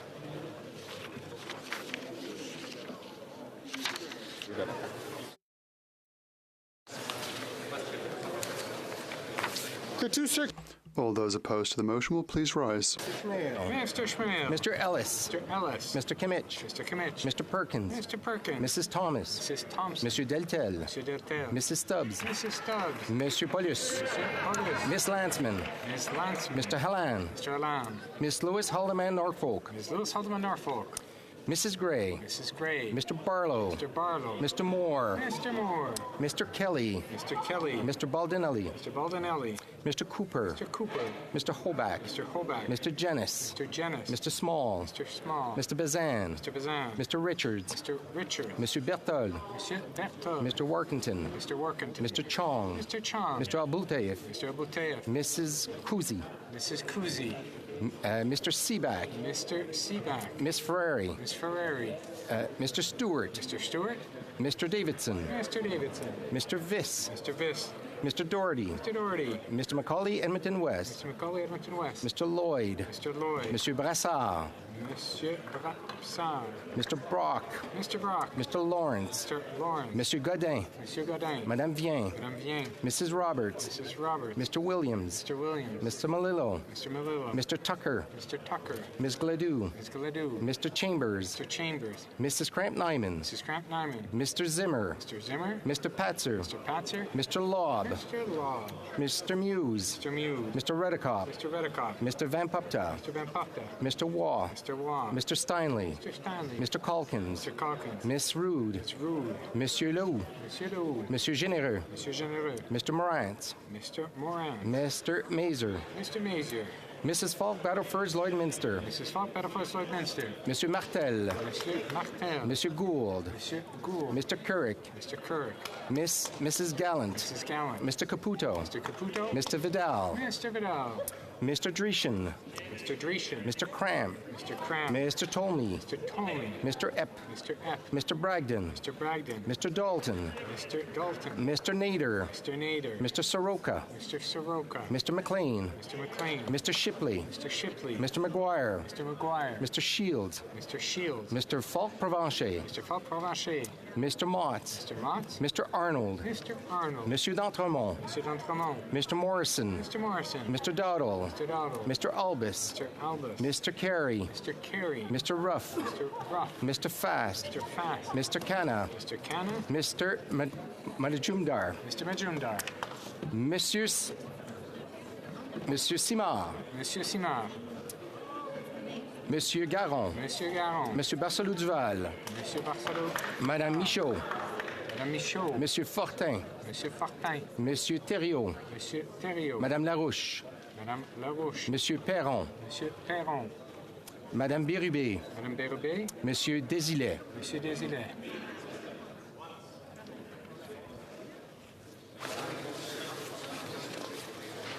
La Chambre attendra maintenant la fin de la période de... The House will now wait for the electronic voting period to end before resuming its proceeding.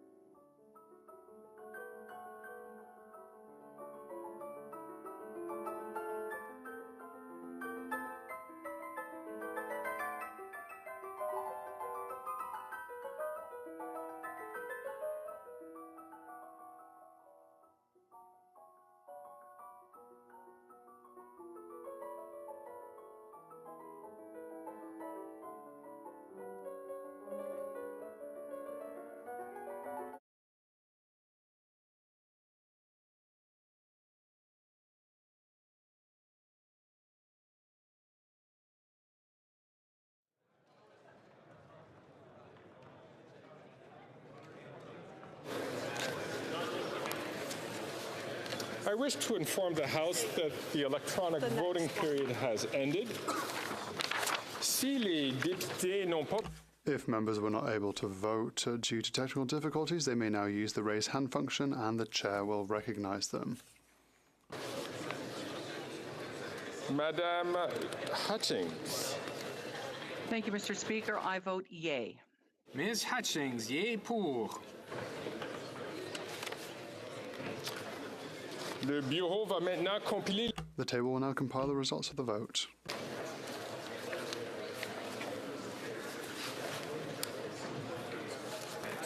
Yeas pour 175, 175. Nays contre 144, 144.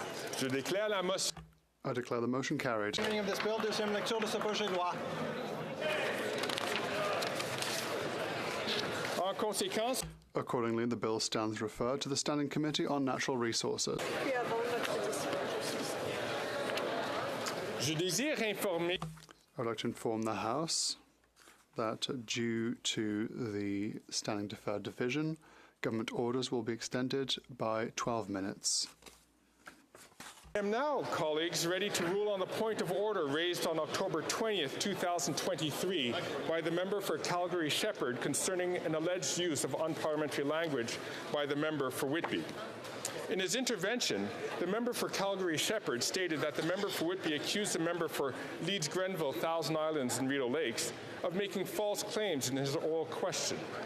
The member for Calgary-Shepherd asserted that this was akin to claiming a member had deliberately misled the House, had lied, and that it was a breach of privilege to do so.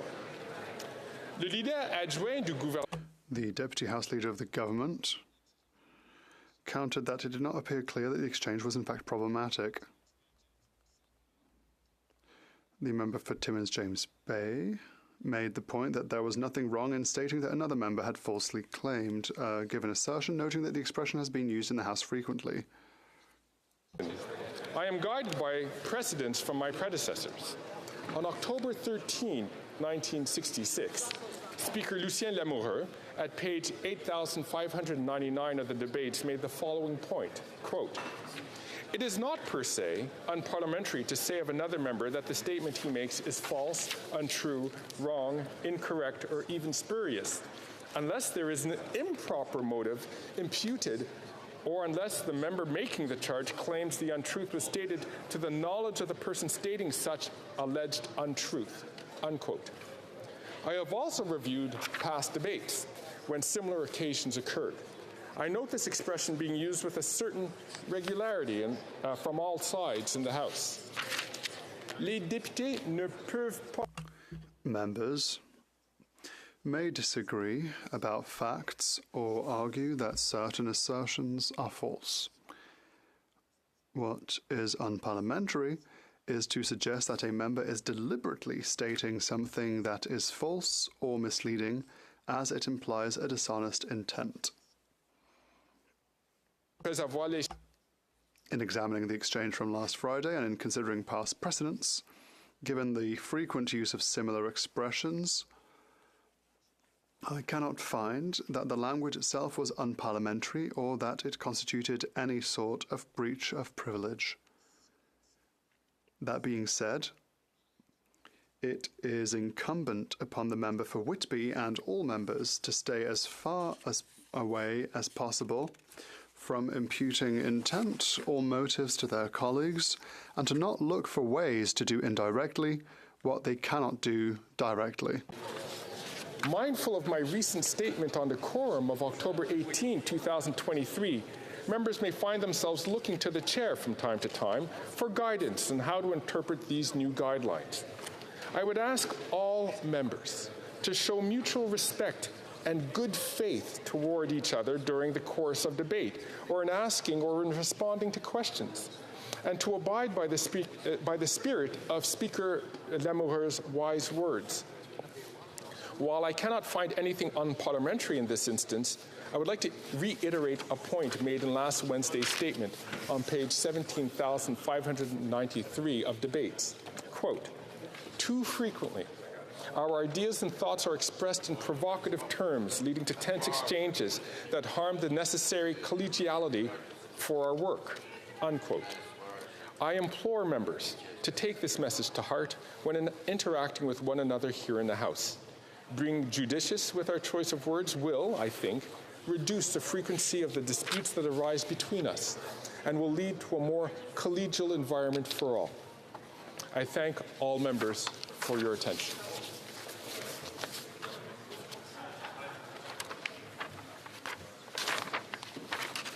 Affaires courantes ordinaires. Dépôt de documents.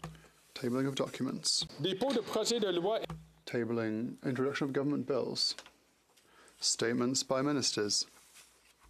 Reports from interparliamentary delegations. Presenting reports from committees. The Honourable Member for Halifax West. Merci beaucoup. Thank you very much, Mr. Speaker. I have the honour of tabling in both official languages the 16th report of the Standing Committee on Justice and Human Rights. In relation to Bill S-12, an act to amend the Criminal Code, the Sex Offender Information Registration Act, and the International Transfer of Offenders Act. The committee has studied the bill and has decided to report the bill back to the House with amendments.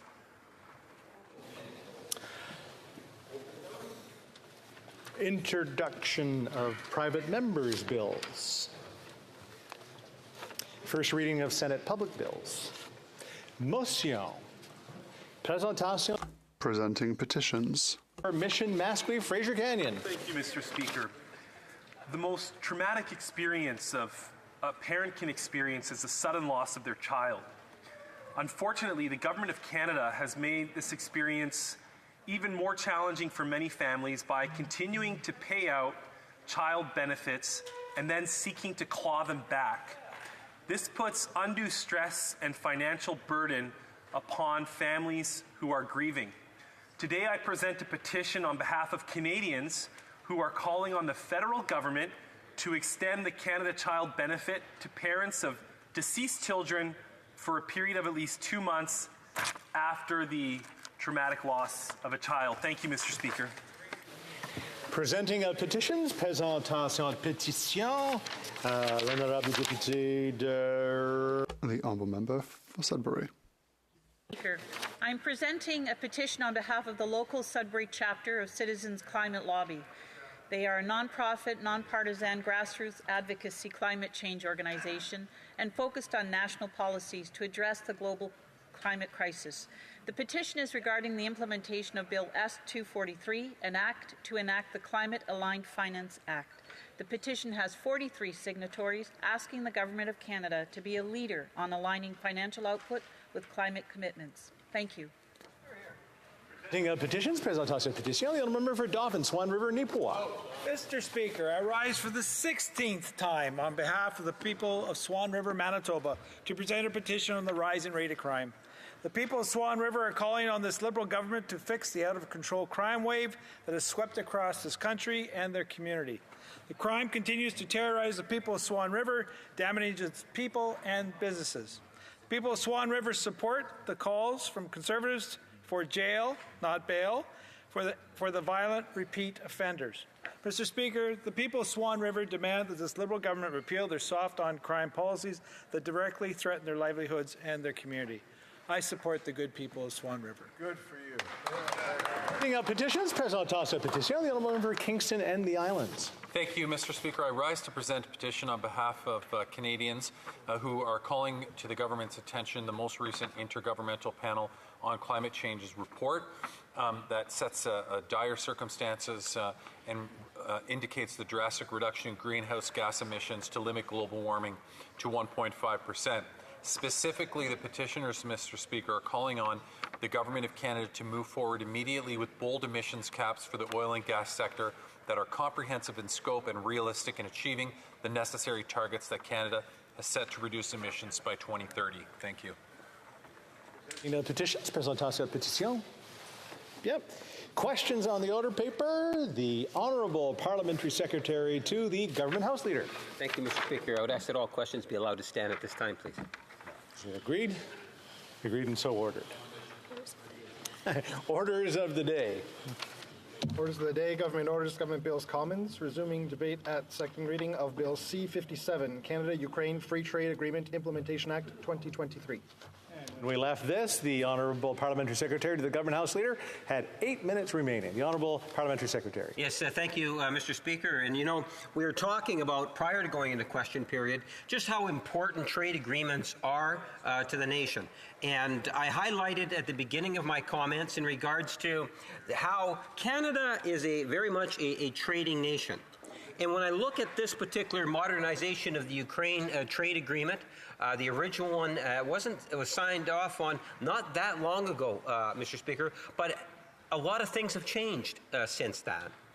And when I look in terms of the country we're talking about, Ukraine, a trade agreement or a modernization of a trade agreement between Canada and Ukraine, I can't help but thinking in terms of what's taking place in Europe today and everything that Ukraine is going through. And whether it's the Allied forces or what I would like to term, and others have said, both inside this House and beyond Canadian borders, is Ukraine solidarity worldwide. That's there to support Ukraine in a very real and tangible way.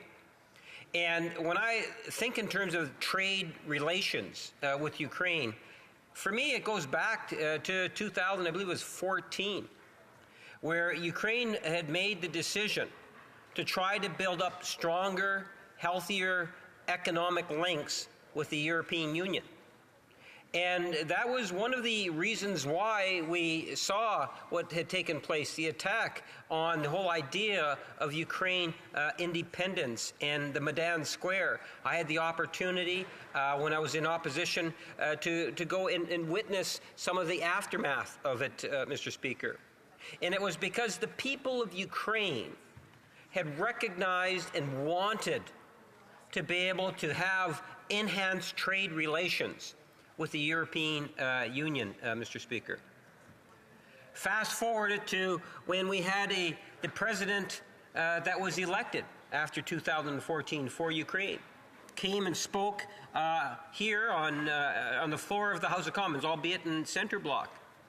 And he appealed at that time to Prime Minister Stephen Harper and the government that Ukraine and Canada have a very special relationship, and that legislatures here, members of Parliament, should look at ways in which we can enhance that. And he cited in addressing the House of Commons the importance of trade and the potential of a trade agreement. I remember discussing it years ago with then Minister of the current Deputy Prime Minister. We even had the opportunity to travel and be in Ukraine, in Kiev, Mr. Speaker, both myself and the Deputy Prime Minister at the time. Again, talking about how important the relationship is between Canada and Ukraine and the area of constitutional changes or the institutions and economic trade. I was very pleased that one of the very first agreements that had begun back prior to 2016, Mr. Speaker, when the first agreement was signed off on, I was very proud of the fact that it was responding to that original speech back in, I believe it was 2014, that there was some movement.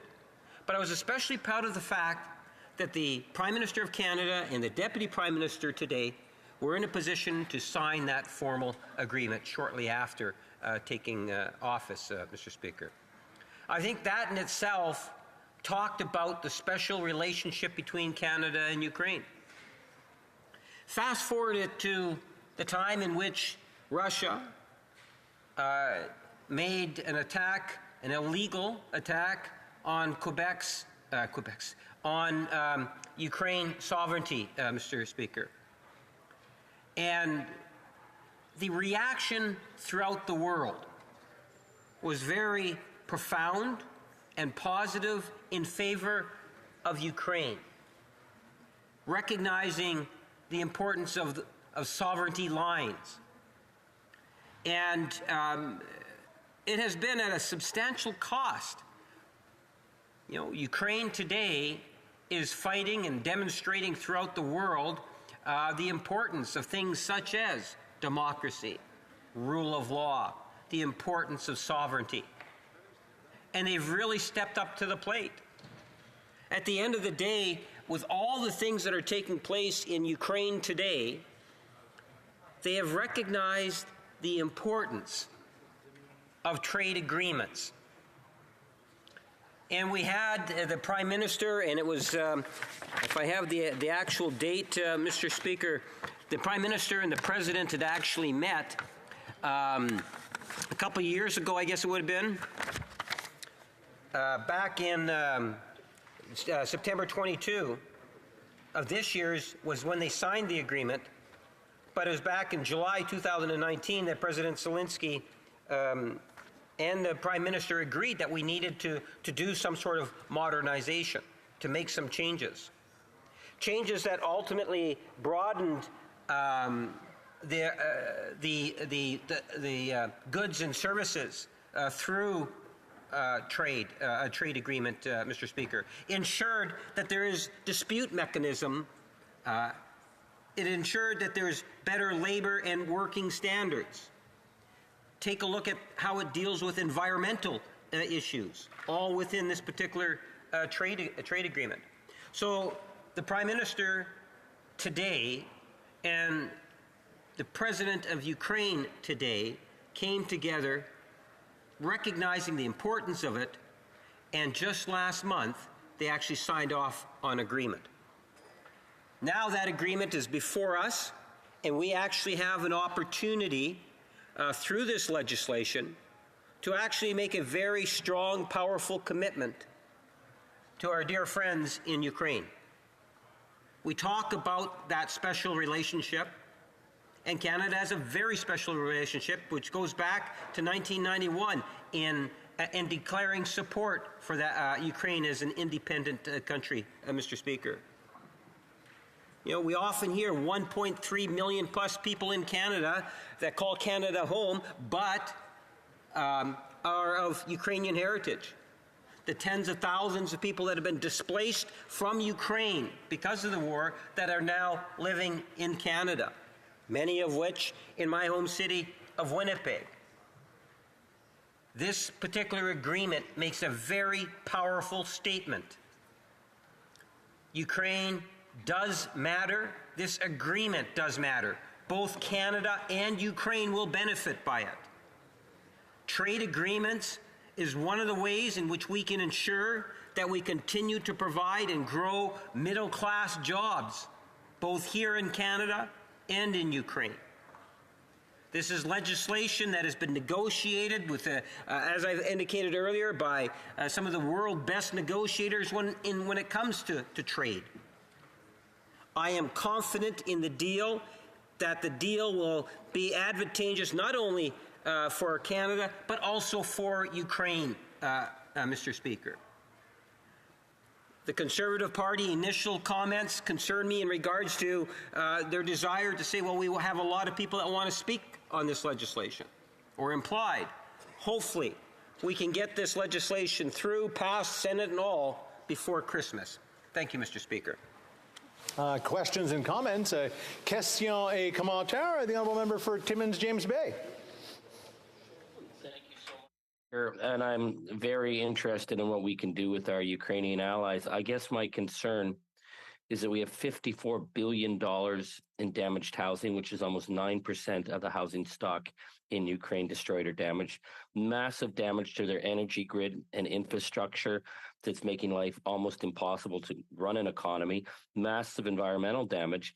So I want to know, beyond signing an agreement, what steps will this government take to work with Ukraine on that? Because this government's having a very hard time addressing our own housing crisis, our own need to build an energy infrastructure and grid, and also dealing with the climate disasters that hit us. So how can we honestly say to Ukraine, we will be there to deal with the horrific impacts of Putin's caused war for Ukraine to rebuild, while also saying to Canadians, we will be here to make sure that we get the housing that's necessary, the electricity grid built, and address the horrific costs of the climate fires.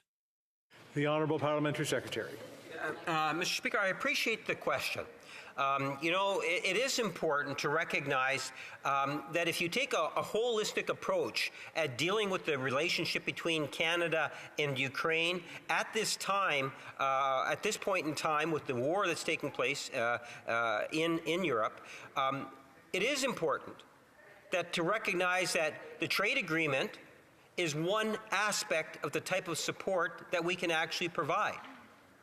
The issue of infrastructure, as the member points out, incredible damage to infrastructure. There are discussions that take place between Canada and Ukraine in dealing with infrastructure. Even this trade agreement will assist in the rebuilding of Ukraine. Ukraine will prevail. And this trade agreement that we're talking about today will assist in the rebuilding of Ukraine.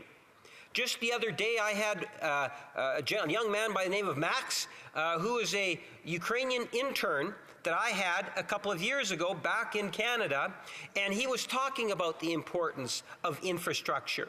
He understood that one of our standing committees is going to be looking at the issue of infrastructure, possibly dealing specifically with Ukraine. Over the lunch discussion I had with him, he was hoping to be able to come back and add to that particular debate. Canada is supporting Ukraine in many different ways, but today we can send a very strong and powerful message in terms of an economic message talking about the trade relations and how both Canada and Ukraine will in fact benefit by it. Questions et commentaires. L'honorable député de Avignon-la-Métis, Matapédia. Monsieur le Président, je remercie mon collègue. I thank my colleague for his speech. I think studying Bill C-57 will go well. The Bloc Québécois is in favor. The capacity of parliamentarians to amend a bill like this one is limited. We know that it's Canada with a state-to-state relationship that will negotiate treaties. We can amend our own legislation to include these measures. What I'm wondering is, in this case, we can't necessarily change the agreement, but if we had some proposals or some changes to suggest, could we not review the way Canada's Parliament, or Canada in general, deals with these kinds of international agreements to give more freedom to parliamentarians and maybe even to the provinces who would want to have something to say about what impacts areas under their jurisdiction, but in negotiations between Canada and other countries, there's only leaders who have anything to say there. Are we going to have an opportunity to review this parliamentary structure? Thank you, Mr. Speaker. Our trade negotiators, in which I've indicated earlier, are the best in the world. They really and truly are. Just take a look at the number of agreements we've been able to achieve and what it is that we've actually been able to achieve. They do their homework. Part of their homework is to take a look in terms of what the very many stakeholders in Canada. Canada's a big country with many different regions. One of her colleagues made reference to the pork industry. Manitoba and Quebec have very significant pork industries. And this trade agreement, at least in part, will enable more pork, from what I understand, being sold. The negotiators ultimately put forward an agreement in which ultimately we sign off on, or the Prime Minister in this case had signed off on, much like Ukraine signs off on an agreement. If you already have the agreement signed off on, you really can't change the agreement through legislation because it would potentially void the agreement that was signed off on. So we're very much dependent in terms of what is said in standing committees, debates that take place here, making sure our negotiators are informed and have a very good sense in terms of what the different regions are, the many different stakeholders are wanting to see in terms of how we develop as a nation in terms of world trade. All in all, I believe that they've done exceptionally well, and our numbers clearly demonstrate that. As I say, we have created literally hundreds of thousands of jobs, just over 1 million jobs pre-pandemic. A lot of that had to do with the many trade agreements that we signed off on, Mr. Speaker. Questions and comments? Question commentaire. The honourable member for Sherwood Park, Fort Saskatchewan. Well, thank you, Mr. Speaker. This government has really been letting down our allies when it comes to responding to their needs in the area of energy security. Yes. Most of the world's democracies are geographically small, densely populated nations like our partners in Europe and the Asia Pacific who need the import of natural resources in order to not have to rely on hostile actors like Russia to meet their energy needs. But while Europe has been crying out for more energy export from countries like Canada, this Prime Minister has effectively shut the door because of his extreme anti-energy ideology. And this agreement would be an opportunity for Canada to say more, to do more, to promote the export of our vital energy resources to Europe, to make our European partners less dependent on energy imports from hostile powers. But this government was more interested in facilitating the export of Russian energy to Germany when they granted the Siemens turbine waiver than actually supplying Canadian energy fueled by Canadian workers to those Europeans. Why is this government letting down Ukraine and Canadian workers by hanging on to their ideological opposition to Canadian energy? The Honourable Parliamentary Secretary. Mr. Speaker, I disagree with the member's assessment. And just so that people that might be following the debate on the whole issue of energy, let's be very, very clear. You know, in 10 years of Stephen Harper government, how many miles of pipeline do you think were put into place to Tidewaters, Mr. Speaker? The short answer, it's a bit of a trick question. The answer is 0. In 10 years, 0. Contrast that to the first few years of this government, and there is absolutely no comparison. Just because you're a conservative and you're trying to spread misinformation, I would suggest, Mr. Speaker, you make the explanation that, look, this that we do not support industries. It's just not true, because we have demonstrated that. We're talking hundreds of miles compared to not an inch under Stephen Harper in 10 years. So I say that because when you take a look at it from the Ukraine perspective in the war, the other thing that I would highlight to the member is you don't wish pipelines and infrastructure into existence. It takes time to develop that, Mr. Speaker. And I think in fairness, we need to recognize that fact. Questions and comments. Question commentaire. The honourable member for Pickering-Uxbridge. Thank you, Mr. Speaker, and I appreciate my colleague's speech on this matter. I wanted to speak to him, or perhaps ask him if he could highlight what he's hearing in his riding as well, but the fact that there are businesses across Canada who want to help to support the rebuild of Ukraine, and by allowing for free trade agreements, this creates economic opportunity both in Ukraine and allows for businesses here in Canada to support Ukraine and the rebuild of those efforts, and why free trade agreements give certainty in businesses. The Honourable Parliamentary Secretary to the Government House Leader. I thank my colleague for the question. It's an excellent question in the sense that, Mr. Speaker, Canada can demonstrate strong leadership with Ukraine. What we're seeing through this trade agreement, let's recognize the fact that Ukraine will prevail. They will win, Mr. Speaker. And at the end of the day, there is going to be a need to be able to assist Ukraine in rebuilding.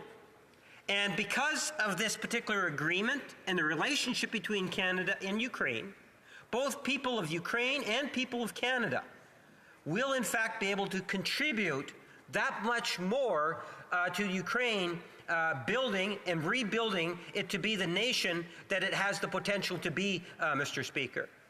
And Canada is in a much better position than many other countries because whether it's the 1.3 million plus people of Ukrainian heritage or things like this trade agreement that are here in Canada in support of making sure that Ukraine is able to continue to prosper well into the future. Thank you, Mr. Speaker. Resuming debate, reprise du débat. The Honourable Member for Abbotsford.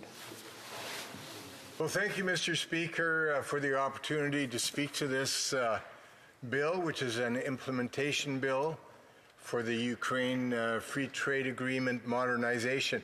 I always welcome opportunities to talk about trade. It's one of my passions, which is why I was somewhat disappointed by the disparaging remarks made by my colleague from Winnipeg North regarding the previous Conservative government's record on trade, especially Stephen Harper's focus on trade as the linchpin of Canada's economic strategy. And of course, during the Harper years, Mr. Speaker, you know that the government set an unprecedented pace for negotiating trade agreements. When our government was first elected back in 2006, Canada had exactly 5 trade agreements, or trade agreements with 5 countries: United States, Mexico, Chile, Costa Rica, and Israel. By the time we were finished, some 9 years later, we had an astounding, we had free trade agreements with an astounding number of 47 different countries, additional countries. That included the Canada-Europe Free Trade Agreement. It included the TPP, which morphed, of course, into the CPTPP.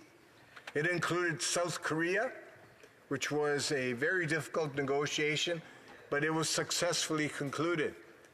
But one of the agreements that former Prime Minister Stephen Harper really wanted to get done was an agreement between Canada and Ukraine. Even back in 2010, Ukraine was facing difficult challenges. A very weak economy and a struggling country trying to deal with Russia. And the Prime Minister at the time, Stephen Harper, said, you know what, we're going to negotiate a trade agreement with Ukraine, and we're going to make it unique in that the outcome will be asymmetrical. What that means, Mr. Speaker, is that the benefits flowing each way are not going to necessarily be equal or balanced, at least at the beginning. The phasing of market access and the elimination of tariff barriers will be done on a differentiated basis, so that the outcome is not a quid pro quo in the perfect sense of the word. And the reason we did that was because we wanted to give Ukraine a leg up and help Ukraine reestablish itself as being economically viable and strong. And Mr. Speaker, before I continue, I wanted to make sure that you know that I'm splitting my time with the member for Sherwood Park, Fort Saskatchewan. So, Mr. Speaker, here we are. We negotiated a trade agreement under the former Conservative government. Those negotiations started in 2010. They were concluded in 2015. We left office in 2015, and these agreements sometimes take a number of years to come into force. And so the agreement came into force in 2017 and has served Ukraine well. Our trade with that country has increased. Now, not completely unexpectedly, what happened, of course, when Russia invaded Ukraine in 2022, February of 2022, is that trade flows declined. And in fact, this government and Ukraine stopped negotiating for a while because of that invasion by Russia into Ukraine. But fortunately, there were cooler heads that prevailed and made sense out of the fact that Ukraine still needed to move forward economically and put in place the economic structures that would allow them to be successful. And so negotiations were then recommenced in 2022, and here we are a year later, and we're in a position to be able to pass the implementing legislation. Now, Mr. Speaker, the purpose of modernizing this free trade agreement is that the environment, the free trade environment around the world, the playing field is evolving rapidly. Some things are happening that are not necessarily that good. For example, the world is becoming more protectionist. They're putting up more and more tariff and non-tariff barriers. The United States, under Donald Trump, has turned inward. In fact, you may recall that it was President Donald Trump who pulled the U.S. out of the TPP negotiations. Why? I don't know. He was running for office. I suppose he saw it as being politically beneficial to do that. But the whole premise for the TPP was to take advantage of what's called comparative advantage. Every country has its own strengths and weaknesses when it comes to manufacturing goods, when it comes to delivering services. And if you can take the strengths of each company or each country and cobble that together to a coherent trade strategy, you can ensure that the outcomes for the partner countries is optimal. And unfortunately, the United States pulled out, and since that time has really turned inward. It's not negotiating free trade agreements. And when you go to the World Trade Organization, you notice that large countries like Brazil and China, South Africa, and India often block consensus on trade liberalization.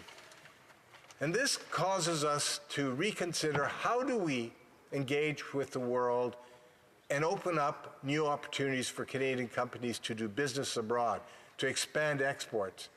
That's why this agreement with Ukraine, which was negotiated under the former Conservative government led by Stephen Harper, is now being modernized because many of these factors that weren't in play back when we first negotiated this agreement now call for us to update the agreement, to modernize it.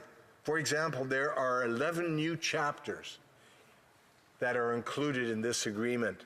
There's a chapter on trade and services, a chapter on investment, very important, on cross-border trade and services, temporary entry for business purposes to facilitate, the travel of business people back and forth between our countries. Financial services are covered, telecommunications. There's a chapter on small and medium-sized enterprises. There's also a chapter on digital trade, because digital trade has evolved so quickly, it's left a lot of our trade agreements behind. It's one of the reasons that our free trade agreement with the United States was upgraded, because we had no chapter on digital services. People are doing business now online. Amazon has become an obscenely profitable company. Why? Because of online purchasing, because of digital trade. So there's a separate chapter on that. There's a new chapter on labor, how labor will be treated, how workers will be treated, and the high standards both countries want to set. There's also a chapter, of course, on the environment. But the bottom line is this. We as Canadians need to step up, stand in the gap for Ukraine. Canada has a large Ukrainian diaspora that expects us to partner with Ukraine in this time of need. That's what this agreement does. That's what the original trade agreement did. And in my home city of Abbotsford, we have many Ukrainians that have fled their home country and made their home, at least their temporary home, in Abbotsford. And we now have something called the Ukrainian Village there, which is just reinforcing why it's so important for all of us to work together with our Ukraine diaspora, with the people of Ukraine, to put in place a trade agreement, a structure under which the Ukrainian economy can be lifted back up, and both of our countries can benefit from that. Thank you very much. Questions and comments? Question Kamal Taher, the Honourable Parliamentary Secretary of the Government House Leader. Thank you, Mr. Speaker. There's no doubt that the member across the way in particular played a significant role in a lot of trade negotiations that had taken place, and he would be very much familiar with those individuals that have the type of expertise that I said is second to no other in the world. I would challenge him in regards to his conclusions in terms of these trade agreements, but we'll leave that for another date. What I wouldn't challenge him on is the fact there was one trade agreement that was signed off on. It was a trade agreement between the Republic of China, and it was done in a very secretive manner. And I noticed the member didn't make any reference to that particular trade agreement. And I'm wondering if he could provide some of the insights in regards to why it is Stephen Harper signed off on that particular agreement without anyone at all knowing that there were discussions that were taking place between Canada and China. Honourable member for Abbotsford. Well, Mr. Speaker, you know, I'm chuckling a little bit because he talks about a trade agreement. What Canada signed with China was not a trade agreement. It was an investment protection agreement. And the purpose of that agreement was to protect Canadian investors when they invest in China, because China does not respect the rule of law the way we do in Canada. So we worked very hard for many, many years to get that agreement in place because we had identified situations where Canadian companies had made significant investments in China, for example, gold mining, and after the prospecting is done, and after a very, very productive deposit is found, guess what happened? The Chinese government stepped up and said, well, you know what? We now want to have Chinese businesses develop this mine and take the profits off of it. And that's why we needed an investment protection agreement. It's not a trade access agreement. It doesn't provide new access to Canada for China to trade. It protects Canadians when they do business in China. So I encourage this member, please, get your facts right. Make sure that you understand the agreements that Canada is signing. Questions and comments? Question et commentaire. The Honourable Member for Rivière-du-Nord. Thank you, Mr. Speaker. Mr. Speaker, I see that just about everybody here in this House agrees with the idea that we need to have free trade between Canada and Ukraine. That already does exist, and this would be improved or modernized with this agreement. The question I'm asking, Mr. Speaker, is my colleague earlier asked a question to the Parliamentary Secretary for the government, and I didn't really hear a real answer to the question, which seems an important one. I understand that in Canada, contrary to most other democratic states, the government can reach agreements without taking into account what the House thinks. And now we're at the stage where we need to ratify the treaty, and the government doesn't know what the House will say. So as we all agree, probably the vote will be in favor of C-57, and the treaty can be ratified. But suppose we weren't in agreement, Mr. Speaker, would the Liberal government impose it on the House or not allow us to take a decision? I hope not. I would have liked to hear my colleague respond to that, but I'll ask my Conservative colleague now because it's his turn to answer questions. Is it not a little audacious, a little foolhardy for the government to reach international agreements without ensuring it has support from the House for that agreement? And as an additional question, what would happen if the House were to say no to C-57? Would the government backtrack? What would it do with Ukraine? The Honourable Member for Abbotsford. Well, Mr. Speaker, I certainly can't speak for the Liberal Party. What I can do is say that free trade agreements are always brought to this House for discussion, full debate, as we're having today, and then those agreements have to be ratified by this House. If they're not ratified by this House, it's a big problem because the government can't move forward with implementing that agreement. So I don't know if this member has a misunderstanding of the process that is required to get free trade agreements in place and implemented, but I do know that there are robust discussions that take place in this House and have taken place in this House for many, many years, starting with the Canada-US Free Trade Agreement, which is the first major trade agreement Canada ever had. It morphed into NAFTA, which is now called CUSMA, and since that time, Canada has negotiated trade agreements with a total of 51 countries and has opened up new trade access for Canadian businesses to export and to have the opportunity to grow. We have time for one more quick question. The honourable member for Windsor West. Speaker, to my colleague who's been here for a while, and this is why I want to ask a specific question. There was an initiative with Canada's Parliament here to actually help Ukraine go through its democratic transition, where MPs actually went over to Ukraine as observers during the elections. And I think that shouldn't be lost, because we were part of the renewal of democracy in Ukraine, and I'd like to hear what he has to say about maybe that connecting into the full transition to furtherize and normalize trading agreements, because I think it goes back and is a substantial commitment that a lot of the MPs made in this place and a substantial return that we've seen from Ukraine. Now, we are out of time, but the honourable member for Abbotsford can respond. Well, thank you, Mr. Speaker, and I thank my colleague for his excellent question. He is right that the most effective way of speaking into the institutional capacity of countries that are struggling, that are perhaps coming out of troubled histories, is to engage with them on trade.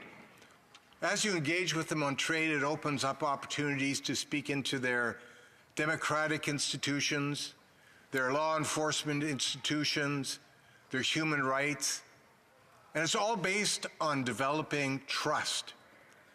And I just can't emphasize enough how important it is that Canada remain engaged. Now, the negotiation of trade agreements is, of course, at its heart about our Canadian economic interests, but it's amazing how these negotiations open up these amazing opportunities to help countries like Ukraine, like Colombia, like Peru, to emerge from these difficult histories and start to develop strong democratic institutions. Resuming debate. To the honourable member for Sherwood Park, Fort Saskatchewan. Thank you, Mr. Speaker. It's an honor for me to address the House this afternoon and to speak about one of the critical challenges facing the world today, that is the ongoing illegal genocidal invasion of Ukraine by Russia, and the important work that Canadians need to do in order to continue to support Ukraine in this struggle, this existential struggle for Ukraine, but also a critical battle for the defense of the free and democratic world. A critical part of this emerging new Cold War, the struggle between free democratic nations on the one hand and the neo-revisionist powers that are increasingly working together to combat the idea of universal human dignity, human rights, and democracy.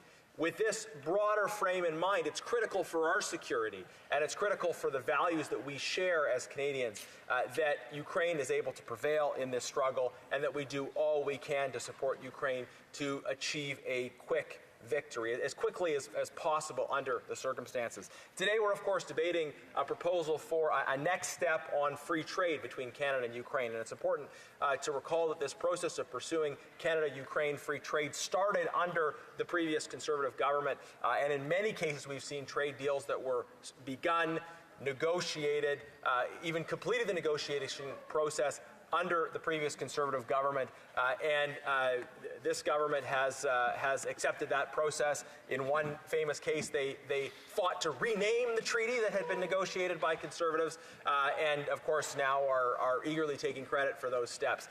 But it's important to underline the work that has been done and the ongoing work that needs to be done to support a strengthened free trade framework between Canada, especially between Canada and like-minded nations, and that partnership with Ukraine in the midst of this ongoing struggle, this ongoing invasion, is so important.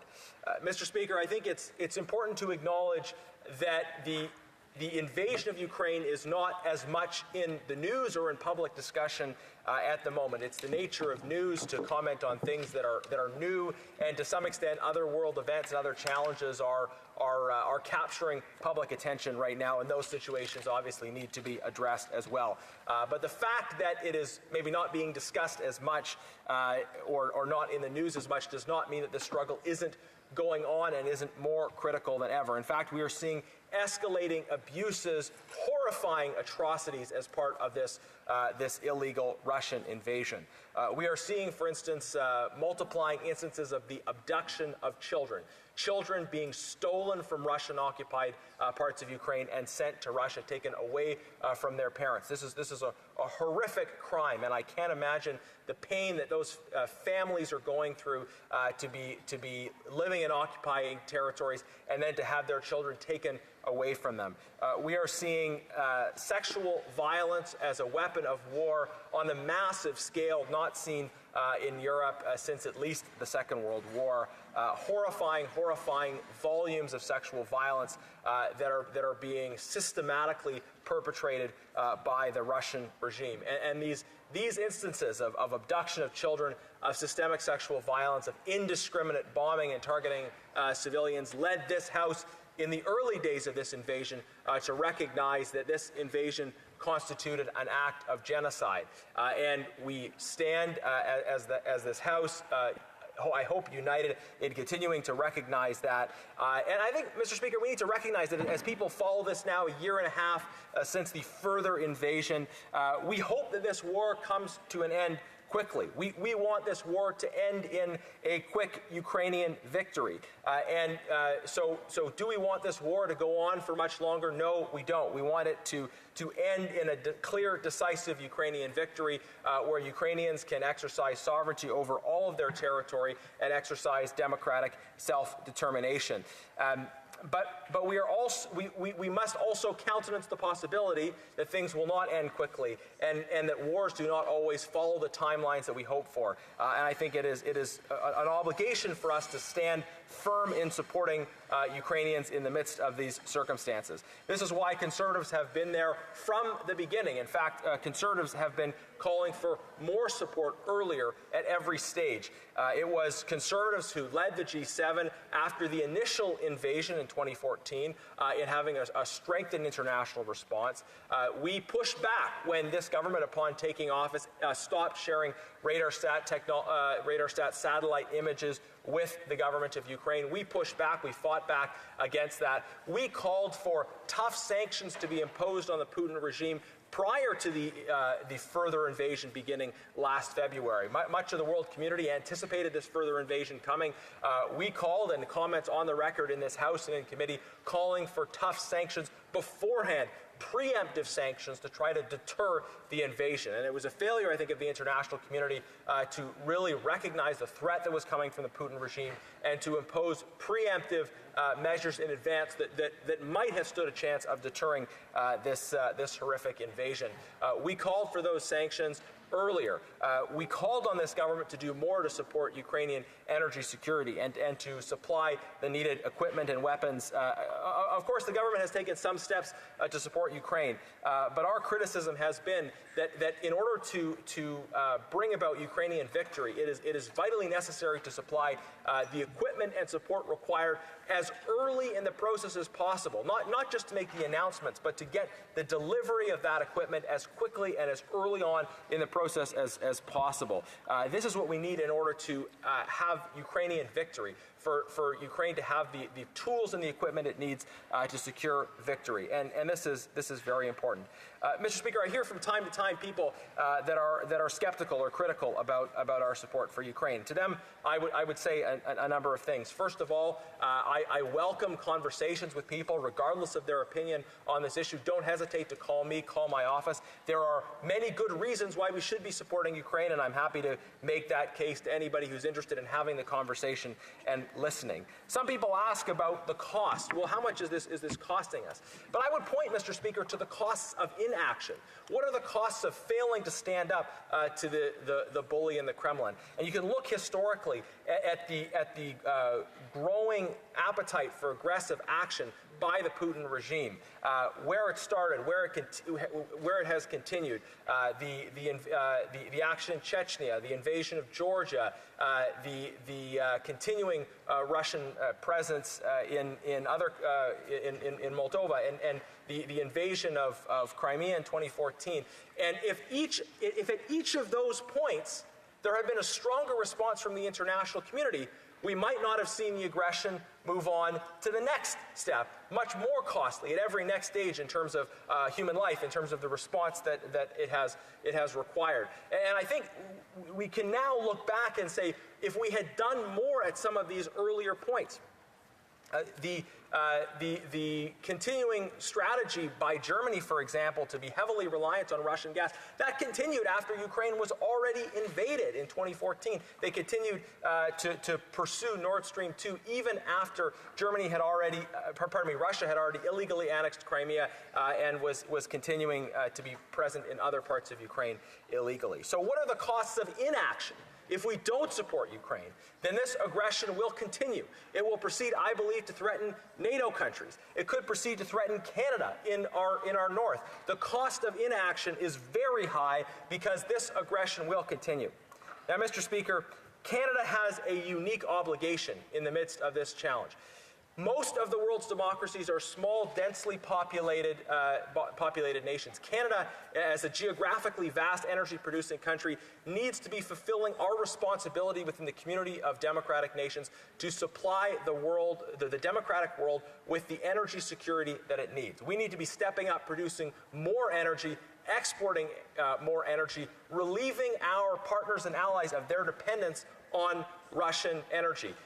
Purchases of energy from Russia are fueling their war machine, are fueling the slaughter, the systemic sexual violence, the abduction of children. It is being fueled financially by those energy exports. So what Canada needs to do, recognizing the unique opportunities and the unique responsibilities we have, is expand our energy production. Yes, it benefits our economy. Yes, it benefits Canadian workers. But I would say even more importantly, it is us fulfilling our responsibility in the world to provide that energy security that all countries need.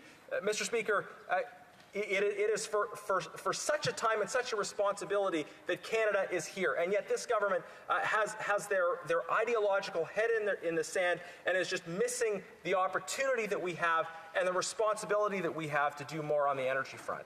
So I support expanding our trading relationships with Ukraine and other countries, but we need to do more in the energy security area, and we need to ensure that when announcements are made, we are delivering the goods as quickly as possible to ensure the vitally necessary victory for Ukraine and the forces of freedom everywhere. Questions and comments? Question et commentaire. The Honourable Member for Windsor West. Mr. Speaker, I appreciate the opportunity to rise here again, and I enjoyed my colleague's speech here, and I wanted to ask him the importance of getting into the discussions further with trade with Ukraine, because some of Ukraine's allies have had some discomfort with grain and other type of trade. So this is actually really important, in my opinion, to start sorting out some of these rules of engagement. And there's also what I've really believed in. Canada can really pay really good dividends back and forth with cybersecurity and others from Ukraine. I've enjoyed having Ukrainian internships in my office for a number of different years and found the work ethic and also the expertise exceptional. So to my colleague, how important is it to get, I guess, an agreement and work on that agreement so we can avoid trade disputes and other disruptions that could actually potentially cause problems among allies? We just have to look with ourselves in the United States, for example. And also second to that is perhaps with cybersecurity and cyber issues coming up, how we could benefit from that work together as well. Honourable Member for Sherwood Park, Fort Saskatchewan. Thank you, Mr. Speaker. I thank my colleague for the question, and our party supports having clear rule-based dispute resolution mechanisms that allow certainty for businesses and that contribute to felicitous relationships among allies. He mentioned a number of sectors that are very important. Of course, Ukraine's agriculture sector. Canada has an important agriculture sector as well.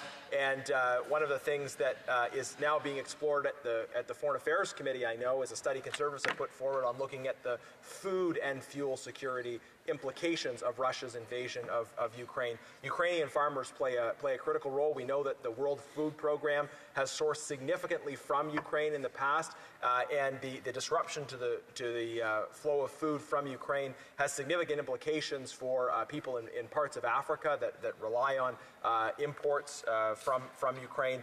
So there's opportunities for more collaboration on cybersecurity between different parts of our agricultural sectors, on energy, as I spoke about, and many other areas. Questions and comments? Question et commentaire. The Honourable Member for Vaughan Woodbridge. Thank you, Speaker. I'd like to ask the Honourable Member from Sherwood Park, Fort Saskatchewan. His Honourable colleague, the member from Abbotsford, just spoke very eloquently just a few minutes ago about the Conservative Party's mantra for free trade and CPTPP and CETA and some other agreements that were signed.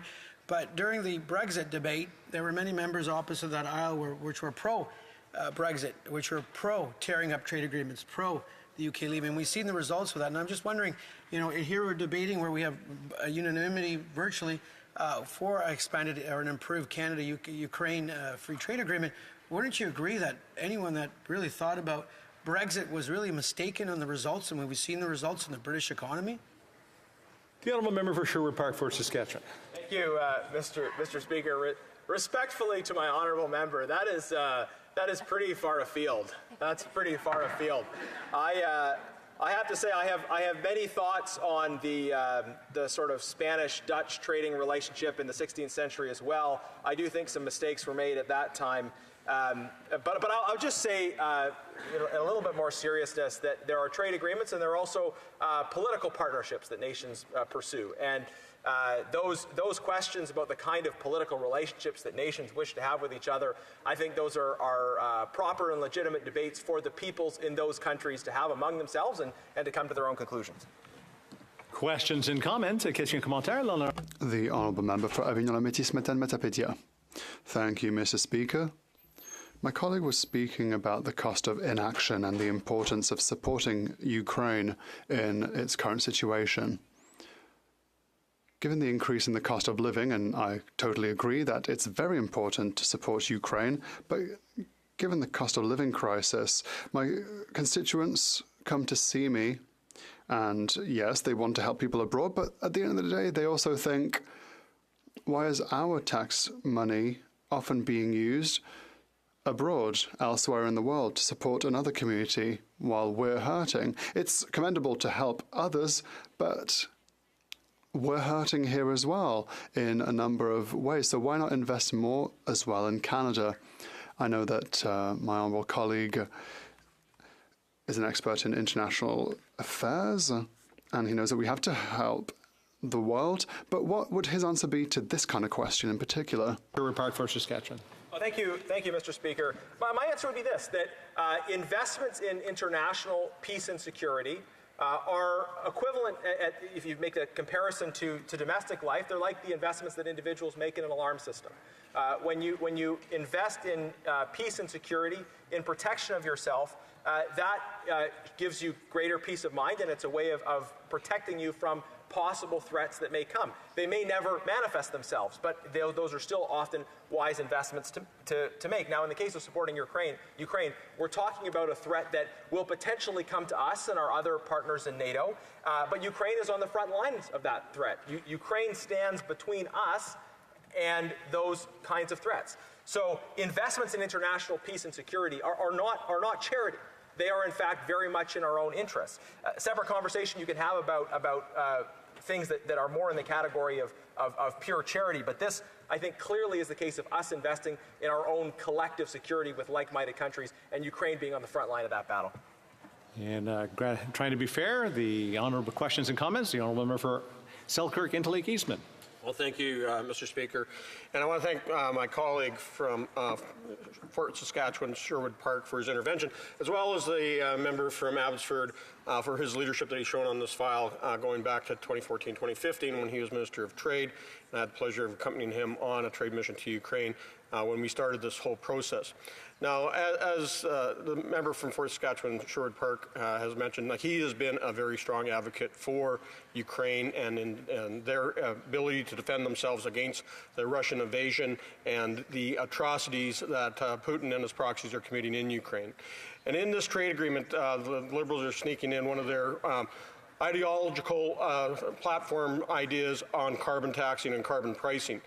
Does the member from Fort Saskatchewan, Sherwood Park, believe that it's more important to put carbon pricing in on energy than it is to send? Every time I talk to Ukrainians and whenever I've been to Ukraine, they want more of our energy, more of our technology so that they can produce more energy there to replace the Russian oil and gas that they have to use and fund Putin's war machine. We are out of time, but the honourable member for Sherwood Park, Fort Saskatchewan has Thank you, Mr. Speaker. I thank my colleague for his leadership on this critical issue, going back long before I was even in this place. Mr. Speaker, when I talk to politicians in Europe, they are when it comes to energy, they recognize the urgency of the situation. They are looking for all of the above. They want more Canadian energy. They want more energy from other sources. They are in an urgent crunch, and they need energy from all sources. And this government continues to put their ideological head in the sand and ignore that situation of urgency. Reprise du débat, continuing debate. The honourable member for Vaughan Woodbridge. Thank you, Mr. Speaker, and it's great to rise in this House this afternoon on this lovely Monday afternoon. It is a nice day outside. I do wish to say, Mr. Speaker, I will be splitting my time, with the member from Sherbrooke, my friend and honourable colleague from Sherbrooke and the beautiful part of the country in Quebec. Mr. Speaker, before I begin, we're speaking about C-57, Canada-Ukraine Free Trade Agreement, and we all know that we have Ukraine's back. We have the backs of the Ukrainian people who are fighting for their freedom, their security, democracy. And Mr. Speaker, we know their fight is our fight. We know that they are lauding for their homeland, and they have to win. There is no choice in this matter. I've heard some of the speakers speak quite eloquently on what faces us. Ukraine must win this battle versus tyranny, versus an authoritarian dictatorship that unjustifiably, illegally invaded Ukraine and its territorial sovereignty. Not only Ukraine, but in 2014, another part of Ukraine, Crimea, and surrounding areas. We know that Russia is involved in the Middle East in destabilizing countries. We know that they are fighting against democracy, and we are fighting for democracy and human rights. And we need to stand and continue to stand on all sides of the aisle and all Canadians from coast to coast to coast with Ukraine, with the Ukrainian people, and for their sovereignty and for the freedom of all Ukrainian people. We also know the atrocities that have been committed by the Russian forces against Ukrainian women, Ukrainian soldiers, and the Ukrainian people, and those folks need to be held accountable. We also know that Ukraine will have to be rebuilt in many areas. We also know that the trade and investment ties that exist between Canada and Ukraine must continue to strengthen, and Bill C-57 is just another step in this process. Mr. Speaker, we know Canada is a trading nation, whether it's CUSMA, the renegotiated free trade agreement with the United States and Mexico, whether it's CETA with the European Union. And Mr. Speaker, I hope one day when we are speaking about CETA and the European Union, that Ukraine will be a full-fledged member of the European Union. I know on June 23rd, 2022, the European Parliament adopted a resolution calling for the candidate status for Ukraine in terms of its EU membership in that process. So let's look forward to brighter days as the Ukrainian soldiers, brave ones, continue their fight against tyranny. Mr. Speaker, we know Canada benefits from free trade agreements. We know its trading partners benefit, whether it's Canada-South Korea free trade agreement and Canada-Israel free trade agreement, the Canada-Taiwan investment accord. We know that with Europe, for example, we surpassed in 2021 a record high of $100 billion in trade. And this will be critical as we move forward with Ukraine. And this trade deal with Ukraine revision, which my understanding is supported by all sides of the aisle, will not only help the Canadian economy, it is something that will help the Ukraine economy, because Canada will be there not only today, but tomorrow to help build Ukraine with our partners that believe in democracy, that believe in human rights, that believe in the freedoms of individuals, unlike many other countries in the world. And it is a sad state of affairs when there are so many countries that are run by authoritarian governments that are fighting against and rolling back rights, whether it's the Islamic Republic, Islamic regime in Iran against its citizens, whether it's Hamas, a terrorist organization, a proxy for Iran in the world, doing what it did on October 7th and the slaughter of over 1,400 Israeli and foreign nationals, and whether it's other countries as well. Mr. Speaker, as you know, in response to criticism of international trade that has led to rising protectionism and retreat from the international rules-based order, Canada is committed to creating more opportunities for people to engage in and benefit from trade.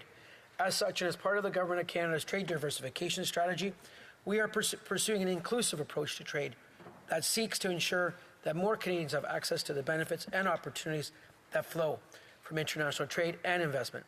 This includes Canadians who have traditionally been underrepresented in international trade and investment, including women, SMEs, and Indigenous peoples. This means seeking trade policies that are sustainable, transparent, and inclusive. Today, I'm proud to announce that the modernized Canada-Ukraine Free Trade Agreement, or CUFTA, reaches these high standards regarding inclusive trade, with specific chapters on trade and gender, trade and SMEs, and trade and Indigenous peoples. Mr. Speaker, we know there's well over 1 million Ukrainian Canadians that have helped build this beautiful country, and their contributions are so richly valued. We know there's almost 200,000 Ukrainians that have come over in the last 2 or 3 years, or in the last 2 years because of the war, and we know they are working hard to build and contribute to this blessed country we call home in Canada. Hopefully, some of them will return to Ukraine to help rebuild that country and the parts of the country that have been impacted. Others will stay, but God bless them all because their contributions are noted from coast to coast to coast. Mr. Speaker, allow me to give an overview of the new chapters of the Canada-Ukraine Free Trade Agreement. The chapter on trade and gender is one of the new chapters of the agreement and aims to promote gender equality, remove barriers to trade for women in all their diversity, and facilitate their improved access to benefits of opportunities of CUFTA.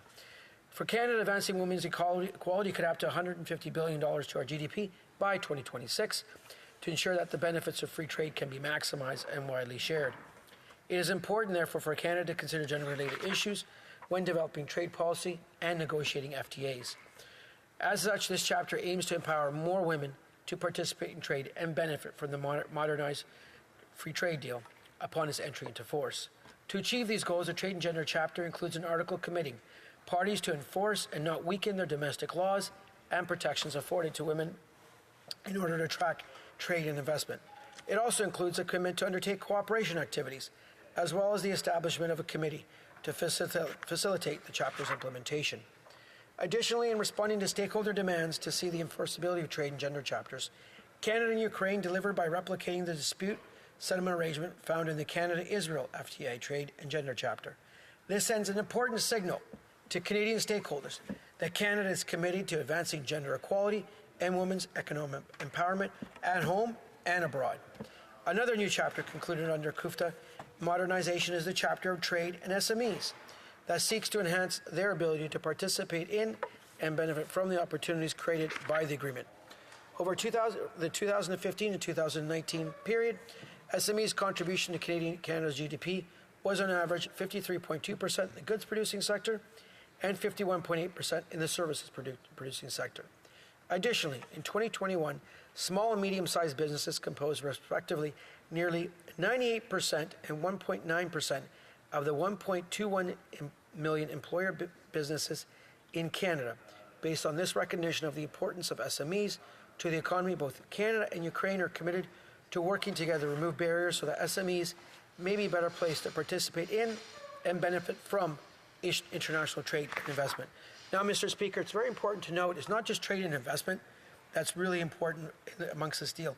It's also the expertise that Canadian businesses here have at home that are going to be utilized by Ukrainian businesses in rebuilding certain areas of Ukraine that have been impacted by war, in strengthening their standard of living, and also allowing Ukrainian SMEs to proactively grow their trade. Mr. Speaker, as we say as an economist, trade, international trade, tends to lift all boats. We've seen it through the world in the last decades of how trade has lifted literally hundreds of millions, if not billions of people out of poverty, improving standards of living, not only here at home, but abroad. I do wish to end off, Mr. Speaker, because I believe I hope we'll have unanimous support in implementing this bill. You know, there are over 1 million Ukrainians at home working hard today in Canada, making sure that their kids have brighter futures, and they're looking to Parliament to pass good legislation like all Canadians are. This is a good piece of legislation, Mr. Speaker, Bill C-57, this act to modernize the Canada-Ukraine Free Trade Agreement. And much like other speakers have stated, Canada is an open economy. We're a trading people. We're competitive folks. We compete on the global in the global economy. We compete on global scale. Our workers are the best in the world. They're skilled. They're hungry, but they're also folks that like to would like to trade with other like-minded countries in the world, and Ukraine is a like-minded partner. Ukraine must win this war against Russia.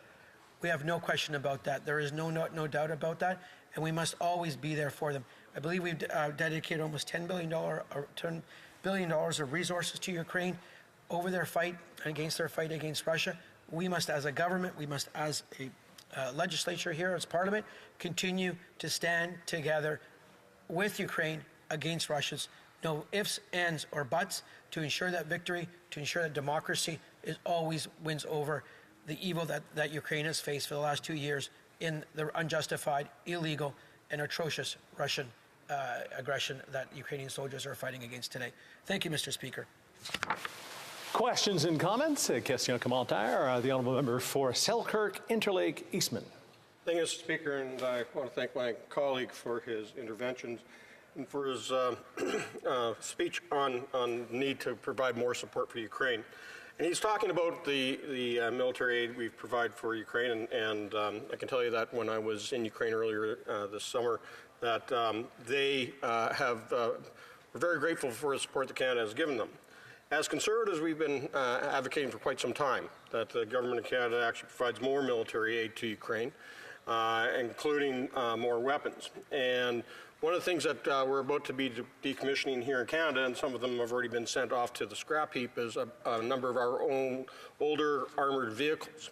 And Armatech in London, Ontario has offered to take those old vehicles, refurbish them, and send them off to Ukraine to help them win this war. We know that the M113 track labs that Canada has would be very welcome, as well, along with our old Bisons and Coyotes that are in the process of being retired. The old M113s that were sent from the United States and from Australia, Mr. Speaker, has actually helped liberate Kharkiv. And we know that in this fight today, that the more Ukrainians that can put in armored vehicles, the more that they can push back, the more they can win. So I'm asking this member if he would support having Armatech refurbish old, outdated labs that right now the Government of Canada is retiring from the Canadian Armed Forces. The Honourable Member for Vaughan Woodbridge. I thank my honourable colleague from Selkirk, Interlake, Eastman. I believe, and I will say this, whatever we can send in resources to the brave Ukrainian soldiers at the front lines fighting the Russian regime, that illegal invasion, we need to assist them. I'm not an expert on military equipment or supplies, but if the Canadian Defence Forces and the Minister of Defence deems that these equipment, the equipment that's been identified, would be useful and available for the Ukrainian forces, I'm a believer we need to do everything that we can to support the Ukrainian soldiers on the front lines fighting for democracy and human rights and everything we believe in as a country. Thank you, Mr. Speaker. Question et commentaire. Questions and comments. The Honourable Member for Timmins, James Bay. Thank you, Mr. Speaker. I guess my concern is we support Ukraine. We want to make sure that we can deal with the horrific war that's gone on. But until we deal with the massive destruction of homes, the massive destruction of the environment, there's not going to be much of a trade going on. And we're now coming into the second winter of a brutal war. So I want to follow up on my Conservative colleague who'd asked about the light armored vehicles. We know General Dynamics in London can produce them. It's an advantage Canada has. We can't compete militarily with some of our allies, but light armored vehicles from General Dynamics could do the job. Is this government willing to augment the supply force that they've already sent to Ukraine in order to hold the Russians back in this what's going to be a very, very hard winter coming? The Honourable Member for Vaughan Woodbridge. I thank my honourable colleague from Timmins, James Bay, and as the chair of Canada Europe, I was just recently last week at the Council of Europe meetings. We did have a bilateral meeting with Ukraine. Yes, winter is coming. The leaves are going to fall off the trees, and the Ukrainian soldiers are going to be more exposed to, particularly the air superiority that the Russians do enjoy right now. As I said to my honourable colleague in the prior question, we as Canadians should be doing everything we can to support the brave men and women fighting for Ukraine against Russia, fighting for all the values we deeply believe in. And if it's deemed that any equipment that can help them, I'm a HoC on this, and we should assist them in all possible manners. Thank you, Mr. Speaker. Question et commentaire. Questions and comments. Up the time we gave to questions and comments. There, before we go to 5 o'clock. Order, it's my duty, pursuant to Standing Order 38, to inform the House that the questions to be raised tonight at the time of adjournment are as follows. The Honourable Member for Sherwood Park, for Saskatchewan, on public safety. The Honourable Member for Leeds, Grenville, Thousand Islands, and Rideau Lakes, democratic institutions. And the Honourable Member for Port Moody, Coquitlam, on housing. Resuming debate, reprise de débat, l'honorable secrétaire parlementaire, ministre. The Honourable Parliamentary Secretary, Minister of Families, Children and Social Development. Speaker, it's my honor to rise in the House today in support of legislation to implement the modernized Canada-Ukraine Free Trade Agreement and present to the House important new additions that were negotiated in the area of services. Comme vous le savez, dans nos efforts pour moderniser As you know, in our efforts to modernize the Canada-Ukraine Free Trade Agreement from 2017, we have an ambitious and inclusive agreement with 9 new chapters, and 9 chapters from the 2017 agreement, which were updated. 5 of them concern the general area of services with new or expanded chapters on cross-border trade in services, temporary entry for business persons, financial services, telecommunications, and digital trade, formerly e-commerce. Ces nouveaux engagements permettent... These new commitments allow Canadian companies, which represent over 70% of employers in 2021, mostly small and medium businesses, to offer services by having access to a market, predictability, and easier access to Ukraine. If I may, I will provide a more detailed overview of these chapters that make this agreement a positive addition for Canadian firms and a model agreement for Ukraine to demonstrate its ability to reach a modern, ambitious, and high-standard agreement with partners all around the world. Canada and Ukraine have negotiated a modern and comprehensive chapter on cross-border trade in services, including substantive obligations consistent with Canada's existing trade agreements. This FTA chapter provides market access, non-discriminatory treatment, transparency, and predictability for both Canadian and Ukrainian service suppliers. Additionally, this chapter includes provisions on the recognition of professional qualifications seeking to facilitate trade in professional services, which is strategically important for both parties in a knowledge-based and digital economy. The chapter on temporary entry for business persons is another new chapter that supports economic opportunities for Canadians, including permanent residents, by making it easier for business persons to move between the two countries, as well as encouraging high-skilled workers to benefit from jobs in both markets. Les dispositions relatives à l'admission temporaire. Measures for temporary entry remove obstacles such as digital quotas, among other things, and include mutual obligations for Canadian and Ukrainian business people who fulfill the requirements. Access for Canadian investors to enter and stay in Ukraine to establish, develop, or administer an investment with a duration of stay of up to 1 year, thereby facilitating business opportunities and the growth of partnerships. The chapter also includes commitments that ensure that accompanying spouses of Canadian investors, intra-corporate transferees, or highly skilled professionals will also be able to enter Ukraine and work. Pour le Canada, ce chapitre offre une...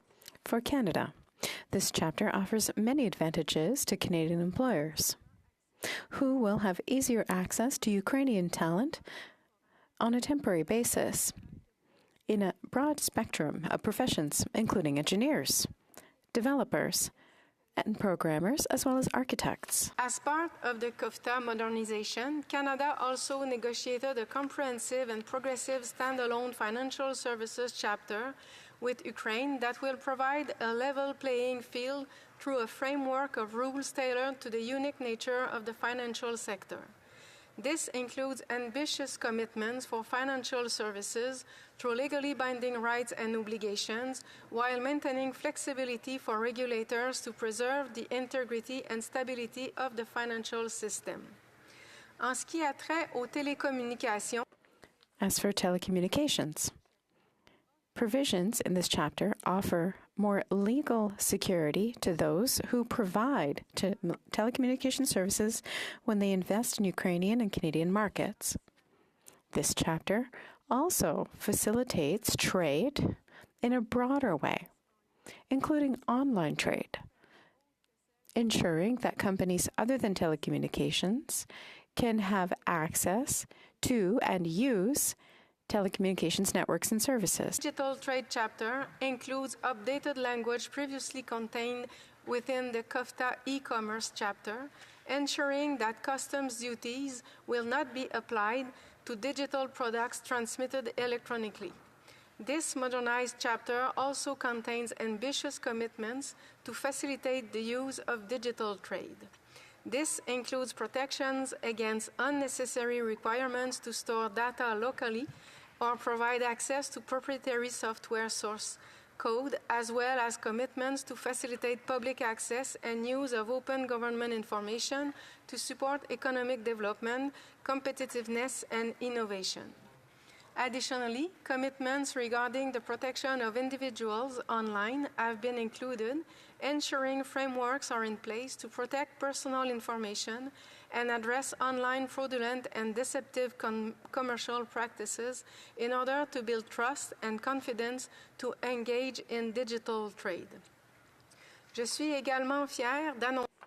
I'm also proud to announce that for the first time in one of Canada's free trade agreements, this chapter includes a provision forbidding government authorities from using personal information collected from private organizations to exercise targeted discrimination against a person on prohibited grounds. About how governments are using personal data, this commitment is intended to improve user confidence in the digital economy. Monsieur le Président, les nouveaux Mr. Speaker, the new chapters in this agreement represent a great opportunity to create a solid base adapted to modern trade, which Canada and Ukraine can use to reinforce their trade relationships. To do so, I hope all members in this House will support legislative amendments in Bill C-57, which will allow Canada to implement the new Canada-Ukraine Free Trade Agreement. Questions and comments? The honourable member for Selkirk, Interlake, Eastman. Thank you, Mr. Speaker, and I want to thank the member from Sherbrooke for her speech. And, it's been 607 days now that we've witnessed Ukraine valiantly fight back against this Russian invasion. For 607 days, we watched Russia carry out mass atrocities. And we know that Vladimir Putin wants to commit a genocide against the people of Ukraine. Now, one of the things that Ukraine is begging for is Canadian energy, and wanting to make sure that they're able to survive another cold winter since this war has started and not be dependent upon natural gas and oil from the Russian Federation.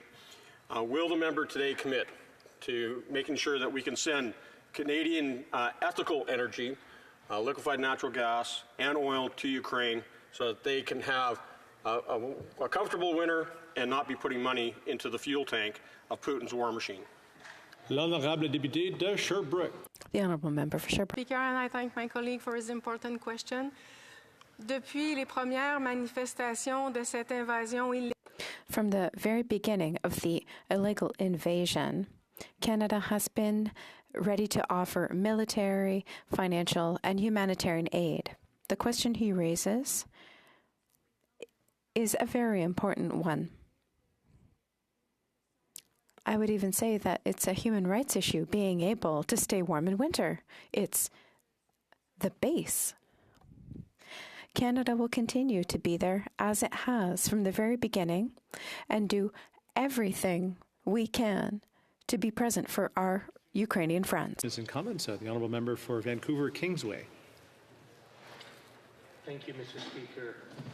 Free trade agreements are one way that Canada not only can improve the economic conditions for our businesses here, but also do so on a mutual basis. And in many ways, they extend preferential conditions to the recipient host country. Now, like a lot of post-Soviet republics, Ukraine has struggled with establishing a strong rule of law system in that country, and like a lot of post-Soviet republics, has also struggled with corruption.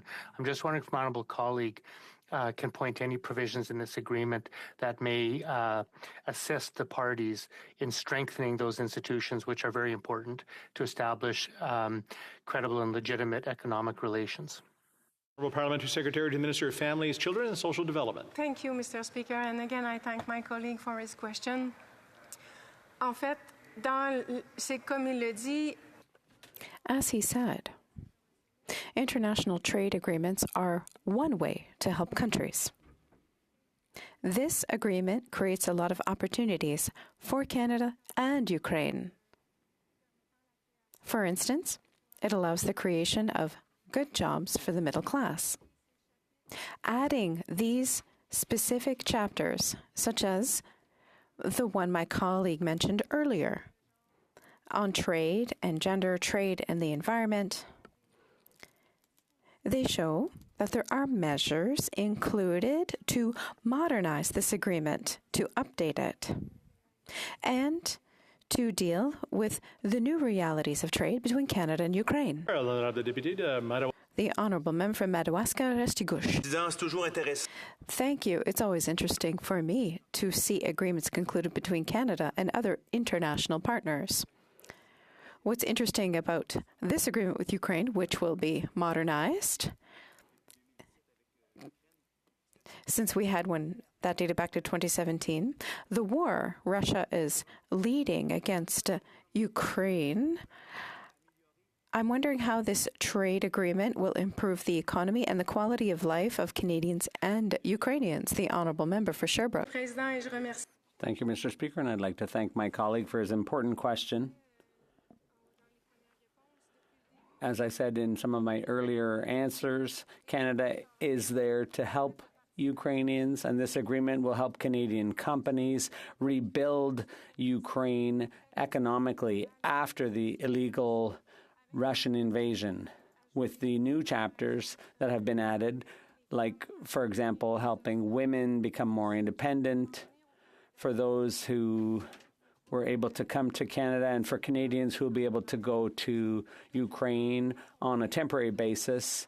Those are two very concrete examples of how the deal will help both people here in Canada and people in Ukraine. Reprise. Resuming debate. Starting redoing debate. Oh, geez, it's getting late in the day. Right, resuming debate to the Honourable Member for Prince Albert. Mr. Speaker, I know what you mean. It's been a long day and a tiring day. I just want to inform you, I will be sharing this time with the member from Renfrew, Nipissing, and Pembroke. I'm sorry to the member there, I butchered her name, but I know she's going to give a really good speech, and I know I'm really excited to listen to it. So I'm sure, hopefully, she'll forgive me. You know, Mr. Speaker, our original trade agreement with Ukraine was done in 2015. It actually was originally negotiated under the Conservative government, and it removed tariffs on 86% of all exports. Talk about a long day. My mouth just feels like a long day right now. You know, that was an agreement that really showed support Ukraine when they needed it. It was there to help them with a hand up. It was laying the groundwork for actually creating perfect and good partnerships with Canada and Ukraine, and to build on our relationship that has been going on for years and years. If you look at the riding of Prince Albert, we have a strong Ukrainian community. They're very active in the community. In fact, there's a big dance festival coming up here in a couple weekends that they'll be celebrating their heritage again. We also do have a lot of Ukrainian refugees in the riding, and they're contributing to our economy. They basically just slid right in and fit right in and pulling their weight. And you know, while I'm sure they'd rather be back in Ukraine with their families, we're glad to have them here in Saskatchewan in the riding of Prince Albert, and making them feel at home and being there for them. You know, Mr. Speaker, as we look at this new agreement, you know, it kind of lays out what I expect out of a trade agreement. You know, if you look at Ukraine, I'm not going to lie to you, I was actually kind of surprised we did an agreement while the war was ongoing. But when you look at the Ukraine, I thought, well, let's think about it in a practical sense. Ukraine's going to win this war. I think everybody in here believes that. They're going to win this war. They're going to have to rebuild after the damage that Putin has done in Ukraine. No question about that. Who is in the best position to help them do that? Canada would be. That's right. So that's why you do an agreement like this. You actually position yourself to be there not only during the war, but after the war, to help and partner with the Ukrainian people to rebuild their country and make it the modern country that it can be and make it a progressive part of the EU, which I think it will ascend to it one day. So you look at a trade agreement and you say, well, that's what I expect out of a trade agreement. I expect a trade agreement, first of all, to take advantage of the Canadian skill sets we have now. Now look at the agriculture sector. I used to be the marketing manager in Eastern Western Europe for Flexco, which was owned by Case IH at the time. And actually for a brief stint of time, Ukraine was my marketplace. It was actually one of the areas that I covered. And if you I went there once and you look at it, the potential was phenomenal. Their ability to grow crops. But what they didn't have was the technology. So we shipped them air seeders, we shipped them tractors, we got them new genetics. We actually, I know other companies are going there with cattle genetics, dairy genetics. Canada had all this resource that we shared with the Ukraine to build it up. And what did it do? It helped feed the world. In fact, what happens now with this war, Northern Africa, a place like that, are a threat of hunger because Ukraine isn't there to help them feed it. You know, in the scenario like that, if you look after the war and the amount of downtime, Canada can step in again on the agriculture side and be there for them to help them rebuild their agriculture sector, their food production and food manufacturing. If you look at our manufacturing sector, we've got some of the most efficient manufacturers in the world. They have to be. With the carbon taxes and everything they have here, they have to be efficient in order to compete on the global stage. So they're just that much better than anywhere else in the world. And to go into the Ukraine and help them build their manufacturing sector, rebuild what they need to do in their facilities and their plants, Canada would be a natural ally to do that. You look at the uranium and the power generation, the nuclear technology. Again, coming from Saskatchewan, where uranium is mined and it's processed in Ontario, and we look at the facilities we have here in Canada and we offer for sale around the world. Well, there's a great partnership to offer to the world. Canada and Ukraine working together to provide green power moving forward. That makes so much sense. So I expect the free trade agreement to start to facilitate those types of agreements, those types of partnerships, and that types of growth. You know, when I was in Western Europe this spring with the Foreign Affairs Committee, one of the comments and discussions that was talked about is how do we rebuild Ukraine in such a way? How do we make sure Ukraine has the skill sets? How do they know that they've got the plumbers, electricians, the people who actually go back into that country after the war and rebuild it? And then, you know, we talked about how can we use the education system here in Canada with the women that are here right now. How can we actually give them the skill sets so when they go home, they actually can contribute to rebuilding their country? And I think that's something I think the province of Saskatchewan's looking at very seriously and saying, okay, through our education system, we can actually do that, making sure they have the proper skill sets, you know, the technology and the know-how to do that. But then they also need the actual resources to do it. So you know, they're going to need the lumber, they're going to need the cement, they're going to need all the things to finish those projects. So what are those things can come from Canada? What are those items that can actually be imported from Canada or maybe from somewhere else, but that technology and that knowledge is transferred into the Ukraine? I think there's a tremendous amount of potential there. And as you look at the Canadian-Ukrainian community working together, just think of how strong that partnership can be in the world if they work together. If you've seen a business that had the Ukrainian ability, strengths and the Canadian strengths put together, like think about it. It'll compete anywhere in the world. Now they have one little hurdle, and that's Mr. Putin. And that they have the war to overcome, and I'm amazed and I basically, maybe I'm speechless, just how well they've done and how they've been there pushing back the Russian forces and fighting for their country and fighting for their people. You know, one thing I have to say, we had a staff member in my office who was from the Ukraine, and when the war broke out, she left my office to go back to the Ukraine. There is no question about the commitment from people in Ukraine to their country. And that's not just Ukrainians from Ukraine, it's Ukrainians from around the world saying the exact same thing. They want to free Ukraine. They want to see their country grow and prosper. Well, can we give them a hand up and do that? Can this free trade agreement actually do that? Can it actually give them a hand up? Can it actually provide the tools for a prosperous Ukraine after the war? Now, we need to be there. We can't neglect things. We can't say, you know, there's other issues in the world we have to, you know, water down or support Ukraine. No. We have to strong fast, their chin out with Ukraine. We have to do what we can to get them through this crisis, this war, and get them back on their feet afterwards. And I tell you what, if Canada can do that, we're going to have an ally for years and years to come, and a good ally and a good friend. So I just see us building on those strengths, and a trade agreement is a great way to do that. So, you know, I expect in a trade agreement like this, I expect the markets to be open. I expect to see goods coming out of the Ukraine. I expect goods to come out of Canada going to Ukraine. I expect the exchange of technology. I expect the exchange of labor. knowledge, education systems. Like I said, the uranium sector, the nuclear sector, I expect that sector to be focused on and taught, or taught isn't the right word, the commitment to bring that sector together to actually grow it and offer that technology throughout the world. Take our strengths, bring them together, and put it on the marketplace. Now, Mr. Speaker, an FTA can do that. If it's written right, it can do all those things.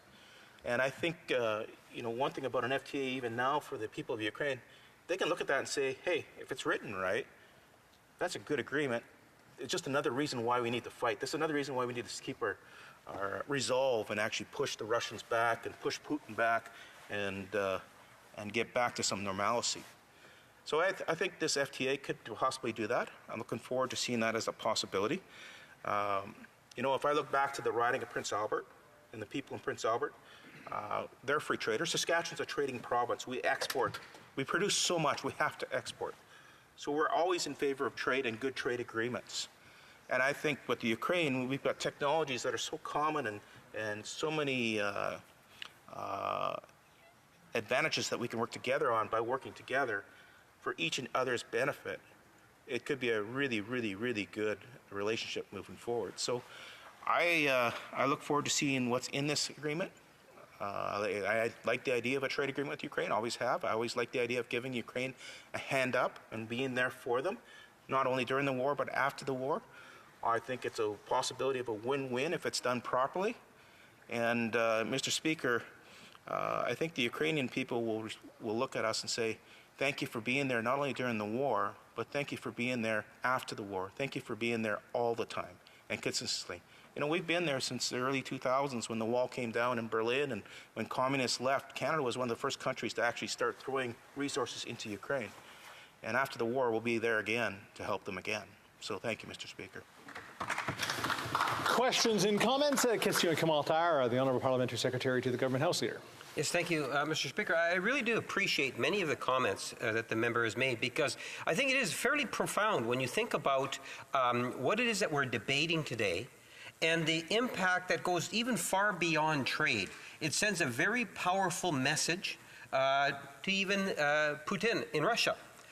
It says a great deal for morale in Ukraine, and it says so much about Canada's general attitude towards Ukraine and wanting to see Ukraine succeed, yet Canada itself will benefit through this particular agreement also. It's an all-round wonderful thing to see. The question I have for the member, would he not agree that you think about second reading, committee stage, third reading, report stages, the Senate? Wouldn't it be a powerful statement if we could somehow get this thing through before Christmas, through the Senate? The Honourable Member for Prince Albert. Mr. Speaker, in theory, yes. In theory, yes. We still have to see what's really in the agreement to make sure it actually will meet the requirements of Ukraine and Canada. But a partnership, it has to be a partnership. Any great trade agreement, if it's not a partnership at the end of the day between the two countries, it doesn't work.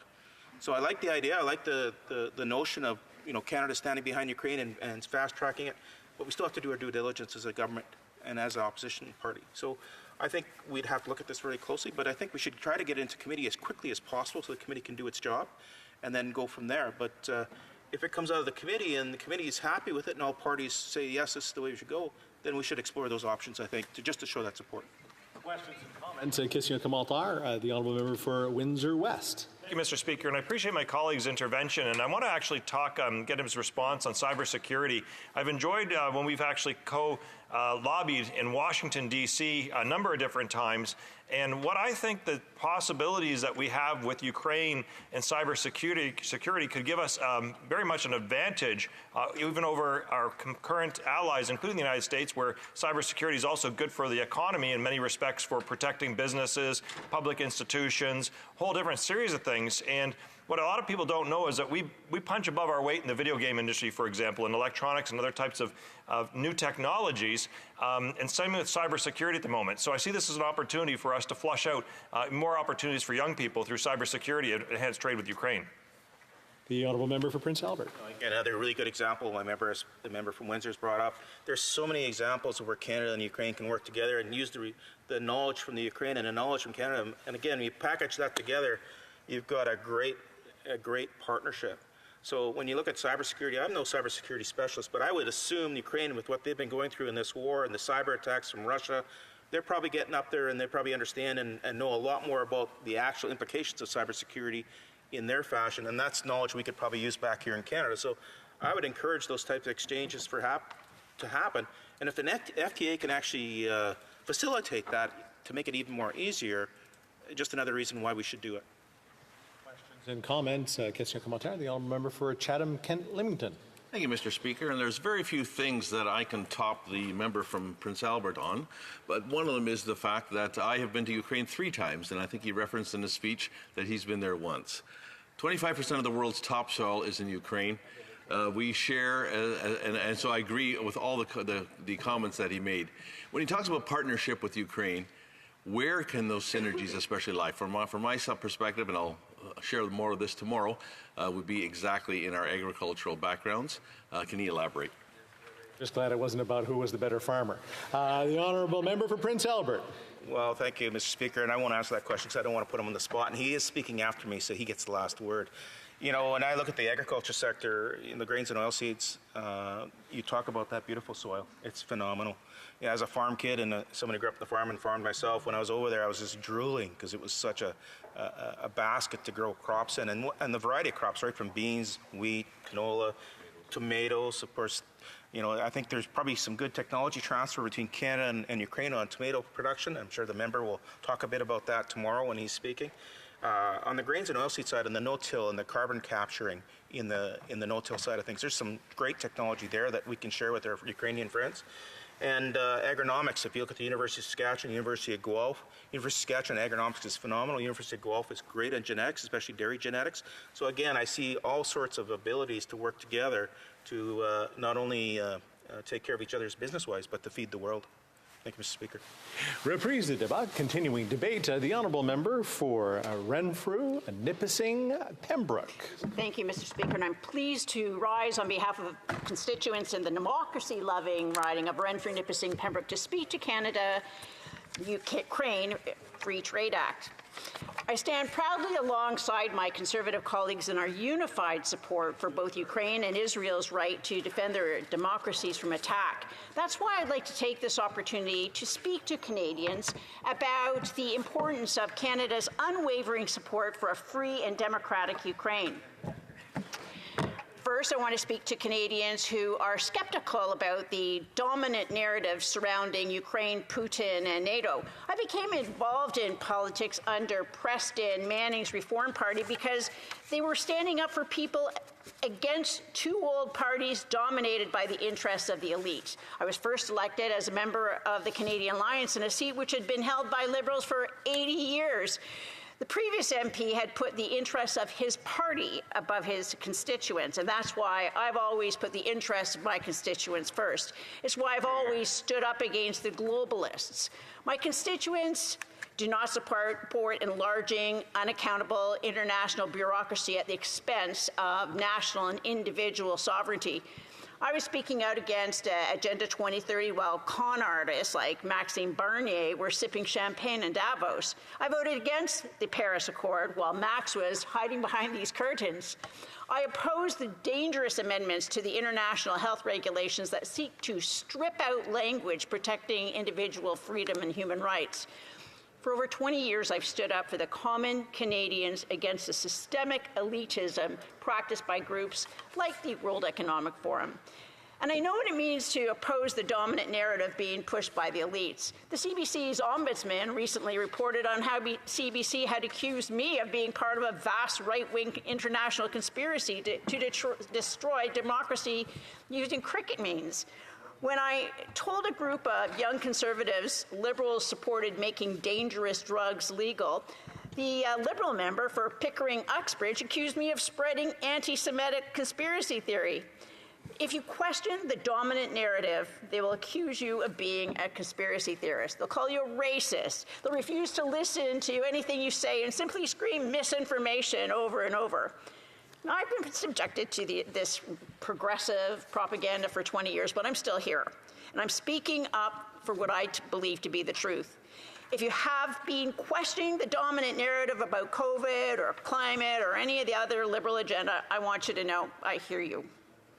But let me be clear. NATO is not the United Nations. NATO is not the World Economic Forum. NATO is not a threat to Russia. NATO is the greatest defense alliance in history.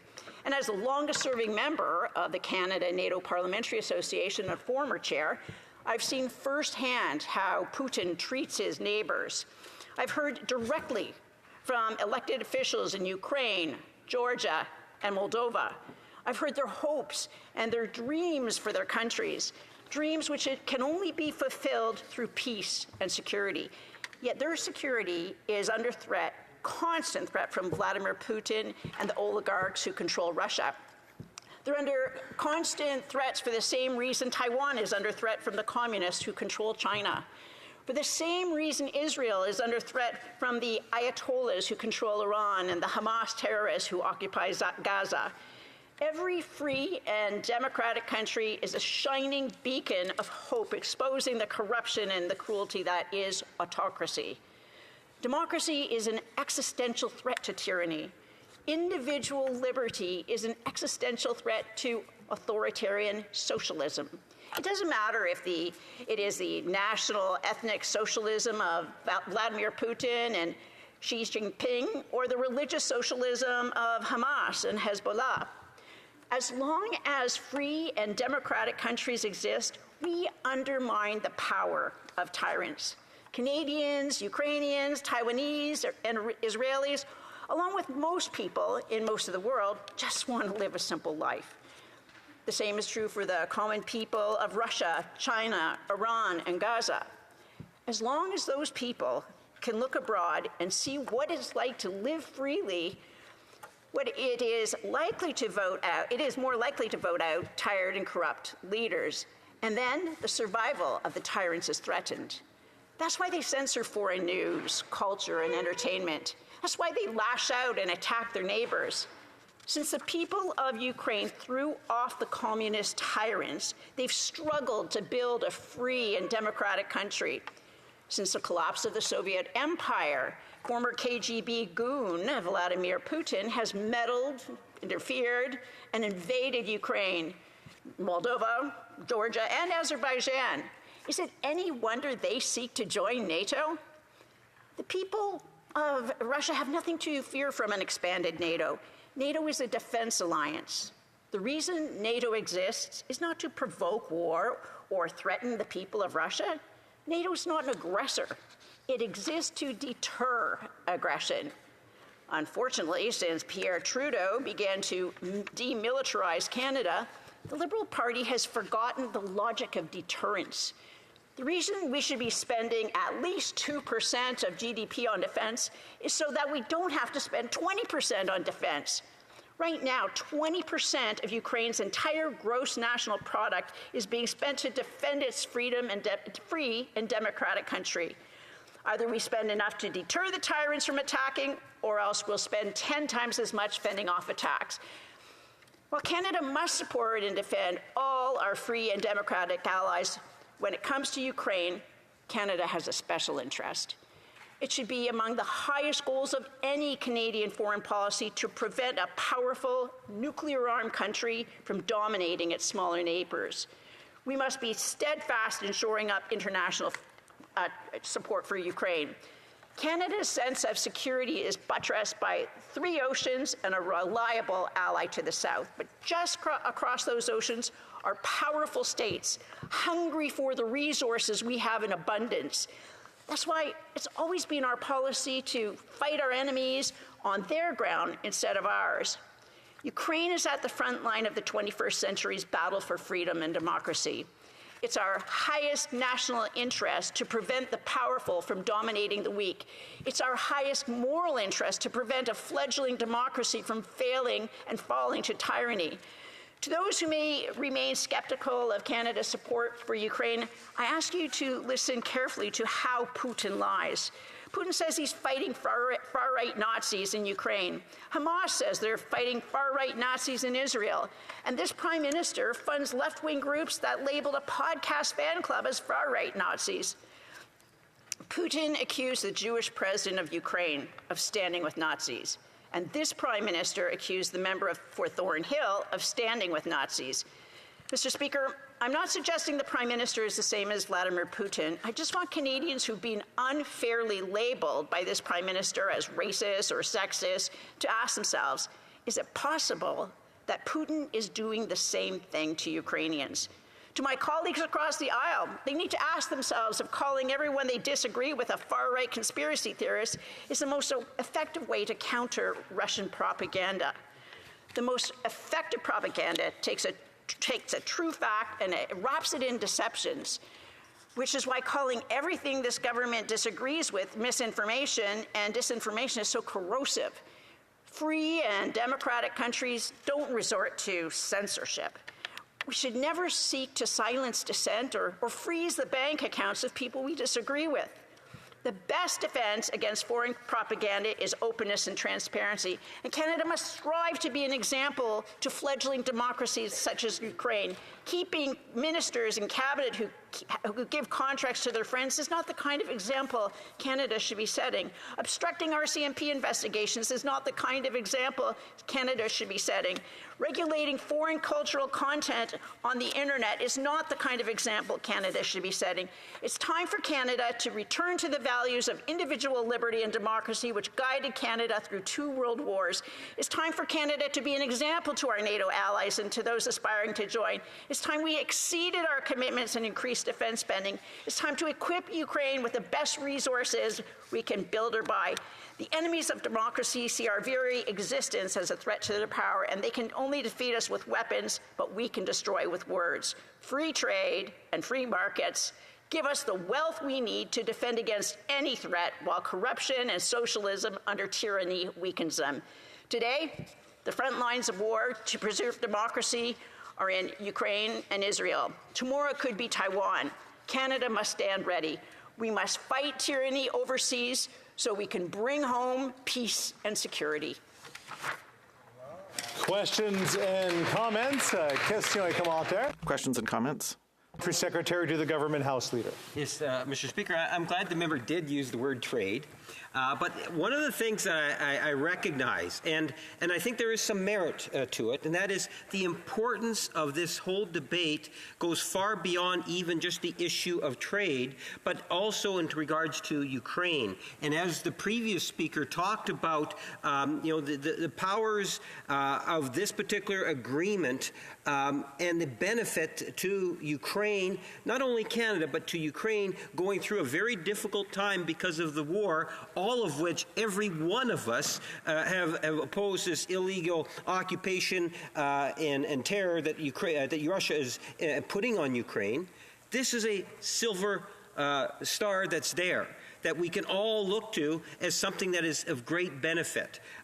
So I'm pleased that the member makes reference to that aspect. The question I have for the member, on the other hand, is I'm sure she would be aware, because she was a part of the Stephen Harper government, when the defense spending, military spending, went just below 1%.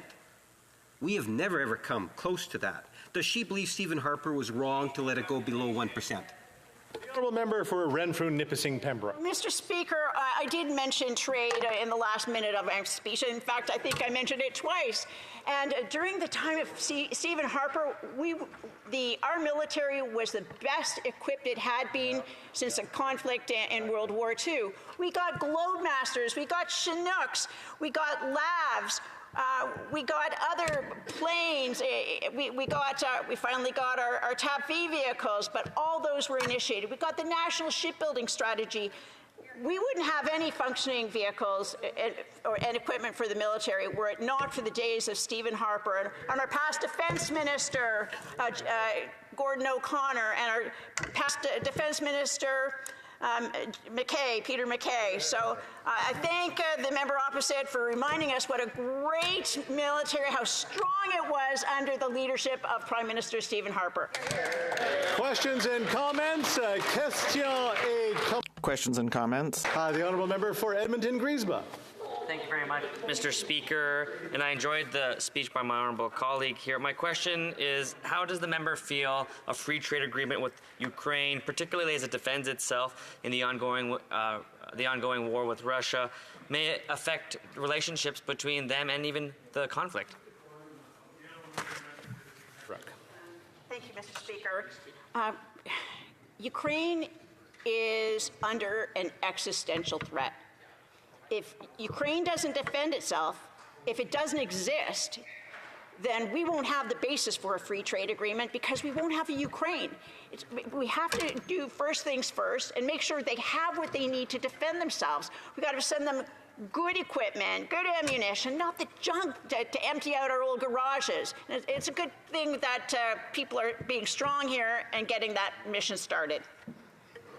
Questions and comments? Question et commentaire? Resume the Honourable Parliamentary Secretary to the Government House Leader. Yes, very quickly, Mr. Speaker, if the member could just provide her thoughts on that less than 1% spending on defence at Stephen Harper. Was that a good thing or a bad thing? The Honourable Member for Renfrew-Nipissing Pembroke. Mr. Speaker, during the leadership of Prime Minister Harper, there was more money spent in defence than there had been since the decade of darkness. And the country is stronger and envied by many because of what we have and our professional military, the women and men there who make Canada look good on the world stage. Questions and comments? Question et commentaire. The Honourable Member for Cypress Hills Grasslands. Well, I want to thank my colleague for her fantastic speech. And, we continue to see duplications of events around the world. We're seeing what's happening with Israel and Gaza right now. So I'm just wondering, as it pertains to foreign conflicts and just the information that is out there, I'm just wondering if the member could talk about how this deal might actually help the redevelopment of Ukraine going forward. Thank you. The Honourable Member for Renfrew-Nipissing Pembroke. Well, if given the chance, trade with Ukraine, it will strengthen itself and perhaps prevent another invasion by Russia or another entity. But the real problem here is the communists who run China. This Ukraine-Russia conflict is a wonderful and welcome distraction for them. Our overarching concern is making sure that Canada is well defended and the world is well defended against greater aggressors yet to come. Reprise du débat, l'honorable député. The Honourable Member for Pontiac. Thank you very much, Mr. Speaker.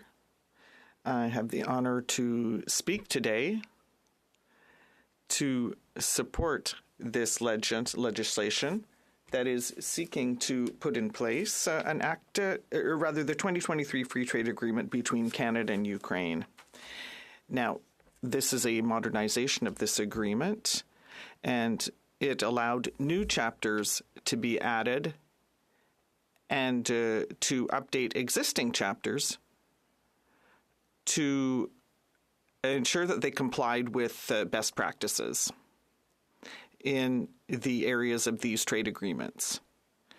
Now, one of the main update consists of two chapters that are very innovative, very modern, and very comprehensive. One is on labor, and I'll come back to that, and there's another one on the environment.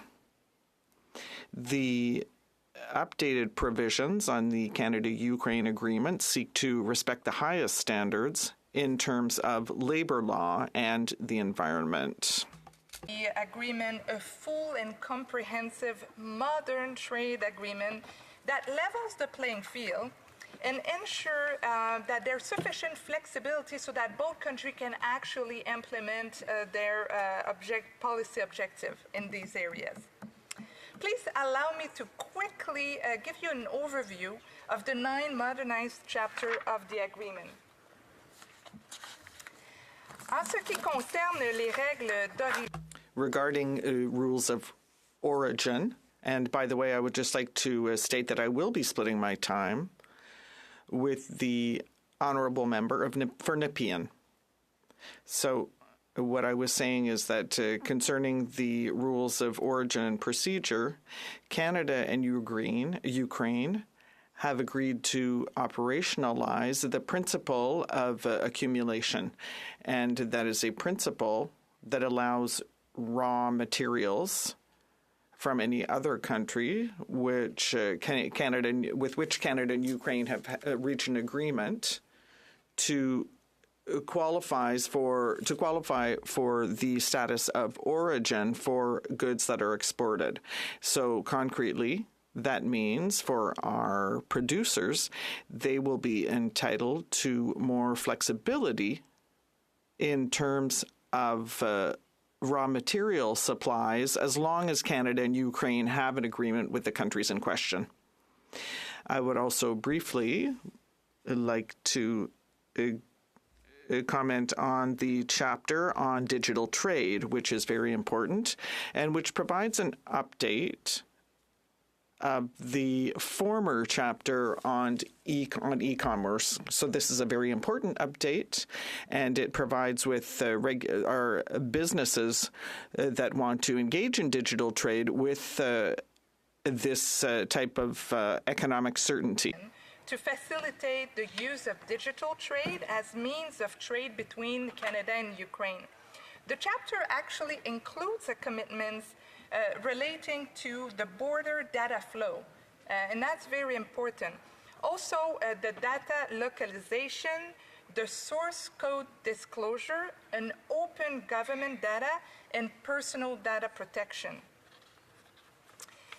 L'entente vise aussi à moderniser.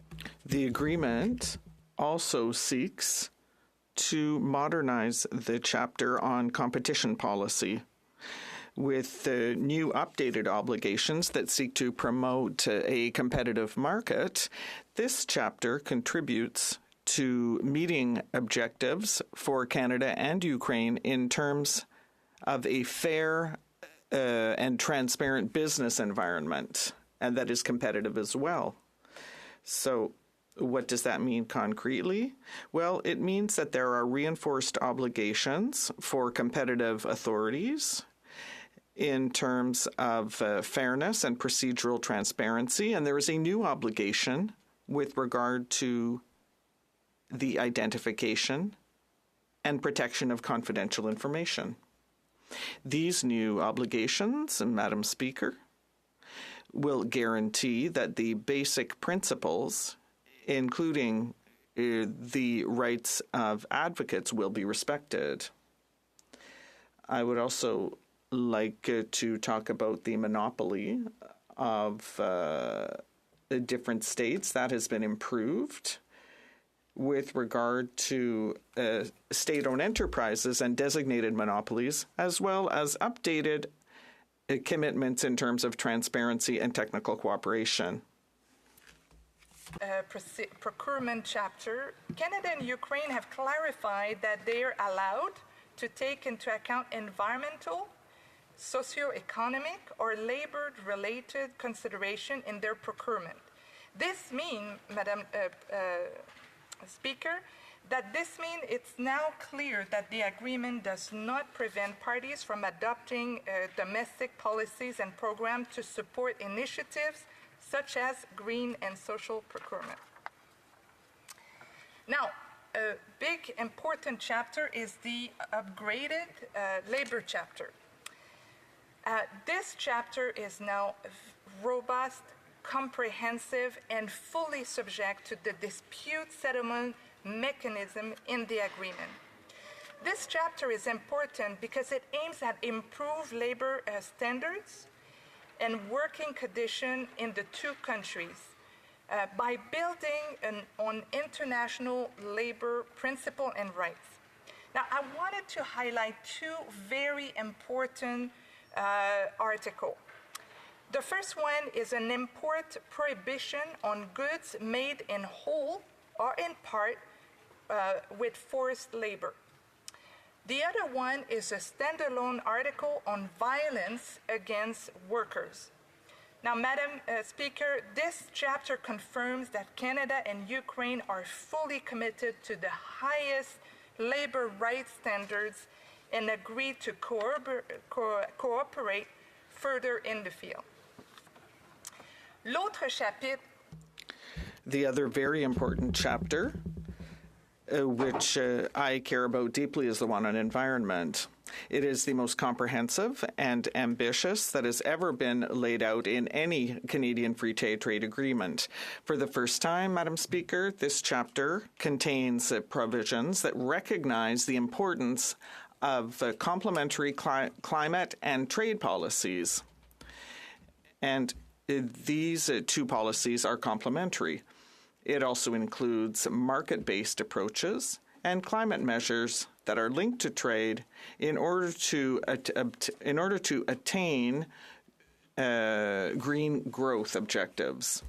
This chapter also introduces new sections that deal with environmental issues that are global in nature, including plastic pollution, waste, and it also promotes trades in goods and services, or rather environmental goods and services, and the circular economy. I would just like to mention the chapter on transparency and the fight against corruption and responsible corporate behavior. Madam Speaker, this chapter provides a framework for the promotion of transparency and integrity among public servants and the private sector, while moving forward with the applicability of anti-corruption laws. Madam Speaker, I would like to thank you for having given me the opportunity to set out the improvements that have been made in this very important trade agreement. And you can clearly see that there have been many improvements, and therefore this trade agreement is now going to be one of the most modern and comprehensive ones in history, as well as being innovative. Thank you very much. Questions and comments. The Honourable Member for Louis Saint Laurent. Thank you very much, Madam Speaker. I thank my colleague from Pontiac, with whom I have the great pleasure of sitting on the Environment Committee. My colleague rightly mentioned the fact that the free trade agreement deals with many issues, including the environment. We're all aware of climate change. We must deal with climate change. And as human beings are responsible for climate change, human beings must take action against it. So based on what the current situation in Ukraine, what does my colleague feel that Canada's main actions should be to help Ukraine rebuild its country, and especially when it comes to the environment? The Honourable Member for Pontiac. Thank you, Madam Speaker. I thank my honourable colleague for his question. Now, of course, I feel that at this point, with the global economy, we are realizing that climate change is intrinsically linked to the development of a greener, more resilient, more innovative economy. The agreement in this chapter, the environment chapter, contains many considerations and aspects, and I feel that all of this will really promote and foster exchange and sharing of technology for a 21st century economy that will help both the environment and trade. This is an example of a free trade agreement which is modern. It is among other modern, increasingly innovative agreements when it comes to linking the economy with climate resiliency.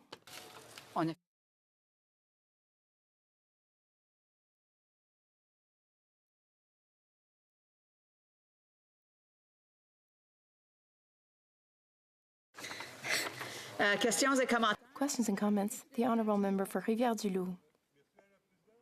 Thank you, Madam Speaker.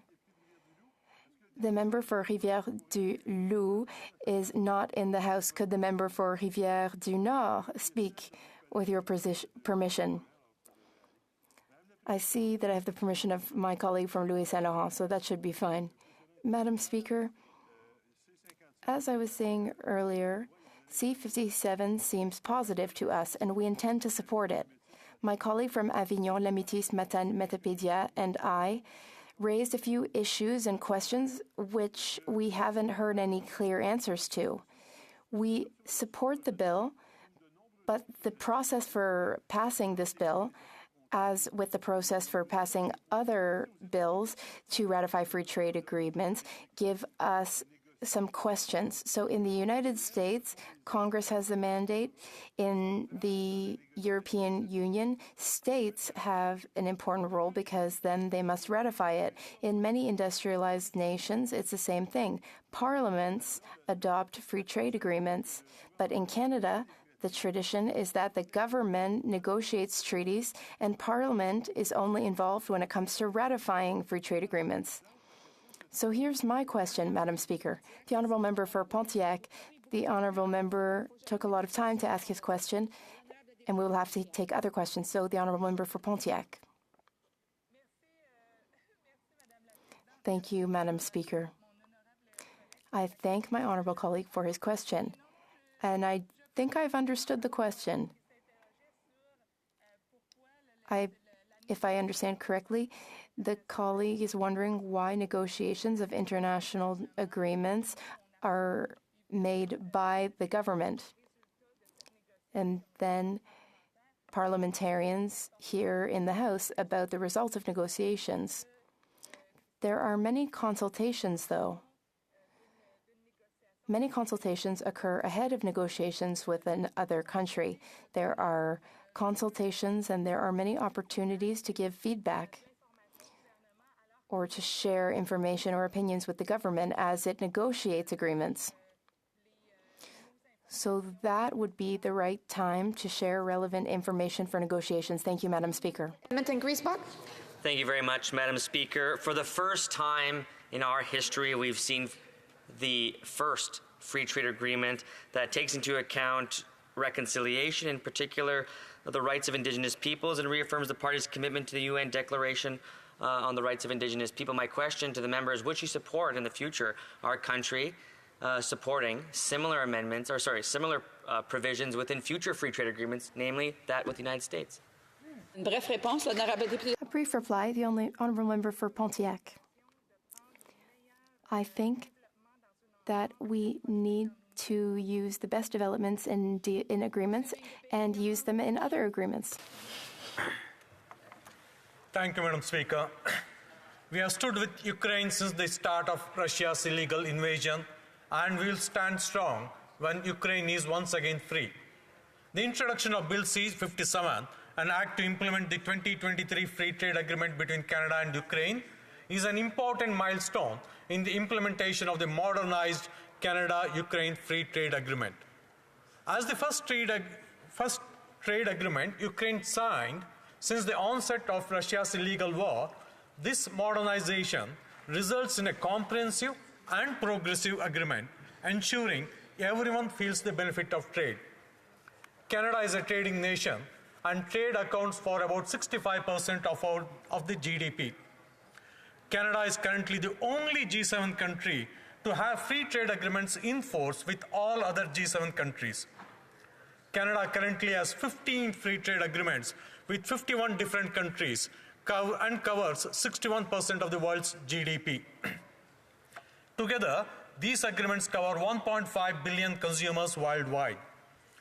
I have to give a shout out to our farmers. Though numerically small in number, our farmers and the agri-food sector are the most aggressive in leveraging every free trade agreement we have signed so far. Canada is the 5th largest exporter of the agri-food and seafood in the world and exported to nearly 200 countries. In 2022, Canada exported nearly $92.8 billion in agriculture and food products, including raw materials, agricultural materials, fish and seafood, and processed foods. I wish other sectors in Canada, where we have resource advantage, follow our agriculture sector in exporting all across the world. For example, the steel and aluminium sector can look beyond the North American market and export to Europe and Indo-Pacific region. Despite challenges, Canadian trade reached records high again in 2022. Canada's goods and service exports increased by 21.2% to reach $940.4 billion in 2022, and the imports advanced 20.5% to reach $936.2 billion. Even with Russia's illegal and unjustified invasion of Ukraine last year, which caused a horrific humanitarian crisis and sent shockwaves around the world, the global trade has remained resilient. Global economic growth advanced by 3.5% in 2022, followed by the 6.3% rebound witnessed in 2021. Canada continues to uphold and promote rules-based trade, providing confidence and predictability to our businesses. Free trade agreements represent over 80% of Canada's imports and over 90% of Canada's exports in 2018. Free trade agreements are essential for several reasons. They promote economic growth by expanding markets and increasing access to a wider consumer base. These agreements reduce tariffs and trade barriers, encouraging the flow of goods and services across borders. This fosters competition and innovation, driving down costs for consumers and enhancing product quality. Moreover, free trade agreements create a framework for resolving trade disputes, ensuring stability and predictability in international trade relations. They also strengthen diplomatic ties between nations, promoting cooperation and peace. In a globalized world, free trade agreements are crucial for spurring economic development, job creation, and overall prosperity. Free trade agreements are effective at lowering these trade barriers and overall costs of trade. The original Canada-Ukraine free trade agreement entered into force in August 2017. Upon entry into force, Canada eliminated duties on 99.9% of the imports from Ukraine. Similarly, Ukraine immediately eliminated tariffs on approximately 86% of imports from Canada, with the balance of tariff concession to be implemented over 7 years. This will align with the proposed date for the modernized CUFTA's entry into force. While comprehensive from a trade in goods perspective, the 2017 CUFTA did not include services, investment, and many other areas. It instead included a clause committing the parties to review and explore expanding the agreement within 2 years of its entry into force. On September 22, 2023, we signed the modernized Canada-Ukraine Free Trade Agreement. This supports long-term security, stability, and economic development in Ukraine, while also ensuring high-quality market access for Canadian businesses participating in Ukraine's economic recovery. This will create good middle-class jobs in both our countries. The modernized CUFTA will maintain the preferential market access gained in the original FTA for all current Canadian merchandise exports to Ukraine. It marks a new era in Canada and Ukraine's economic relationship and will be fundamental to the participation of Canadian businesses in Ukraine's economic reconstruction and recovery from Russia's illegal and unjustified invasion.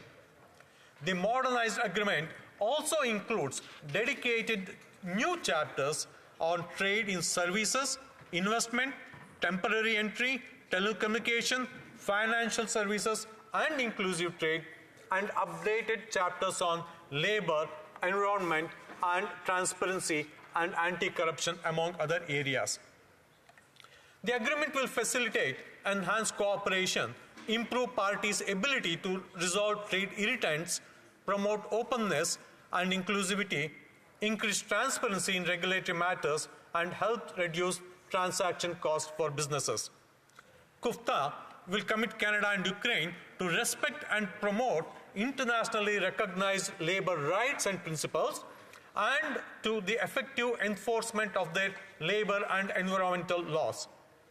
For the first time in either country's history, the FTA also includes a new dedicated chapter on trade and indigenous peoples, in addition to new chapters on trade and small and medium-sized enterprises and trade in gender. These elements are designed to increase opportunities for traditionally marginalized groups in trade to participate in and benefit from the agreement. When in force, the modernized CUFTA will not only continue to provide preferential market access for the merchandise trade, it will also establish ambitious new market access terms for services, trade, and investment.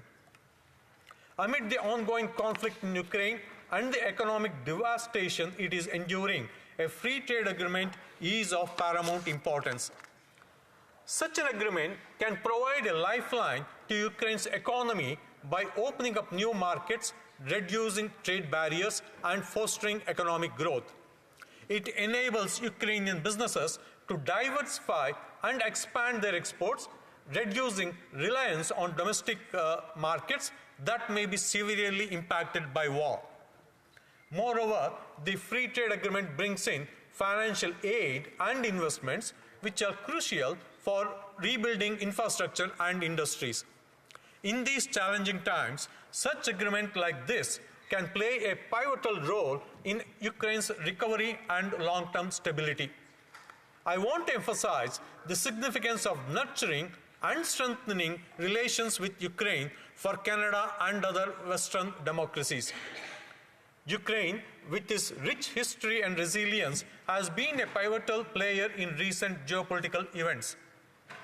It is crucial for us to maintain economic relations and strategically prepare for the post-war cooperation and economic rebuilding of Ukraine. Our relationship with Ukraine holds immense importance due to the shared democratic values and principles. Ukraine has made remarkable progress in its democratic journey since gaining independence in 1991. By fostering economic ties, Canada can provide critical support for Ukraine's democratic institutions, helping them to thrive and promote stability in the region. Economic relations are the backbone of any thriving nation, and in this context, free trade agreements are indispensable. These agreements can pave the way for increased economic opportunity and prosperity for both Ukraine and its trading partners. They stimulate job growth, foster innovation, and boost the economic well-being of both parties involved. Post-war cooperation is equally vital. Ukraine has endured considerable challenges, particularly in the aftermath of the conflict in the eastern regions. We must plan ahead for the reconstruction and revitalization. I've been trying to single him, but I'm sure that he'll be able to add during questions and comments. The honourable for Edmonton Centre. Edmonton West. Edmonton West. Same. All you have to remember is Edmonton West, Edmonton Mall. I'd like to thank my colleague for his speech. I know we got cut off early. I'd like to give him a couple more minutes in questions, comments to finish up. For Nepean. Just saying, post-war cooperation is equally vital. Ukraine has endured considerable challenges, particularly in the aftermath of the conflict in the eastern regions. We must plan ahead for the reconstruction and revitalization of Ukraine's economy. This includes rebuilding infrastructure, fostering entrepreneurship, and strengthening the country's agricultural and industrial sectors. By formalizing our commitment to this process, we can ensure a smoother and more efficient implementation. In order to unfold the economic rebuilding of Ukraine, we must prioritize investment in key sectors such as energy, technology, and agriculture.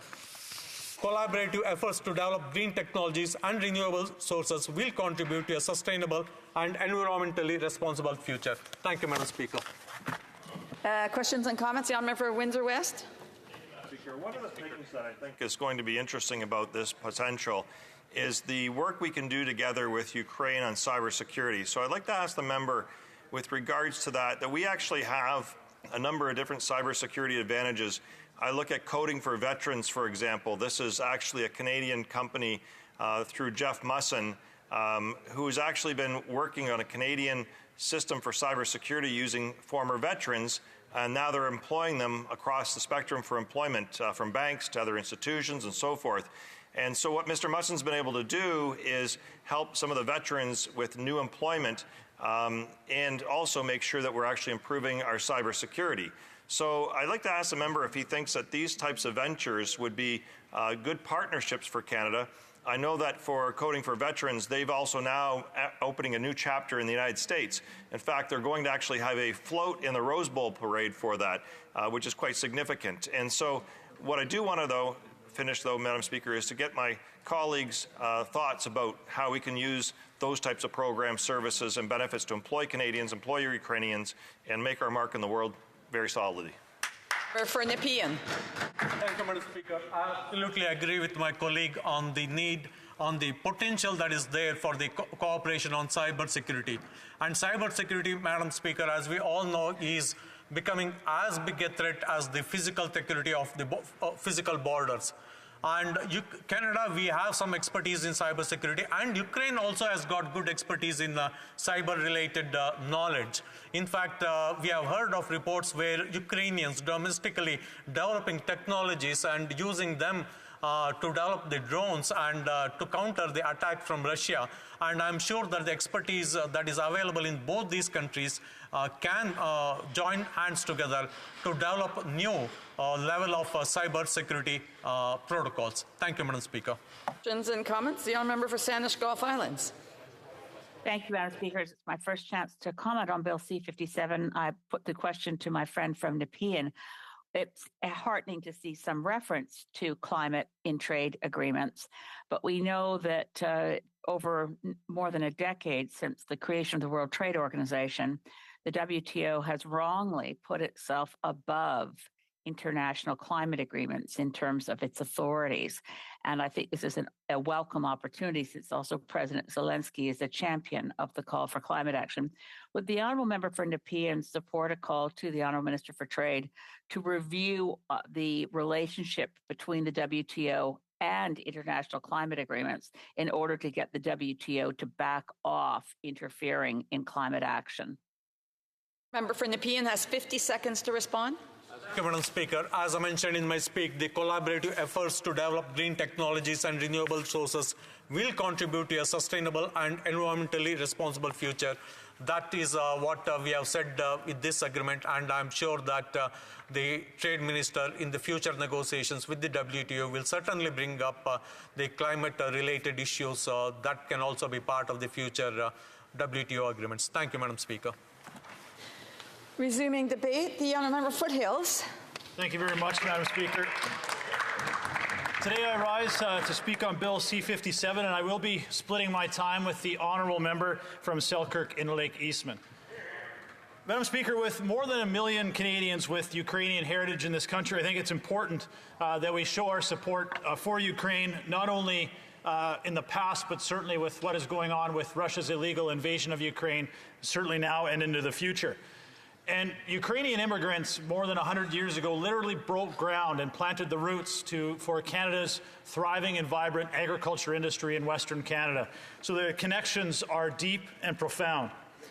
However, Madam Speaker, when it comes to this agreement in particular, I want to emphasize the importance of due diligence and details. The Liberals have tabled once again a 600-page trade document that is now being rushed through the House of Commons with little opportunity for our stakeholders or parliamentarians to review the intricacies of this trade agreement. What chapters have been added? What new implements have been suggested? And what are the consequences of those new chapters and new policies? Again, Madam Speaker, when it comes to this Liberal government and their history with trade agreements, the devil is in the details. Now, to back up a little bit, the Canada-Ukraine Free Trade Agreement began under the Harper Conservative government and came into force in August of 2017, and eliminated tariffs on 86% of Canadian products and exports to Ukraine. However, the modernization of this agreement is important, but I want to again emphasize the fact that we want to see the details and take time to review the wording of this new update. The reason that I want to be so adamant about that, Madam Speaker, is just simply, as I said, unfortunately the Liberal government has a history of failures when it comes to negotiating or renegotiating trade agreements. And we can go back to the very early days of this Liberal government when we renegotiated NAFTA, or the Canada-U.S.-Mexico Trade Agreement, CUSMA. And it was clear that the Liberals' goal on here was to simply get a deal done, tick a box, and get a photo op. The Prime Minister and Deputy Prime Minister sacrificed a number of critical Canadian industries with trade discrepancies that Canadian industries are still dealing with. And perhaps nowhere were those implications more profound than within Canadian agriculture. The CUSMA agreement impacted certainly a number of agriculture industries, including dairy, where we relinquished our ability to export a number of important dairy products like protein concentrate and skim milk powder. We also added additional access to American products into Canada. But perhaps the most glaring error, or perhaps it wasn't an error, maybe it was done on purpose, is the fact that this Liberal government relinquished Canada's trade sovereignty in signing the new CUSMA agreement. That's right.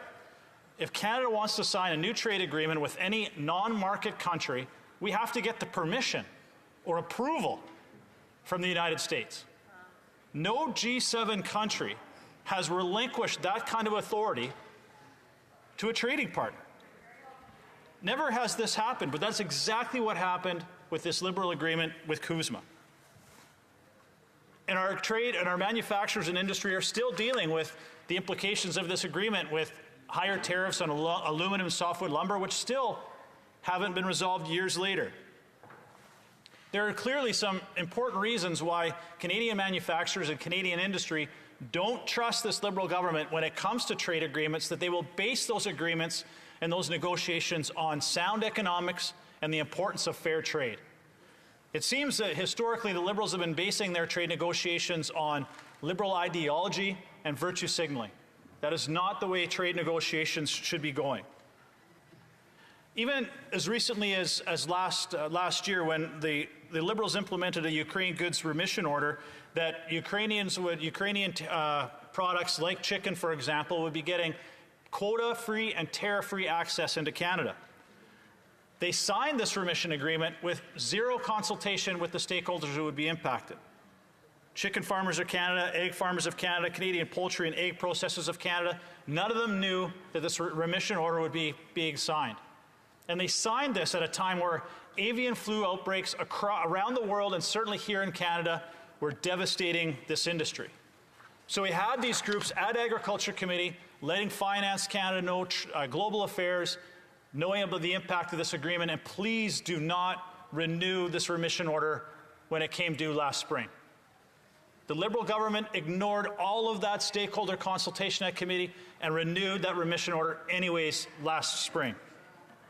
This has put our biosecurity and our food security at risk, as again, outbreaks of avian influenza were happening around the world and certainly around Ukraine as well. Now, again, last year we take a look at the Liberal NDP government's decision to impose a 35% tariff on fertilizer coming from Russia and Belarus. Again, zero consultation with Canadian producers, especially those farmers in Ontario and Eastern Canada that rely almost wholly on that fertilizer coming from Russia and Belarus. Now, I understand what the government was trying to do. They were trying to punish Putin for his illegal invasion of Ukraine. But Putin wasn't paying those tariffs. Canadian farmers paid more than $34 million in tariffs just to get the fertilizer into Canada to plant their crops this spring. No other G7 country, none of our allies, including the United States, put such a tariff on fertilizer because they understood the importance of their farmers being competitive and the impact that tariff would have on commodity prices, not only here at home, but around the world. And again, despite every stakeholder telling the government to lift that tariff, to ensure that we're competitive, to ensure that we have access to affordable fertilizer, the Liberals have ignored them.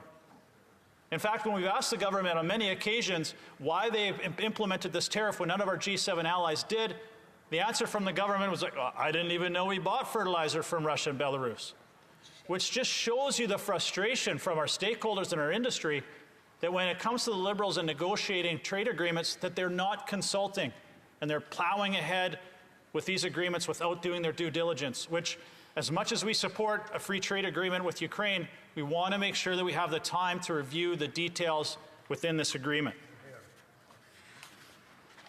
And once again, most recently, the Liberal NDP government has fast-tracked the United Kingdom to join the Trans-Pacific Partnership, or the Comprehensive Trans-Pacific CPTPP, without again consulting with Canadian ranchers and pork producers.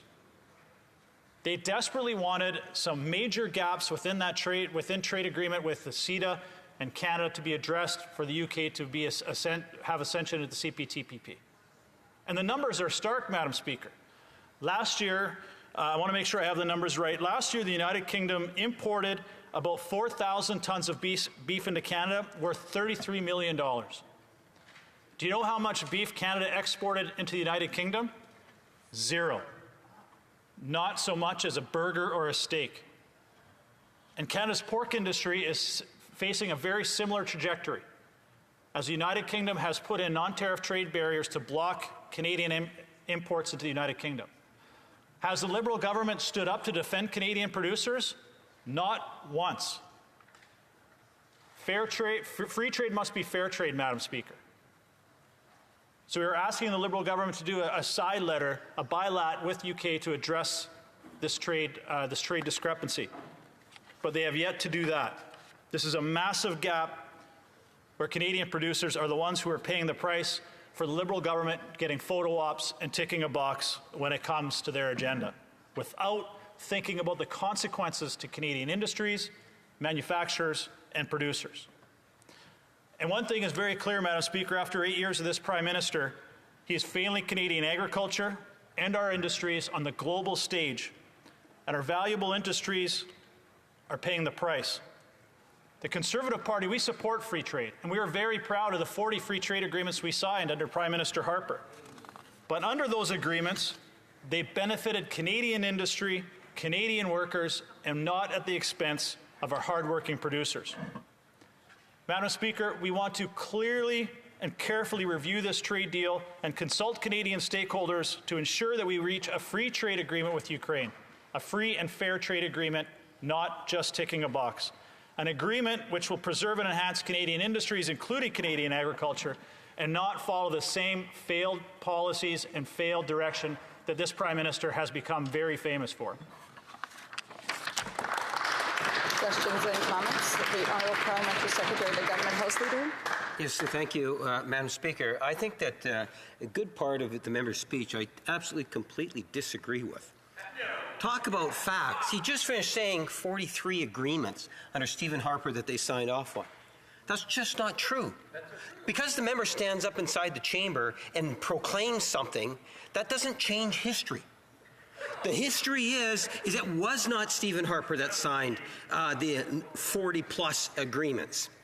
The member is criticizing the agreements that we signed off on, and then he's trying to take credit for those agreements, yet he's being critical of the agreements we signed off on.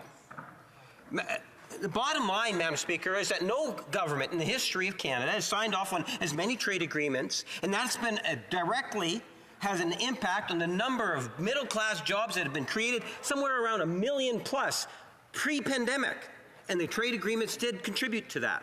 I'm wondering if he can... Honourable Member for Foothills. I appreciate the member's speech, but just because he gets up and says it doesn't mean it's true.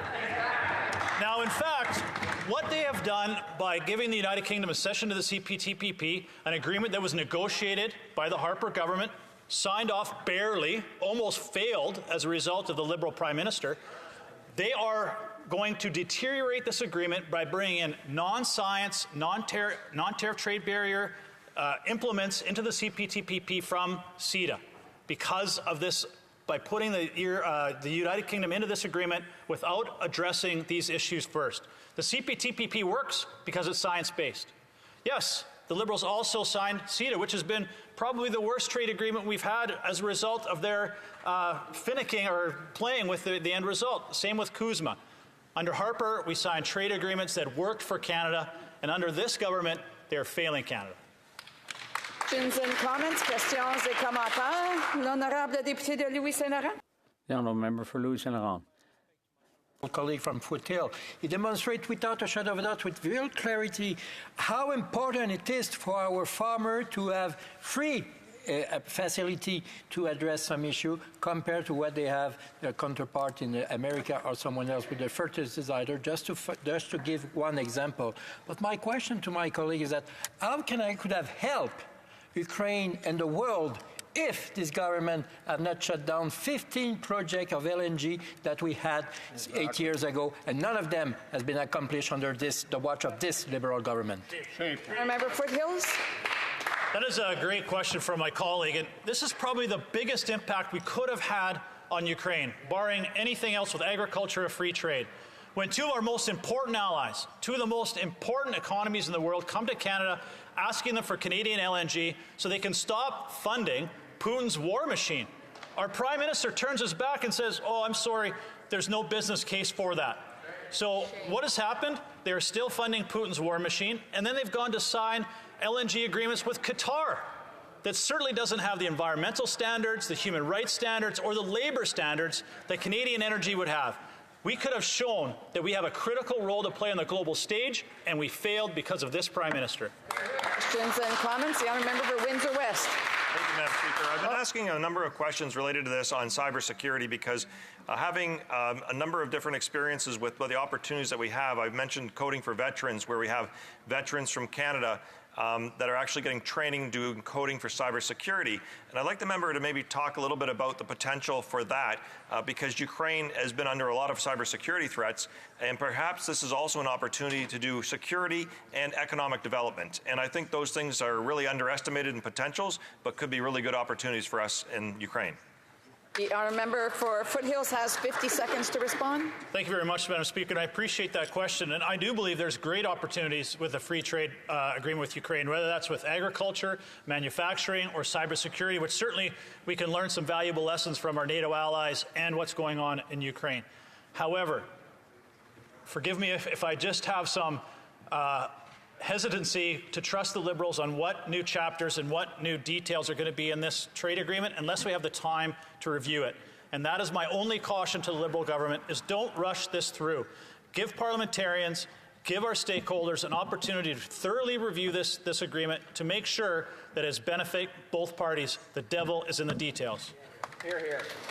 Resuming debate, the honourable member for Selkirk Interlake Eastman. Thank you, Madam Speaker. And it's indeed an honor to be able to rise today to speak on Bill C-57. As I think everyone in this place knows, I've been unequivocal in my support for Ukraine. And that will never cease, not only because I'm proud of my Ukrainian heritage, but Ukraine is in the battle of its life and its very existence. For 607 days, we have watched on TV in real time Russia's illegal invasion. For 607 days, we have watched the barbaric acts of the Russian military. We have watched for 607 days how Russian soldiers have used sexual violence as a weapon, as they raped women and children. For 607 days, we have watched Putin trying to Russify Ukraine and trying to commit another genocide on the soil of Ukraine against the ethnic Ukrainian people.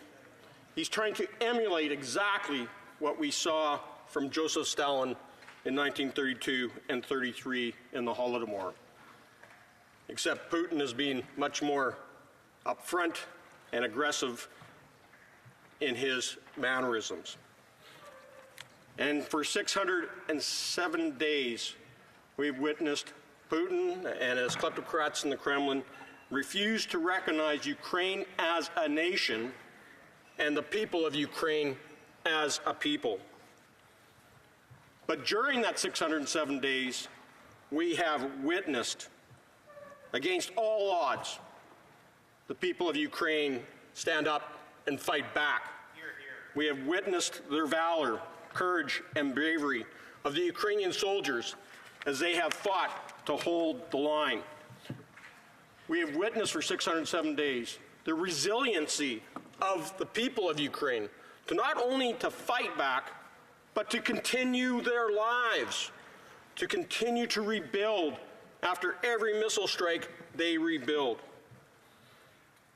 And for 607 days, I don't think Putin anticipated that he would actually unite NATO and our allies to support Ukraine unequivocally in their fight for their freedom against Putin and his Kremlin kleptocrats. You know, it is inherent upon all of us in this House and allies to hold Vladimir Putin and his proxies to account for their war crimes in Ukraine. They have to be brought before the International Criminal Court and the International Court of Justice. We know for a fact that he has been using sexual violence as a weapon. We know for a fact that they have kidnapped children and families from areas that they currently occupy and have taken those children and put them out in adoption, are now reprogramming them or brainwashing them, Madam Speaker, to be Russians. This is part of Raphael Lemkin's definition under the United Nations Declaration of Genocide of what constitutes a genocide. When you are striking out a people based upon their race or ethnicity or religion, when you are going over there and you're taking people away and replacing them with your own people, and you're taking the children and brainwashing them to become something that they are not. Now, Madam Speaker, as Conservatives, we have been very strong in our support for the people of Ukraine. You know, it goes right back to when we were government under Stephen Harper, and when the first occupation of Crimea started in 2014, and then the Revolution of Dignity on the streets, the Revolution of Dignity started first on the streets in November of 2014. February 2015, we see the actions of the illegal occupation and invasion of Crimea. Then the war breaks out in Donetsk and Luhansk in the Donbass region of Ukraine. And Canada was one of the very first ones in making sure that we provided military support, that we went and started Operation Unifier, and that we started pushing for Ukraine to be included as a member of NATO. And that was all done under Stephen Harper and our Conservative government, something that I'm incredibly proud of. And since 2018 in opposition, we've been calling on this government to do more to help Ukraine. We've asked them to start sending over weapons that originally that we were going to send to help the Kurdish Peshmerga, that those weapons, those rifles, those sniper rifles and ammunitions be sent to Ukraine so that they were prepared in case a hot conflict broke out as we witnessed in February of 2022. We asked them to start providing radar-sat images, which did begin, but then, of course, was canceled started underneath Stephen Harper, but then canceled under Stefan Dion when he was foreign minister under this Liberal government. And only recently, after the hot war broke out in 2022, that the Liberals again reinstated providing those radar-sat images so Ukrainians could see what was happening on their ground by the Russian invaders. You know, we have been calling since early last year to take our surplus armored vehicles, our Coyote and Bison Lavs, our light armored vehicles, our track Lavs, our M113s, that are all destined to go to the trash heap. These Liberals under this Prime Minister want to send them to the scrap pile. Ukraine can use them and use them to save lives as well as be able to liberate parts of Ukraine that are currently occupied by the Russian invaders. Now, we know for a fact, Madam Speaker, that we've seen the United States and Australia donate their M113s, and that helped liberate Kharkiv. We should be doing the same thing here, because these vehicles are otherwise just going to be decommissioned and tore up and sent off to be melted down. When we have a company in London, Ontario by the name of Armatech, which is prepared to take those vehicles, refurbish them, and send them to Ukraine to make a serious difference in this war. Now, we know that, you know, we have JDLS in London that are already building armored vehicles for Ukraine, but at much lower rates than what we'd see if we were donating our own older vehicles that are being decommissioned. Now, on the free trade agreement, I'll just reiterate what my colleague from Foothills just said, that we support free trade. We are a party of free trade. and we are going to take our time to read through this very large document. But I was in Ukraine just in August, and I can tell you, Madam Speaker, that they want to do trade with us. They want us to invest. I met with the Minister of Strategic Investment, and he was talking about how we need Canada to come in and invest in industries that will not only support our economy, but also could possibly support our war efforts as well. So there's those opportunities that exist. As someone with an agriculture background, Madam Speaker, I understand how important it is for us to be able to help Ukraine in their agriculture industries and the infrastructure they need to get their commodities marketed, especially with Russia bombing out their export port facilities in the Black Sea region. So we need to help them with logistics, with infrastructure, and as well as what we can pass on in agriculture production technology. And we know that through trade of things like LNG and ethical oil that we produce here in Canada would displace the Russian oil that right now Ukraine and our European allies are dependent upon. We're going into another winter in Ukraine, and again, they have to continue to use the very natural gas to heat their homes and their buildings from the dictator and his tyrant that he associates himself, Vladimir Putin, and make use of his energy that actually puts cash in his pocket to fuel his war machine against Ukraine. We can't have that happen. Madam Speaker, some of the things that we need to do here in support of Ukraine is actually start building some things that we're calling for, especially now that war in Israel is broken out with the terrorist attack by Hamas and the U.S. now supporting Israel in the exchanges that are taking place. There's going to be even more need for Canada to provide munitions to Ukraine. And our production of 155 shells for the 777 howitzers is abysmal. We're only producing around 2,000 rounds a month. And we need to replenish our own stocks, plus we need to make sure that we are providing the munitions to Ukraine so that they can continue on with their attacks. They blow through 2,000 shells in a day, and we're only producing that in 1 month. So we have to step up our production to help Ukraine. We donated already our Leopard tanks, 8 Leopard tanks to Ukraine. We should donate more Leopard tanks. But at the same time, what about buying some new Leopard tanks for our Canadian Armed Forces? Whatever we're going to be giving to Ukraine, we have to make sure that we replace those, like the 777 howitzers, in our own Canadian Armed Forces so that we are prepared.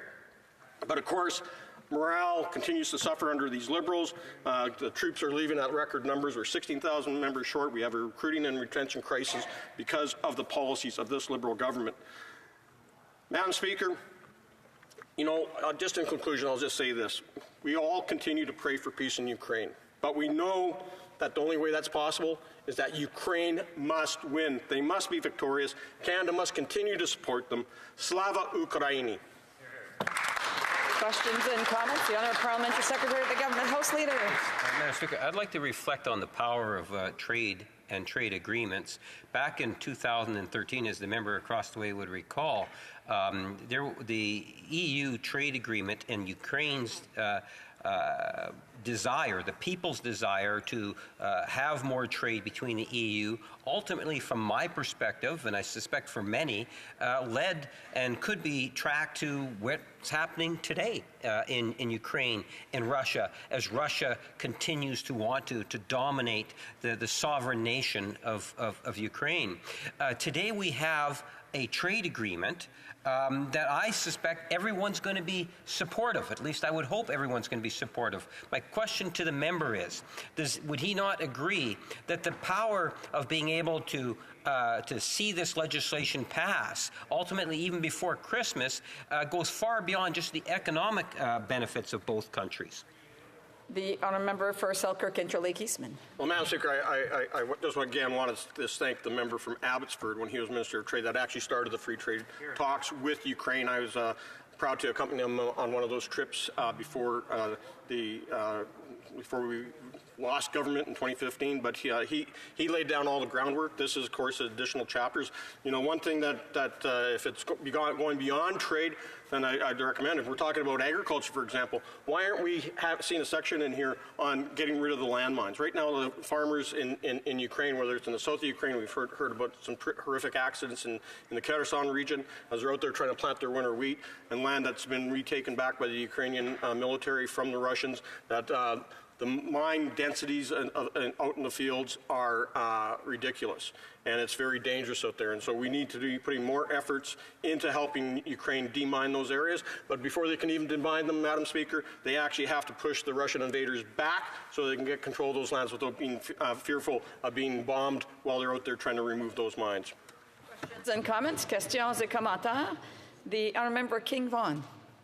Thank you, Madam Speaker. I have a question for my colleague because as I listened to his speech, it detailed a very important issue.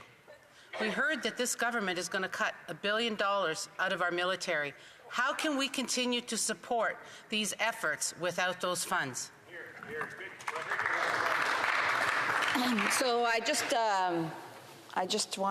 made an error, and I shouldn't have recognized the member because she's not sitting in her seat to be asking the question. So I will allow the honourable member, but I do want to remind members that they should be sitting in their seat, that, we are not under the previous rules that we were under. The honourable member for Selkirk and Lake Eastman. Oh, thank you, Madam Speaker, and I want to thank my colleague from Vaughan for her great question. And I can tell you, Madam Speaker, that this is a very an issue that we have to really be concerned about. The Liberals have already allowed over $10 billion to lapse over the last several years in the national defence budget, money that should have been spent on our armed forces and hasn't been. Our troops are dealing with a number of crises right now within the forces, including the cost of living, housing. We hear stories about them actually going out and asking for donations to help offset those costs. We know that this $1 billion that's coming out now is coming at the wrong time. As I mentioned in my speech, Madam Speaker, that we've donated howitzers and Leopard tanks and armored vehicles to Ukraine. But every time we donate, we also have to make sure we're replenishing our own stocks of munitions and equipment to make sure that our Army, Air Force, and Navy are mobile and expeditionary and can do the job that we call upon them to do from time to time. The world, as we're witnessing, is getting scarier all the time. If we don't have a strong Canadian Armed Forces, they're not going to be able to guarantee our peace, our security, our way of life right here in Canada. Time for a brief question. The honourable member for Port Moody Coquitlam. Thank you, Madam Speaker. And I wanted to ask the member about the economic impact assessments of free trade agreements and how wide or how narrow those assessments should be, and what the member thinks about the fact that it's missing in this case. Member for Selkirk into Lake Eastman, a brief answer. Well, Madam Speaker, I thank the member for her question. I'll just say that this is one of the reasons that we shouldn't be rushing this free trade agreement is that we need to take the time to look at it, study it. We just had it presented to us over the last few days. And it needs to go to committee and allow stakeholders to have comments on it to make sure that things like the economic impacts, environmental assessments, and things like that are thoroughly debated to see whether or not they're in the interest of both Canadian exporters as well as Ukrainian importers and vice versa. Resuming debate, and I just want to remind them, just advise the member that I'm going to have to interrupt at some point. The honourable member for Battle River Crowfoot. Thank you very much, Madam Speaker. Thank you, Madam Speaker. And as always, it is an honour to be able to rise and debate the issues that are so important to my constituents and Canadians from coast to coast. And Madam Speaker, just to inform you, I will be splitting my time. Madam Speaker, we're debating here Bill C-57. And this bill is the implementation of the Canada-Ukraine Free Trade Agreement. Now, it is a behemoth of a bill, more than 600 pages, which the reason I bring up is because I want to provide a little bit of context here and what the Liberals' track record is on whenever they stand in this place and say we have to pass something without delay, without debate, and anything that even resembles us doing our jobs in this place would be considered obstructionist.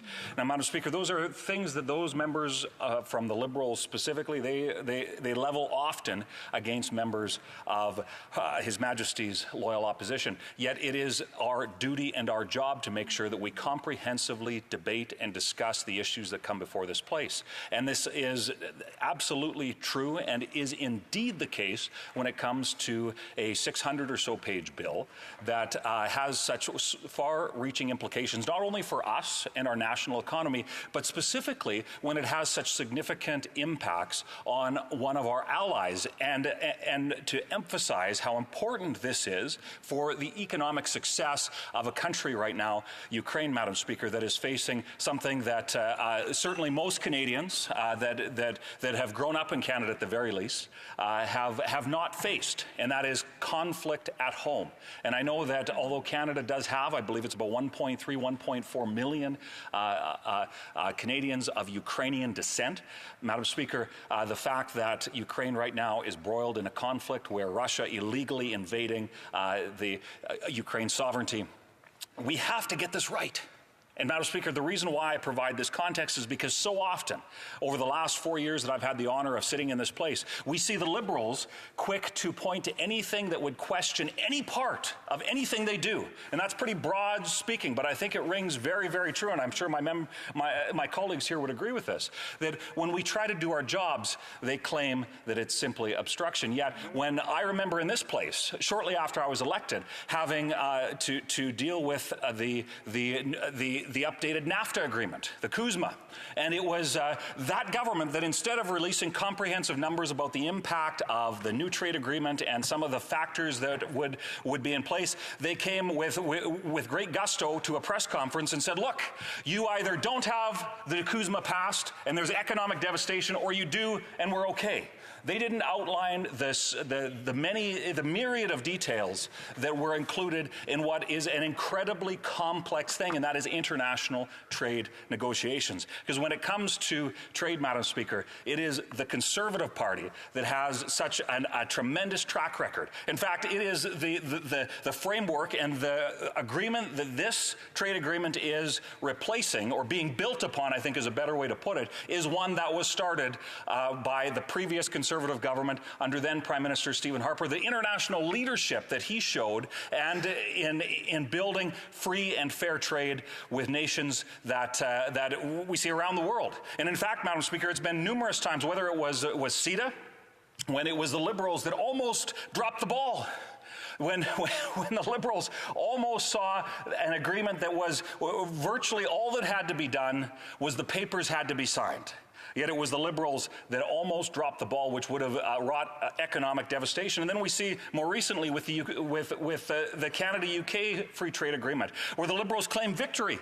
Yet it seems like they forgot to attend the briefings and certainly didn't speak to many stakeholders, where there were concerns that should have been addressed in the process of trade negotiations that were not. Now, Madam Speaker, it is a shame, because it is during the negotiations process, during the process to which the details are being worked out, those 600 pages are being written, when there's a back and forth, a give and take, where trade negotiations, and I would just note, when I listen to my colleague from Abbotsford, he's probably forgotten more about free trade than most Liberals will ever know. Yes, absolutely, and the dozens and dozens and dozens, I don't have the number off the top of my head, but dozens and dozens and dozens of countries where Canada has a positive, free and fair trading relationship with, because of his work and the work of the previous Conservative government. So we stand here, Madam, 43. It is so impressive that is the legacy of Canada's Conservatives. Madam Speaker, we have before us a bill that addresses a host of things, but I would just highlight a couple of concerns that have been highlighted to me. One is when it has to do with some of Canada's protected sectors, including chicken.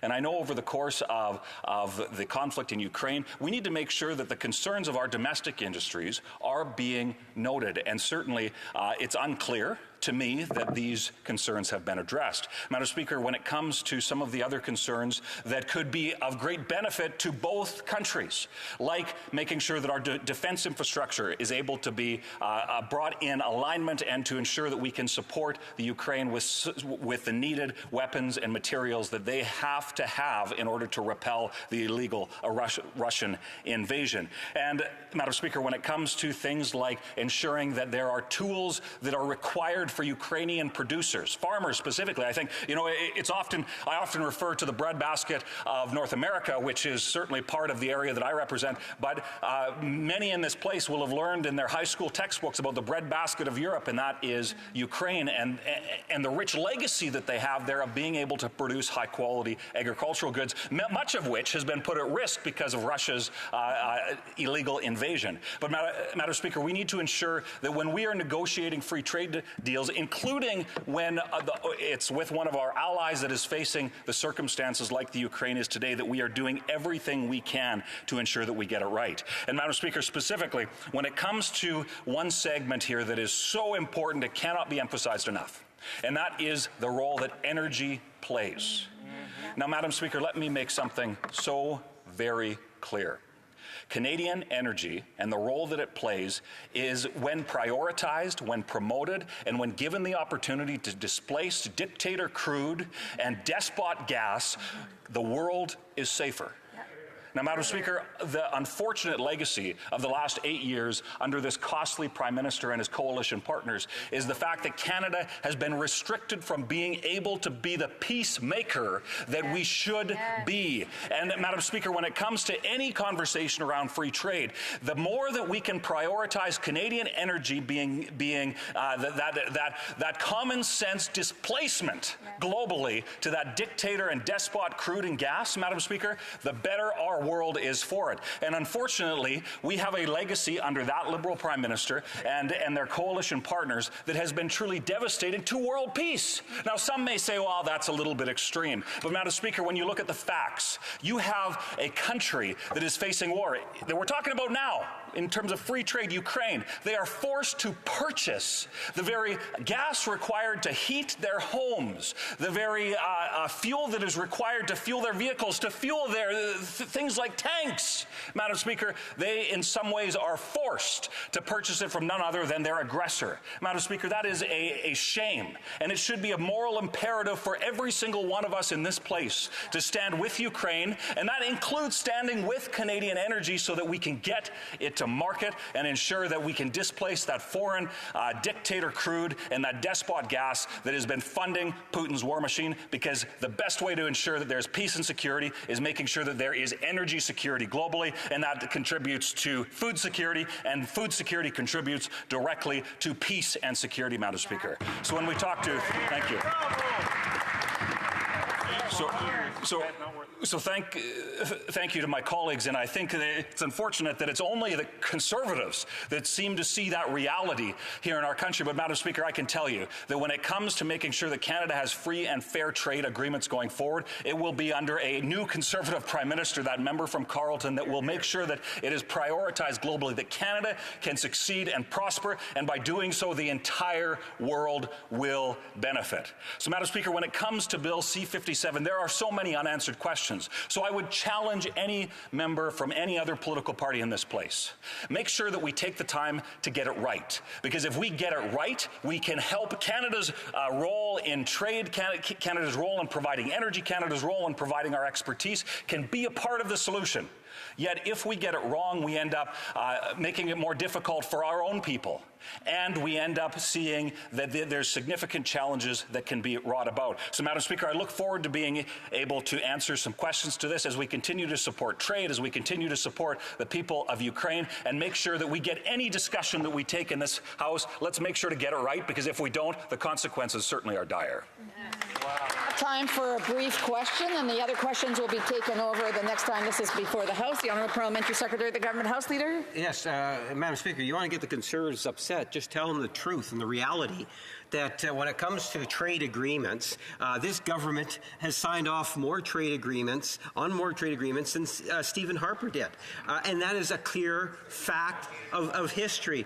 Yet the member gets all excited about the importance of trade agreements, and I agree, we should be excited about, especially this one, because we're first time where it's a trade agreement that's being expanded upon during when another country is in war, and there's a great deal of appetite to see this legislation actually pass from a wide spectrum of stakeholders. My question to the member, he says he wants lots of time to be able to debate this. I did say I needed a brief question. A brief answer from the member for Battle River Crowfoot.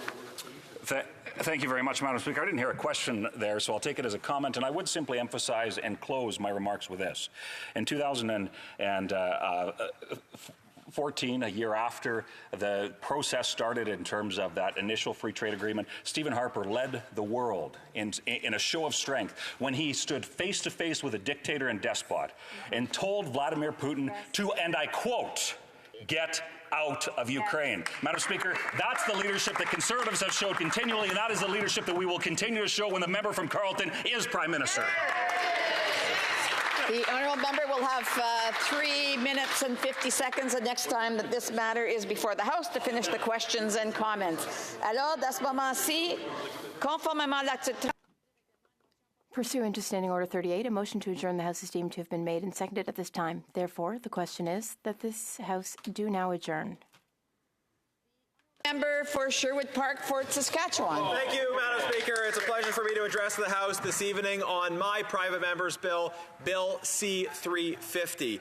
This is the Combating Torture and Terrorism Act, which is part of a now 5-year journey that I've been on working with Canada's brave, heroic, patriotic Iranian community as they struggle for freedom for the people of Iran and call on this government to do more to support that struggle. 5 years ago, we had a Conservative opposition motion that called on this government to recognize that the IRGC, Iran's IRGC, is a terrorist organization in Canada and to completely shut down their operations in Canada. That was a motion we put forward 5 years ago, and incredibly it passed. It passed because at the time it was a Liberal majority government voted with us in the opposition for that motion for the listing of the IRGC as a terrorist organization. Now you would think after they voted to recognize that the IRGC is a terrorist organization, after they voted to shut down their operations in Canada, that they would follow through on that motion. They did not. And over the last 5 years, we've seen all kinds of horrific acts by the Iranian regime. The shooting down of Flight PS-752, the murder of Mahsa Amini, support for Hamas and Hezbollah, support for Hamas through this horrific attack, the terrorist attack that we've seen against Israel. And there are so many more crimes targeting people throughout the Middle East, targeting Canadians, people around the world, that the IRGC, the Iranian regime's primary victim of terror, primary perpetrator of terror is responsible for. So the Iranian community has been calling on the government to take action and to recognize that the IRGC is a terrorist organization and to shut down their operations in Canada. And 5 years after that motion passed this House and 5 years after this Liberal government did nothing, I put forward Bill C-350 in this House, the Combating Torture and Terrorism Act. This is a bill that would list the IRGC as a terrorist organization. The bill was seconded by our leader, the member for Carleton. This bill would recognize IRGC as a terrorist organization and shut down their operations in Canada, but it would do more to combat torture and terrorism. It would, for instance, allow victims of torture and extrajudicial killing to sue state sponsors of terror in Canadian courts. It would allow a parliamentary committee to nominate that a state be added to the list of state sponsors of terror, or that an organization be added to the terrorist list, and it would require governments to respond to that recommendation. Finally, it would provide protection for individuals who were involuntarily conscripted into the IRGC. And many of the people who want the IRGC to be listed as a terrorist organization are also calling for some mechanism of protection for those who were conscripted against their will, provided that they weren't involved in any atrocities. And so my bill also contains that mechanism. It solves that problem for those who were conscripted. So we've put this bill forward with the support of the community and the result of the advocacy done by so many people. Bill C-350, the Combating Torture and Terrorism Act.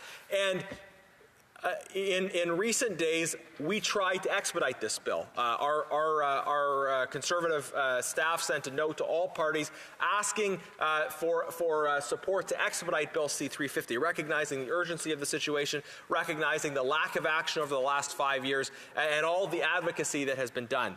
And yet, when I put forward this request to expedite Bill C-350, it was blocked, it was shut down by Liberal members. They were not willing to allow Bill C-350 to to go forward. So we will continue this work. We will continue fighting and advocating for Bill C-350, for the Combating Torture and Terrorism Act, and calling on this government to shut down IRGC operations in Canada. But if Liberals persist in blocking these efforts, then it will take a new parliament, a new government, to ensure that this vital work finally gets done, that we protect Canada, Canadians, and the world from the terror of the IRGC. Parliamentary Secretary, the Government House Leader. Yes, thank you, Madam Speaker. And I just want to go back to when the member actually posed the question of the government and the minister's response, and to quote the Minister of Democratic Institutions and Intergovernmental Affairs specifically, how he addressed the member's question. And that is, and I quote, "As my colleague knows, decisions around listing terrorist entities are based on the advice of our security professionals." I want to underline, if I can, the words security professionals. Continue the quote. "I have obviously asked them to update this advice for the government, and we will take all necessary decisions as soon as it is, in fact, appropriate." Madam Speaker, I think it's fair to say that there are some exceptionally intelligent individuals that are out there that to support Canadians through Parliament and providing sound advice to the ministers, and the minister is seeking to get that updated. The member knows that full well. On the issue of what has been taking place, I'd like to quote what it is that the Prime Minister has actually said not that long ago. And I'll go specific with what he said. Mr. Speaker, let me begin, Hamas is a terrorist organization that slaughtered and brutalized innocent people.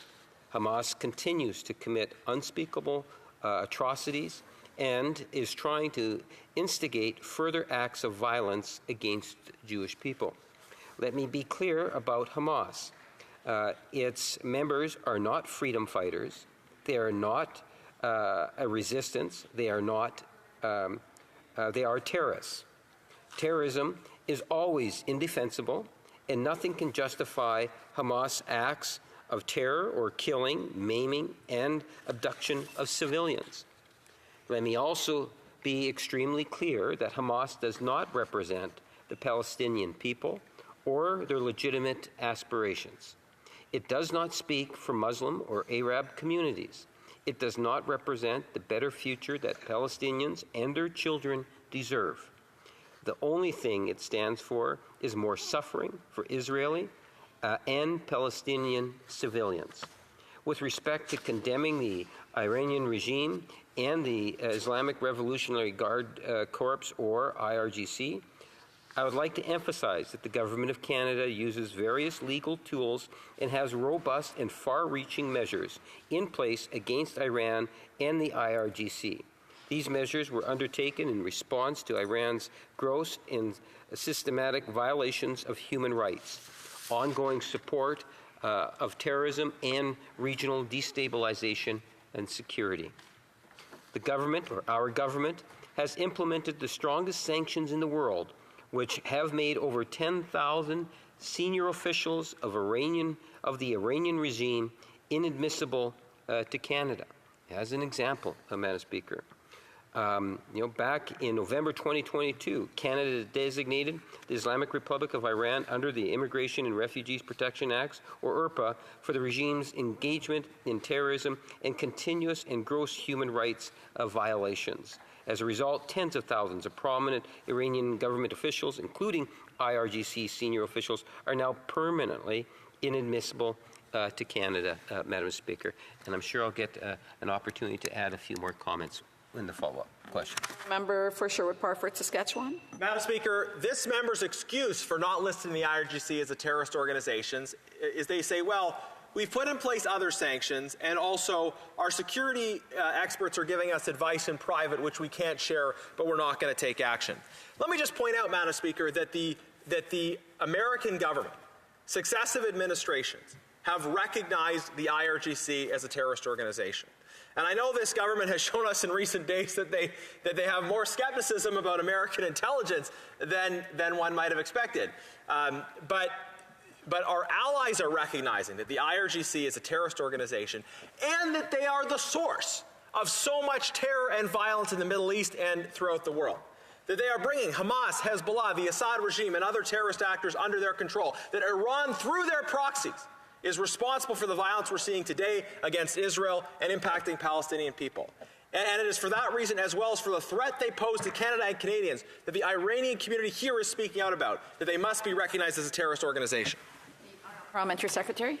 Yes, Madam Speaker, I don't know if the member actually listened to the response at the very beginning that I had mentioned. If he had, he'd probably have a better understanding of it. So I will repeat the quote from the Democratic minister responsible for public safety. And I quote, "As my colleague knows, decisions around listing terrorist entities are based on advice of our security professionals. I have obviously asked them to update this advice for the government, and we will take all necessary decisions as soon as it is appropriate." Madam Speaker, the member is aware of what it is that the minister has stated very clearly, and we look forward to an update on that advice, and we'll see what happens then in due course. Thank you, Madam Speaker. The honourable member of Port Moody Coquitlam. Well, thank you, Madam Speaker. And I'm rising tonight to talk about the rising rates of rents in my community and the inability for people to find a home to rent. Madam Speaker, in my riding of Port Moody Coquitlam, rent is rising at an alarming rate. As of October 2023, the average rent for a one-bedroom apartment in Coquitlam is $2,465. This is a 23% increase compared to the previous year. 23%. Rentals are priced beyond what many people can afford. And with the prices of homes being even far out of reach for them, rental is their only option. The number of people that have not been able to secure safe and affordable rental housing is now causing a homelessness crisis in the Tri-Cities. In Coquitlam, Port Coquitlam, and Port Moody, there has been an 86% increase in homelessness. The Tri-Cities Homeless and Housing Task Group released their records this month, and the local figures show that 160 people in the Tri-Cities indicated that they are homeless. We have seen their affordable housing being taken down and replaced with luxury condos that are unaffordable to most in our community.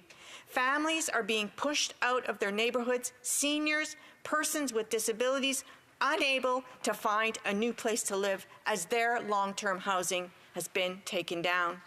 We've seen this government promise to invest in affordable housing, but their approach is just not working. The lack of affordable housing is hurting people, especially those living on fixed incomes.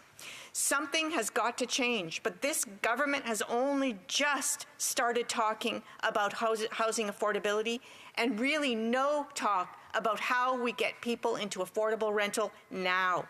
Our communities do not need more expensive condos. They can't wait for the much-needed GST rebate. The Housing Accelerator Fund is not helping renters fast enough. Will this government step up and work now to get some affordable housing in the community of Coquitlam? And I'll close, Madam, with another question, which is right now in my riding, there's new development happening almost every day. And there is a large development coming up in my riding, and I'm wondering how they can get the federal government to come to the table early to start the discussions on how we can get more affordable housing replaced in my community. The Honourable Parliamentary Secretary to the Minister of Housing, Infrastructure and Communities.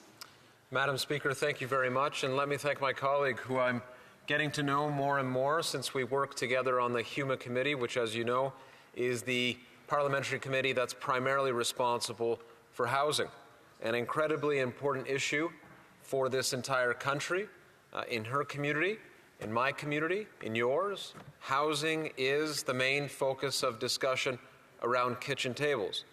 And rent is going up. I'll acknowledge that first and foremost. Canadians are directing more of their income towards housing expenses. It's a provincial area of jurisdiction in the main. However, and I emphasize this point, all orders of government need to collaborate, need to be around the table to think of ways that they can help. What can they offer the situation in terms of making it better for the everyday person? The member mentions that rent has gone up 23% in her community. In my own community of London, Ontario, the number is 20%. That's not an acceptable situation. And to address that, Madam Speaker, we have to understand what underpins all of this. The housing crisis in front of us, including the crisis in terms of rent, is ultimately a function of a supply crisis. That's what drives this. When demand is high and supply is limited in anything, housing included, the result will be an expensive one, and that's what we see here. What has the federal government done in response? It's recognized this situation. It's lifted the GST on the construction of apartment buildings. That's something that's especially important if we're going to incent building. We have to work with the private sector. In this case, the private sector is the home building sector. I've talked to home builders in my own community, and they've looked at this measure with great promise. This is something that will help, especially in the coming years, to make up for the lack of supply.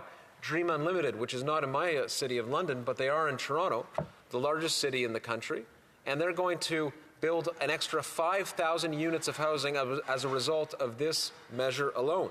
That's only one example, Madam Speaker. The National Housing Strategy is also very important in this conversation. As you also know, it's a multifaceted program. There is one element of it, the National Co-Investment Fund, that sees low-interest loans offered through the Canadian Mortgage and Housing Corporation, or CMHC, to builders. In my city, it's resulted in Jones Place, a great not-for-profit initiative that was carried out by Youth Opportunities Unlimited in support of young mothers and expectant mothers who are looking for housing. This is how we get things done, by working in collaboration with different orders of government, but also the not-for-profit sector. I point also, and the member knows it very well, obviously, to the Robert Nicklin Place in her community.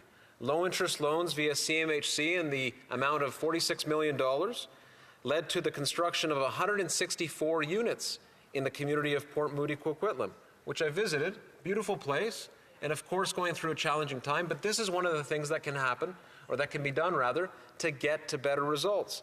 That particular project is built near transit. It's built near schools, daycare facility. It's built near a park, a library, a hospital, a vibrant community center. This is how we create housing that's meaningful. We create homes for people and build partnerships to make that happen. It's about the experience. It's about making sure that a home is a place that can have purpose, that can allow for individuals, students, individuals living with disabilities, seniors, all of these folks who are in need of support to have better outcomes, and that's what we'll continue to work towards. Thank you very much, Madam Speaker. Port Moody, Coquitlam. Thank you, Madam Speaker. And I really do hope that the member and I can work more closely together, and that we can go out together and look at some of those sites in my riding of Port Moody, Coquitlam, because there is a lot of opportunity in Port Moody, Coquitlam. But unfortunately, the supply crisis where I live in my community is driven by the loss of affordable units, 15-1 that we are losing affordable units. And when we talk about those units that are along transit, that are close to shopping, those used to be affordable units, but now they are luxury condos up to 50 stories tall, almost a quarter of them sitting empty according to some of the housing data that's collected. And that's why the government of BC recently brought into place a ban or a limit on the Airbnbs, because those units were actually being built to be Airbnbs. They're displacing long-term residents that have rented for a very long time, to luxury units that they can no longer afford. So yes, let's get together, but please tell me, I'm going to ask again, how do we get these conversations started earlier with the federal government? Honourable Parliamentary Secretary. Madam Speaker, with respect to my colleague, the conversations have been happening and we've seen concrete action. I just mentioned a project in the member's riding that has made life better for her constituents. 164 units, again, I emphasize, Madam Speaker. But I will continue to work with her. I'll continue to work with any colleague, and I know the minister feels the same way, who wants to see better outcomes. The National Housing Strategy is a particular avenue that can help in the immediate, but in terms of long-term, and we do have to think about medium and long-term, the GST measure that I mentioned, the Housing Accelerator Fund, There's other examples as well, but those two really stand out because they will add to supply. When you add to supply, you bring down costs. That's true with respect to rent. It's also true with respect to purchasing a home. We can do better, we must do better, and through collaboration we will. Thank you very much, Madam Speaker. The honourable member for Leeds, Grenville, Thousand Islands and Rideau Lakes not being present to raise during the adjournment proceedings the matter for which notice has been given, the notice is deemed withdrawn. La motion portant The motion to adjourn the House is now deemed to have been adopted. Accordingly, this House stands adjourned until tomorrow at 10 o'clock, pursuant to Standing Order 24-1.